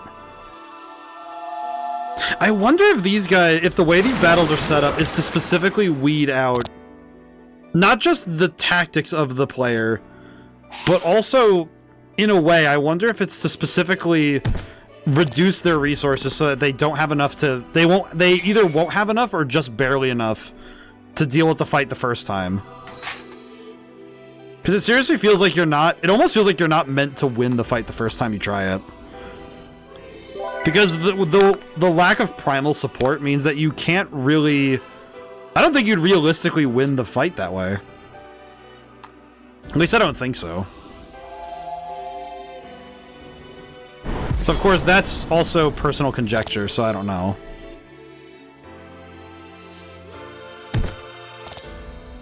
I do wonder what drives the enemy AI to specifically only do one attack, like a regular attack at times. So I'm guessing there's a pattern, and what happens is that the enemies start at a certain point in their pattern. Or is it because I know sometimes it's context sensitive. Where they will make a decision based on the state of the field. But that's not always true either, so I don't know. I'm not really sure how these enemies decide their actions. I guess the thing I'm curious to is that poison still works, though. Like, poison works just fine, but utilizing... But utilizing other stuff doesn't. Some bosses have sequences with context moves in the middle of the sequence. Yeah. That is very true, Luke. Because I know that's actually how a couple of bosses in Persona work as well. It's also how SMT works, because they have context tags as well. Also, how's it going? Hope things are well today. It's like we lost this fight once, but I don't feel discouraged getting... It's like taking an L doesn't make me feel bad. It just makes me think, okay, I need to win now. I'm very excited to see how we can get through this, but... Okay, Poison finished the job for us. That's not too bad. We can take that, even if it's kind of worrying. And I think we level up from this? Yeah, we do. Okay. One full level up to get us to the end. Hopefully this will do it. Worn and ragged, Mizar turns her gaze to Hi, you. Mizar. Her eyes are pinpricks of what she withdraws. Yeah, she's gonna drink the monster mutagen. She ignores Polka's Oh, God. and swallows the contents of the bottle. Okay. Here we go. One more time. I feel like I'm in a marching band every time I say that. One more time, please. Making dinner. Oh, very good, very good. Alrighty. Hello, Mizar. After transforming, She's built into herself a monster, cage. Mizar fuses with the primals. Their new form is an awesome sight to behold. That means I just realized the mutagen she uses, is that similar to the magic that was used in the Isle Dragon? You and your friends have already been pushed to the brink. You have Alright, we're gonna go through. Suddenly, a strange light bursts from Legol. Specialist boy gives us new power. Polka can't contain. Wow. Hidden trick. Yeah. Alright. We'll take alright, Legol. Someday you'll be victorious. Thanks, lady. Alrighty. How do we want to do this? You know what? Actually, we might want to lead with... Let's lead with trying to land poison on both sides. Thankfully, we're lucky. We're good. We're so good. We're so back. Because if we can poison both sides, we might be able to buy ourselves not just time, but means. Alright, we'll go when we're gonna do our original tactic, go one at a time. Try and knock them out as best we can. We'll try to use AoEs when possible, but...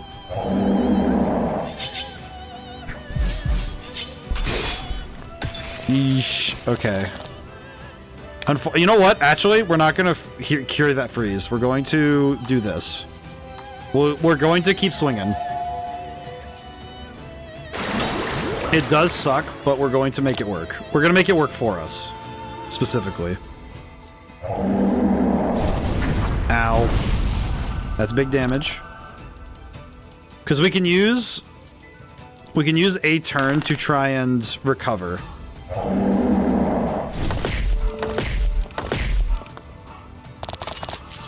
Okay. I think I have a strategy that will work, but it's a solid maybe. Okay. I'm actually going to recover from attack down. Because what I want to do is we'll use Trollus's turn to reacquire our HP. We'll get our HP back up on that turn. Because that should give us time to heal, maybe. 5. Blech. Yeah, now we have real justification to use this turn to heal. So we heal on this turn, and then on Legol's turn we use the water attack. I think if we can really roll down the HP of our opponents really fast, we'll be okay. Again, specifically, I think the goal is we take out one at a time and try to bring down their action economy. Because the more attacks that they get at a time, the worse off we are. Ow. Yeesh. One thing that does suck a lot is the getting status ailments right now is just not helping. Defense down, I think we can manage, but only barely. Okay, yeah, let's... You know, let's just... I'm gonna keep rounding down this one. We need this guy out of the way fast. Again, we just need to knock out... We need to land knockouts, not waste time. Okay, unfortunately, we do need to use Trollus's turn to revive her. Which is fine. This one is fine. We can... Taking a turn to revive is fine, but... I think otherwise we need to just kind of keep moving. Okay, and now we can use this turn to Undyne again. Water damage is good. Man, this fight is rough. This fight is still very rough. I think this one still hurts a lot. Okay, one down. Not bad.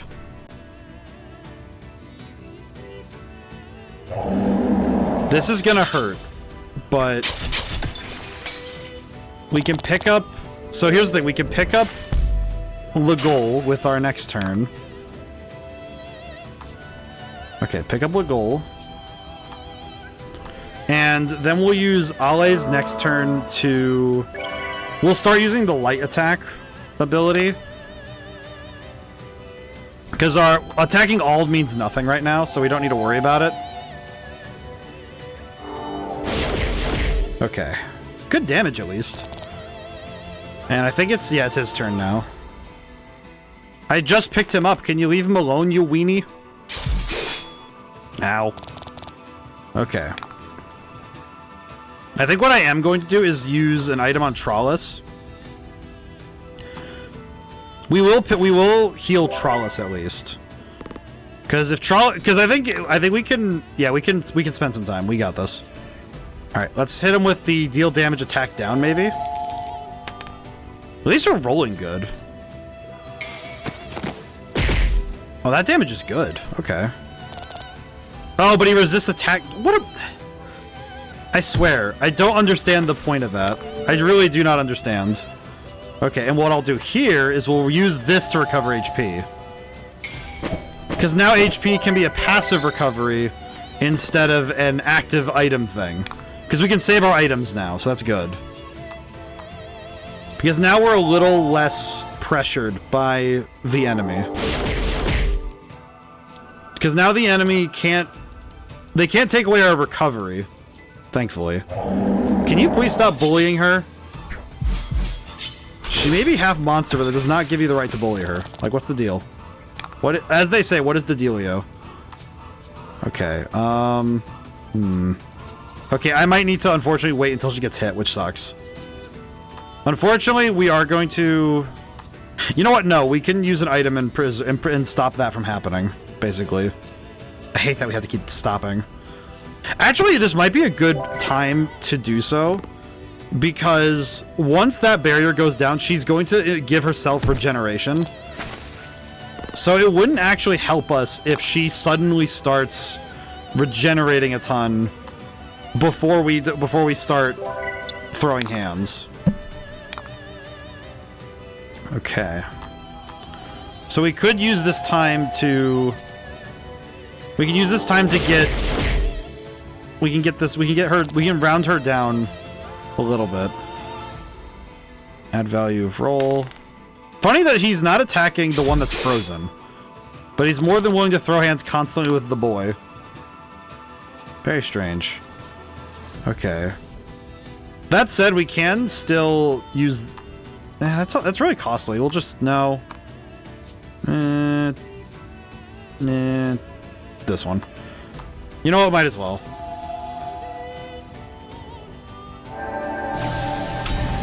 That barrier's still there, but that's fine. This is good. Okay. 13. I will say, reading dice numbers for values, I've gotten better at it, but it is really weird to do so still. Okay. I think now we want to... I think I'm going to reapply recovery. I think that would be a wise decision. I can deal with the attack down later, I think.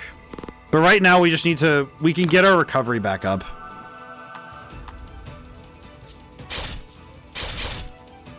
Yeah, we're almost there. I kind of want to set up the turn before I'm ready to deal with Before I deal with the Frost Primal side, I kind of don't want him to... I don't want to flip into the second phase before I'm ready. So... yeah, let's do this. We're gonna use Omni Panacea to clear out attack down, which should theoretically make it easier for us to get... we should be able to get ourselves close to finishing. Yeah, well, that's pretty good.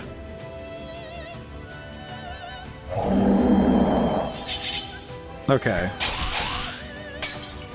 That sucks. Okay. So what we can do this turn... reapply recovery. Yeah, let's reapply recovery, because we can. And then this turn, I can kind of guarantee that...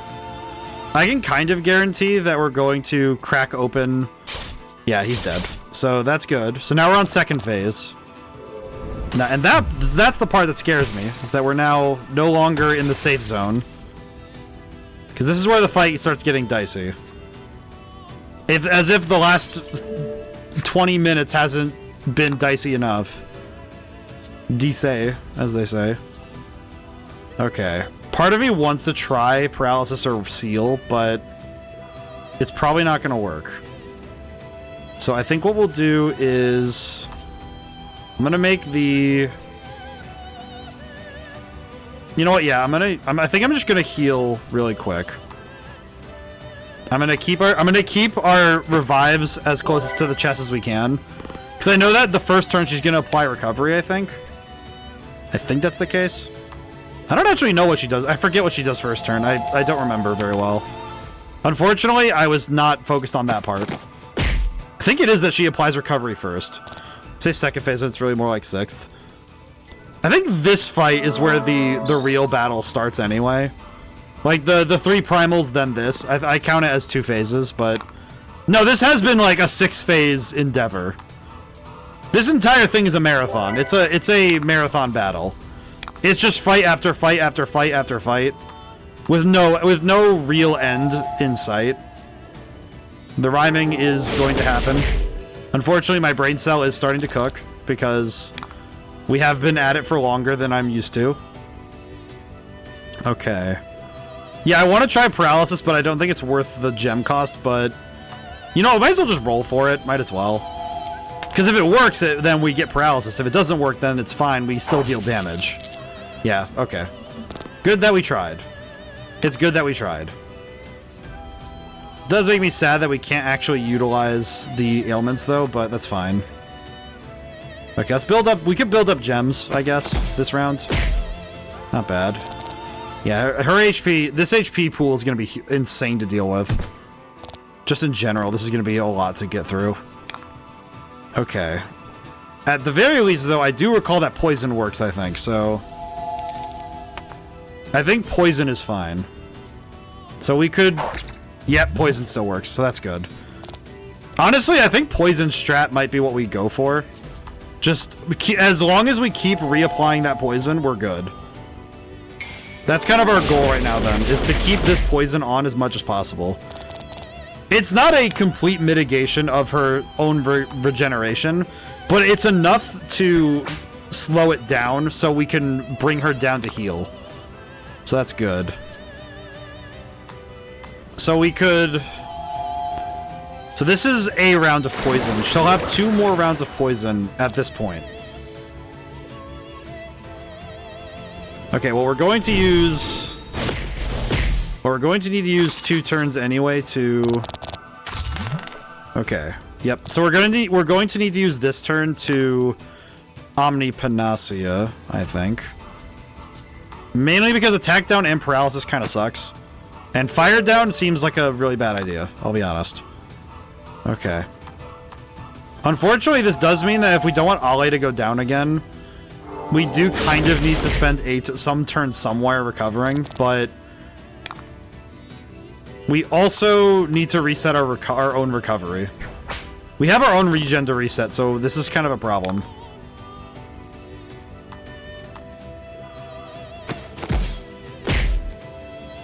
I think as long as... Okay, funny thing, that was exactly what we needed. That was actually the thing she needed to do for us to be okay. So that's good. So now we can cast recovery on ourselves. So we can heal up like this. And then we'll use Trollus's turn to do one more recovery thing. And by recovery thing, I mean I'm going to do something specific. We're going to use this to regen our stones.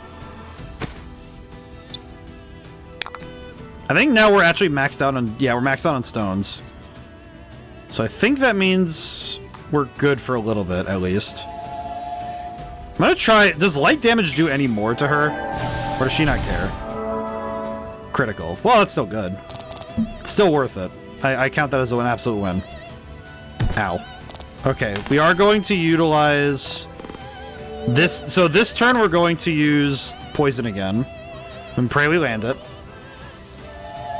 Oh, jeez. Okay. 5 or higher. We did it. Good enough. Poison damage is good. Nice.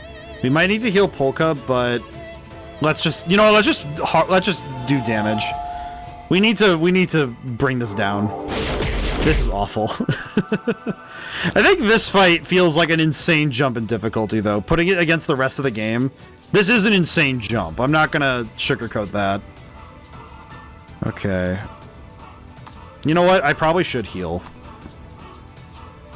Yeah, let's heal. I don't want to risk someone going down at this point. It sucks, but I kind of don't want to risk that. Okay, let's do Rain Call again. Good lord. Yeah, this fight feels like we've been here for ages. We're almost to the point where we're getting another ad break, for God's sakes. Prepare for a powerful attack. Take half damage until next turn. To defend against that attack. Oh god, wait. Do I even have a defending option? Because most of my characters don't have defense. Oh wait, no, we do. Defend. Okay, does everybody just have defend as an option? Because if we do, yeah, we're gonna defend. We're gonna defend then. If she's going to go for a big attack, I need to defend then. You know what? Honestly, if I'm gonna get that big of a telegraph, I'm not going to waste it. I'm ready.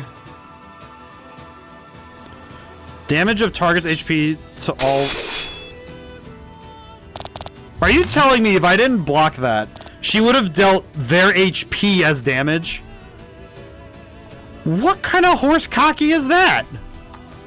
Are you kidding me? Like 100% HP if I didn't block.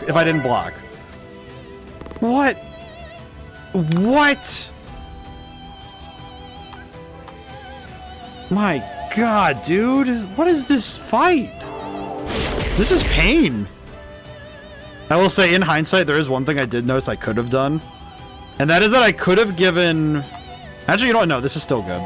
No, you know what? Actually, in hindsight, I did the best I could. This is the best setup I could have had. We did good. We're doing alright. Kids are alright. Good lord. Please just deliver me from this boss battle. Adds 10 to own attack for 99 turns. Why? Why do you need this? What? You know what? I do really wonder what wronged you to make this decision, Polka's mom, Mizar. What was the objective in the beginning? Was it just curiosity or was it just the mad scientist stuff going on? Like, what was really the hope here? Was it really equality or was it just like an insane hope that you could fix the world in some way? What was the game plan? Okay. Okay, you know what? Actually, we do want... One thing I do want is we want the poison back on, if we can help it. So we'll rebuild to try and go for poison again. Thankfully, we still did a good chunk of damage, but 20 water.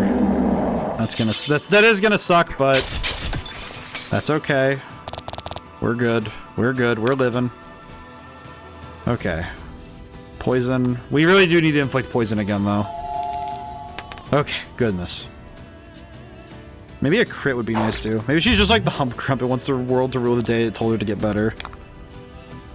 I am seriously curious what drove her past the edge to get to the point we see her now.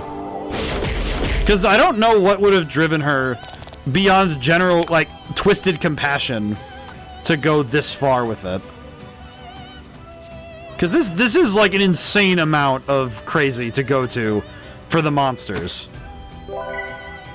Like, becoming a monster doesn't mean that people are going to suddenly view that as a quality. It's replacing one superiority with another. But she wouldn't see that because of course she can't. That's not how this works. Oh, she stopped recovering. I just realized she stopped recovering. She replaced her own buff. That's right. Oh. She's spiraling, so okay. We're in the home stretch now. We're almost there. Might be a little goal who ends this fight. As it should be. Okay, little goal, please finish the fight. Okay.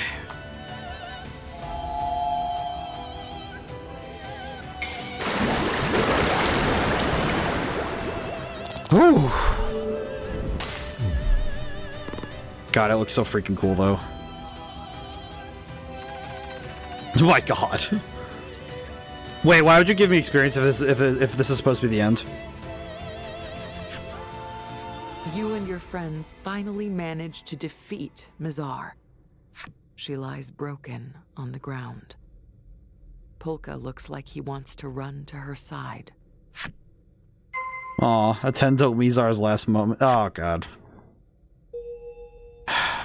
You know, and even after all of that, I still know. I still know that she's a person at the end of this. Okay. There's an ad break right now. Let me take a moment. Sit back. I need to tape my freaking my chair's arm back. Jeez. Oh, boy. Okay. I'm gonna take a moment. Physically, my body, totally not there. I am in Spain. Without the S. Truly. Oh, boy. I understand now the burden of the beasts of burden. And the burden that we place upon beasts. I understand. Oh, boy. Okay. But what I understand at this point is that even with as much as has happened, she's still a person who still wanted to do good to the world. It's like, I understand her motivations, but I do not agree with her. I do not agree with her actions. And understanding and agreement are two different things. I understand what makes someone do something, and I understand what makes a monster and what makes a person a person. And the funny thing is, she's the biggest monster out of all of them. Like, most of them just feel more like animals, more than, like, rabid beasts. Like, yeah, sure, they're vicious and cruel, but that's nature. I don't think any less of them for being nature's creatures. But a monster destroys because of something else. In a weird way, I think her becoming this mad scientist and destroying the world around her for some idea without considering the ramifications it would have on others, that's a monster. Oh boy, this hole is huge. Oh wow, they let you scroll the map. Oh, that's cool. Okay. Boy. Yeah, we're gonna stall. I'm gonna stall a little bit so that the ad break lets us do this. Oh boy. I feel bad though. It's like, I still get it though. In a weird way, she's a lot like other antagonists we've seen, where it's not that she is coming from a place of like pure evil. So I think anybody with really good intentions could easily become Mizar. They could become Maruki. They could become pretty much every scientist or good person who's... It seems to me like Mizar, at the end of the day, was somebody with good intentions who got so twisted on their way to fulfill them that they wrapped around back to becoming evil once again. Polka, my beloved son. Mom, just answer something for me. Who are you now? Are you the monster's mother or are you mine?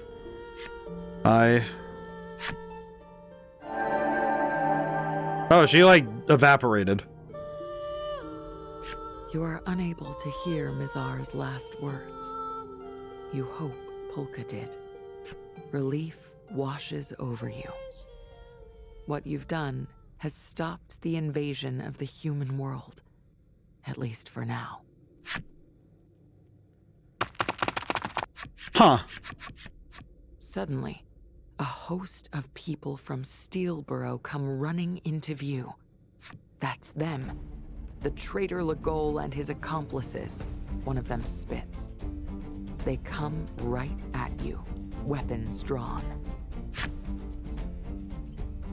Oh, for the love of crap, man. We just finished this fight. What more do you guys want from us? The traitor? Really? I'm actually surprised they followed us all the way out to New Terra, though.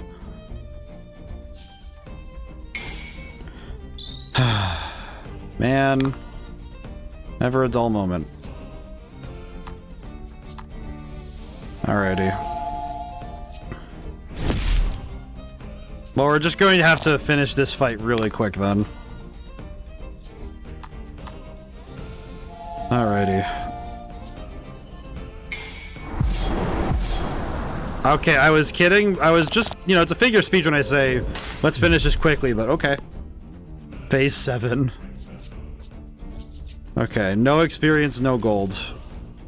Seriously, guys, what is your game plan?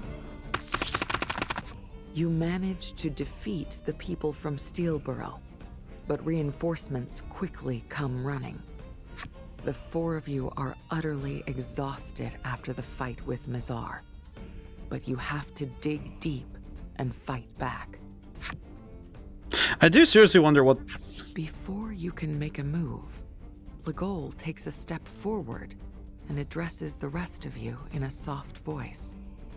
I'll take it from here. Legol thinks back on everything. He was a boy without parents, taken and used as a test subject for the mutagen that transforms people into monsters. He remembers his narrow escape, only to end up at the mercy of the Steelborough senators, who treated him like an animal. He remembers feeling numb to the world, numb to his emotions, and meeting you after you'd lost everything. I met you, went on this journey. I tasted what it was to be free. I made friends. I was happy. For the first and only time I feel like I've been able to live like an actual person. Thank you. There's something you should know about me. Unnatural-looking protuberances begin to swell all over Legol's body. No, Legol, don't. As his body continues to transform, Legol reaches an arm out toward you. Gently, but firmly, he pushes the rest of you into the chasm. Aww. Live for me. Aww, not Legol, my boy. For a few brief seconds, you can see the sight of Legol charging into battle, receding into the distance as you fall. Aww.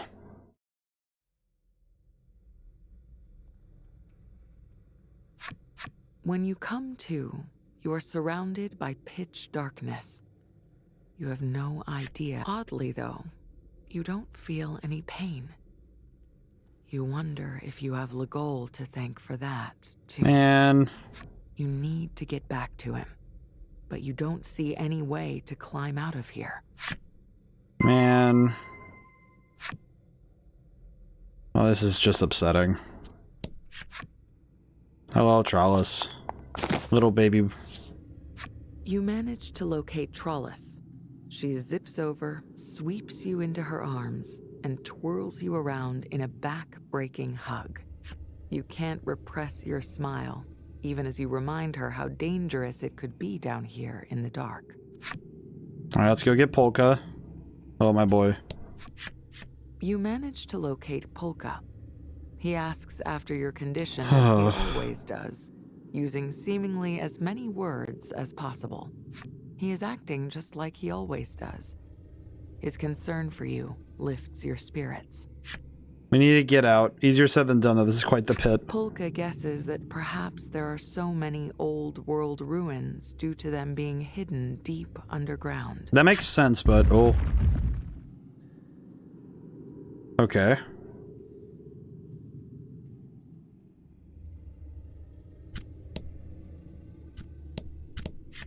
Continue on. Yes, please. Okay. Oh, jeez, man. Before you, a vast just then.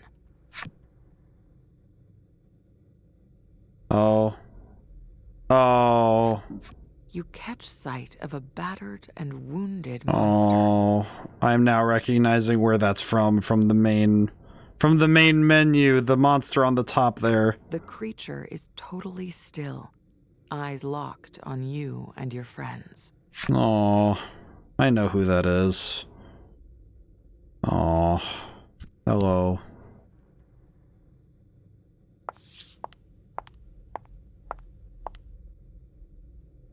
You stand in front of the monster. Oh, monster, don't you hate me? No, you're cute. Like the first friend I ever made, besides. You're gonna show me the stars, aren't you? Aw. The monster nods. Yeah, I'll show you. The most beautiful stars in the world, he says. Then extends a hand to you. You take it. This is a pretty big ruin. Maybe somewhere down here, buried in the secrets of the old world, we can find out why night never comes, Polka says with a smile. Yeah, night. Stars. I want to see 'em together, Trollus says, her spirits soaring. Oh, boy. Oh, it's fading to black. Places deep and dark may lie ahead. Be that as it may, you and your friends are filled with hope. So long as you have these people with you, you know the future you seek is within reach. And so the four friends join hands and set off into the vastness of the unknown. Well, unfortunately, the conflict between monsters and humans will continue. But maybe one day, the friendship these four share will be the norm.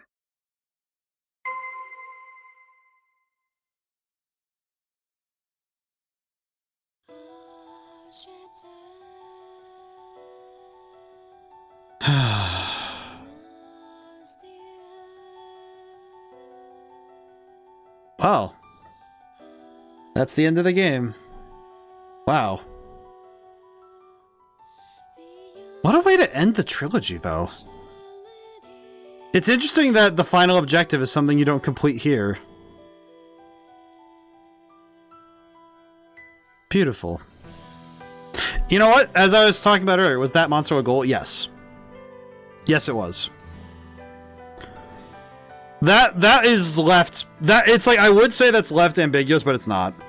Mainly for two reasons. One, he was transforming right at the end there. And also because... Well, I'll show it when we get to the end of the credits, but the main menu monster is that monster. Those horns are a very specific shape. So, the Beasts of Burden refers to a goal. I see. Honestly, the fact that they leave finding that starry sky to the imagination of the player, with the other two games behind it, every game ended with something left that the player had to answer themselves. And I feel like I feel like leaving this world unfinished, as it were, leaving it so open-ended, is such a necessary way for this game to end. I think, and this trilogy as well, because this is the end. This is the third game in the Voice of Cards trilogy. So I think I almost feel like if they had come up with some definitive end, it wouldn't have worked. In a way, this ending it's an artful touch to the whole thing. Because there's so many things that you just have to come to terms with on your own as a player. And I think that this game, I think truly the only happy ending was maybe the true end of the Isle Dragon Roars. I think out of all three games, it's the only one where it's definitively, this is a nice ending. Because the Forsaken Maiden, you face the inevitable and you have to make a choice that's impossible. And then this one, you ride off, as it were, looking for the sunset. And any answer more solid would be disingenuous. But as a game trilogy, I think these games are fantastic. I think this game in specific, very good. I think the combat oscillated a little hard because most of the game I did not struggle at all. And then that last section and that whole final part, that was a massive jump in difficulty. And it was really cool, but it was insanely hard. Like, it did kind of put into perspective that you needed to be on the ball the entire game. Like, if you weren't fighting a ton during the game, you would probably get cooked. And I think that's a little strange, because the other two games, I guess ironically, as you went forward in the games, the combat it had that curve shift, that gear shift suddenly. In both the Forsaken Maiden and this one, the gear shift at the end is really weird. But I think it works in a way because the scale of the combat jumps suddenly. So it makes sense that the difficulty would also ratchet, but as a game, in terms of game design, it is a weird choice. I think music and art are where this game's like golden geese are. I feel like the character designs and the world designs, and on that same note, just all of the artwork and music, poof, beautiful. And I think the storytelling and the way they did it was just novel, just art.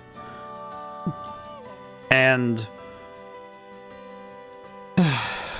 man, I didn't want to fast forward like that, but I do think that this trilogy probably is better done, like, you play it like all three in a row rather than spreading them out like I did.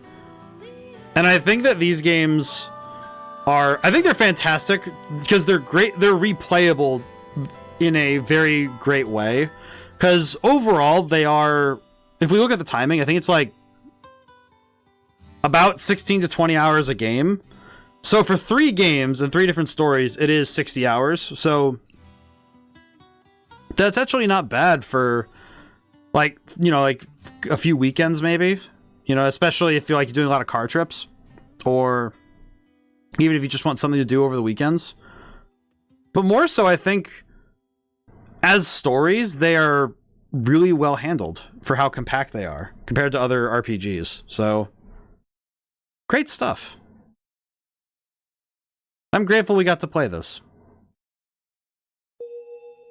Sharp Dressed Guards flip side, Trula Goals flip side. I see. Hidden events will now unfold somewhere underground. What?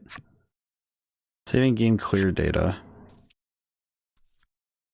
Oh my god. You can carry over save data. I see. So when you go into the underground, you can access probably new information, new lore.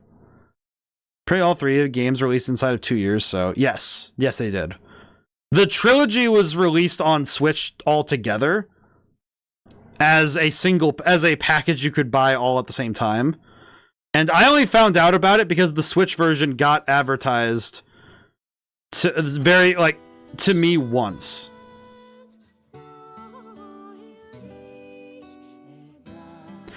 Oh. They changed the menu music when you finish the game.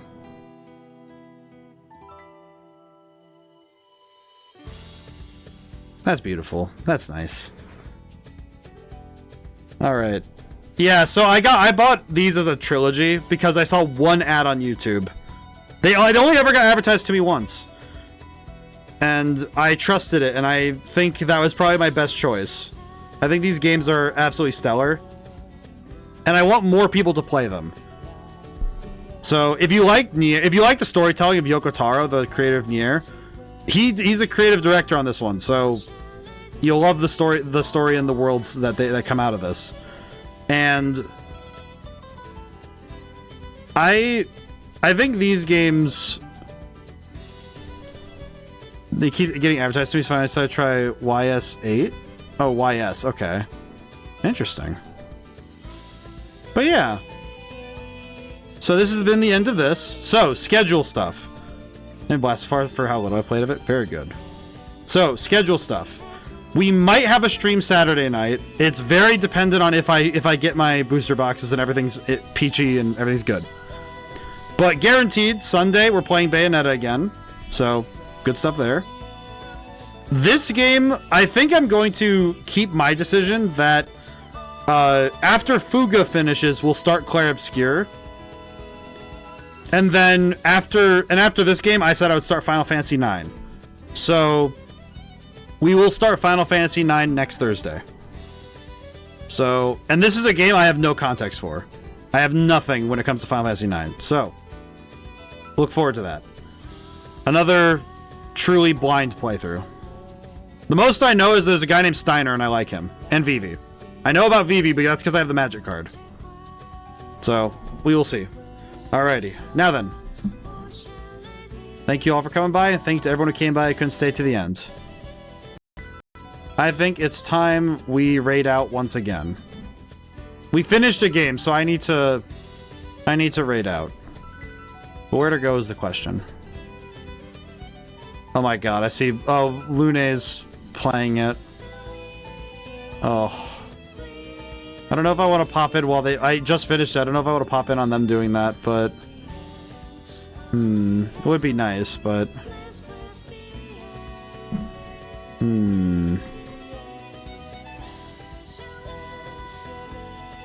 Or I could pop in... I see someone playing Clair Obscur, which would be fun. Oh, wait! I could pop in... I see Sylph is streaming. I should go say hi to Sylph. We haven't been over there in a while.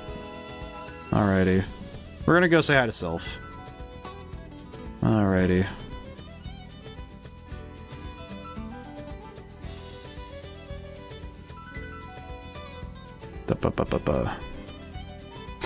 I could sit here listening to this all day, but we should go. Alrighty. Now and whenever I see you guys next, goodbye for now and thank you so much. I'll see you soon.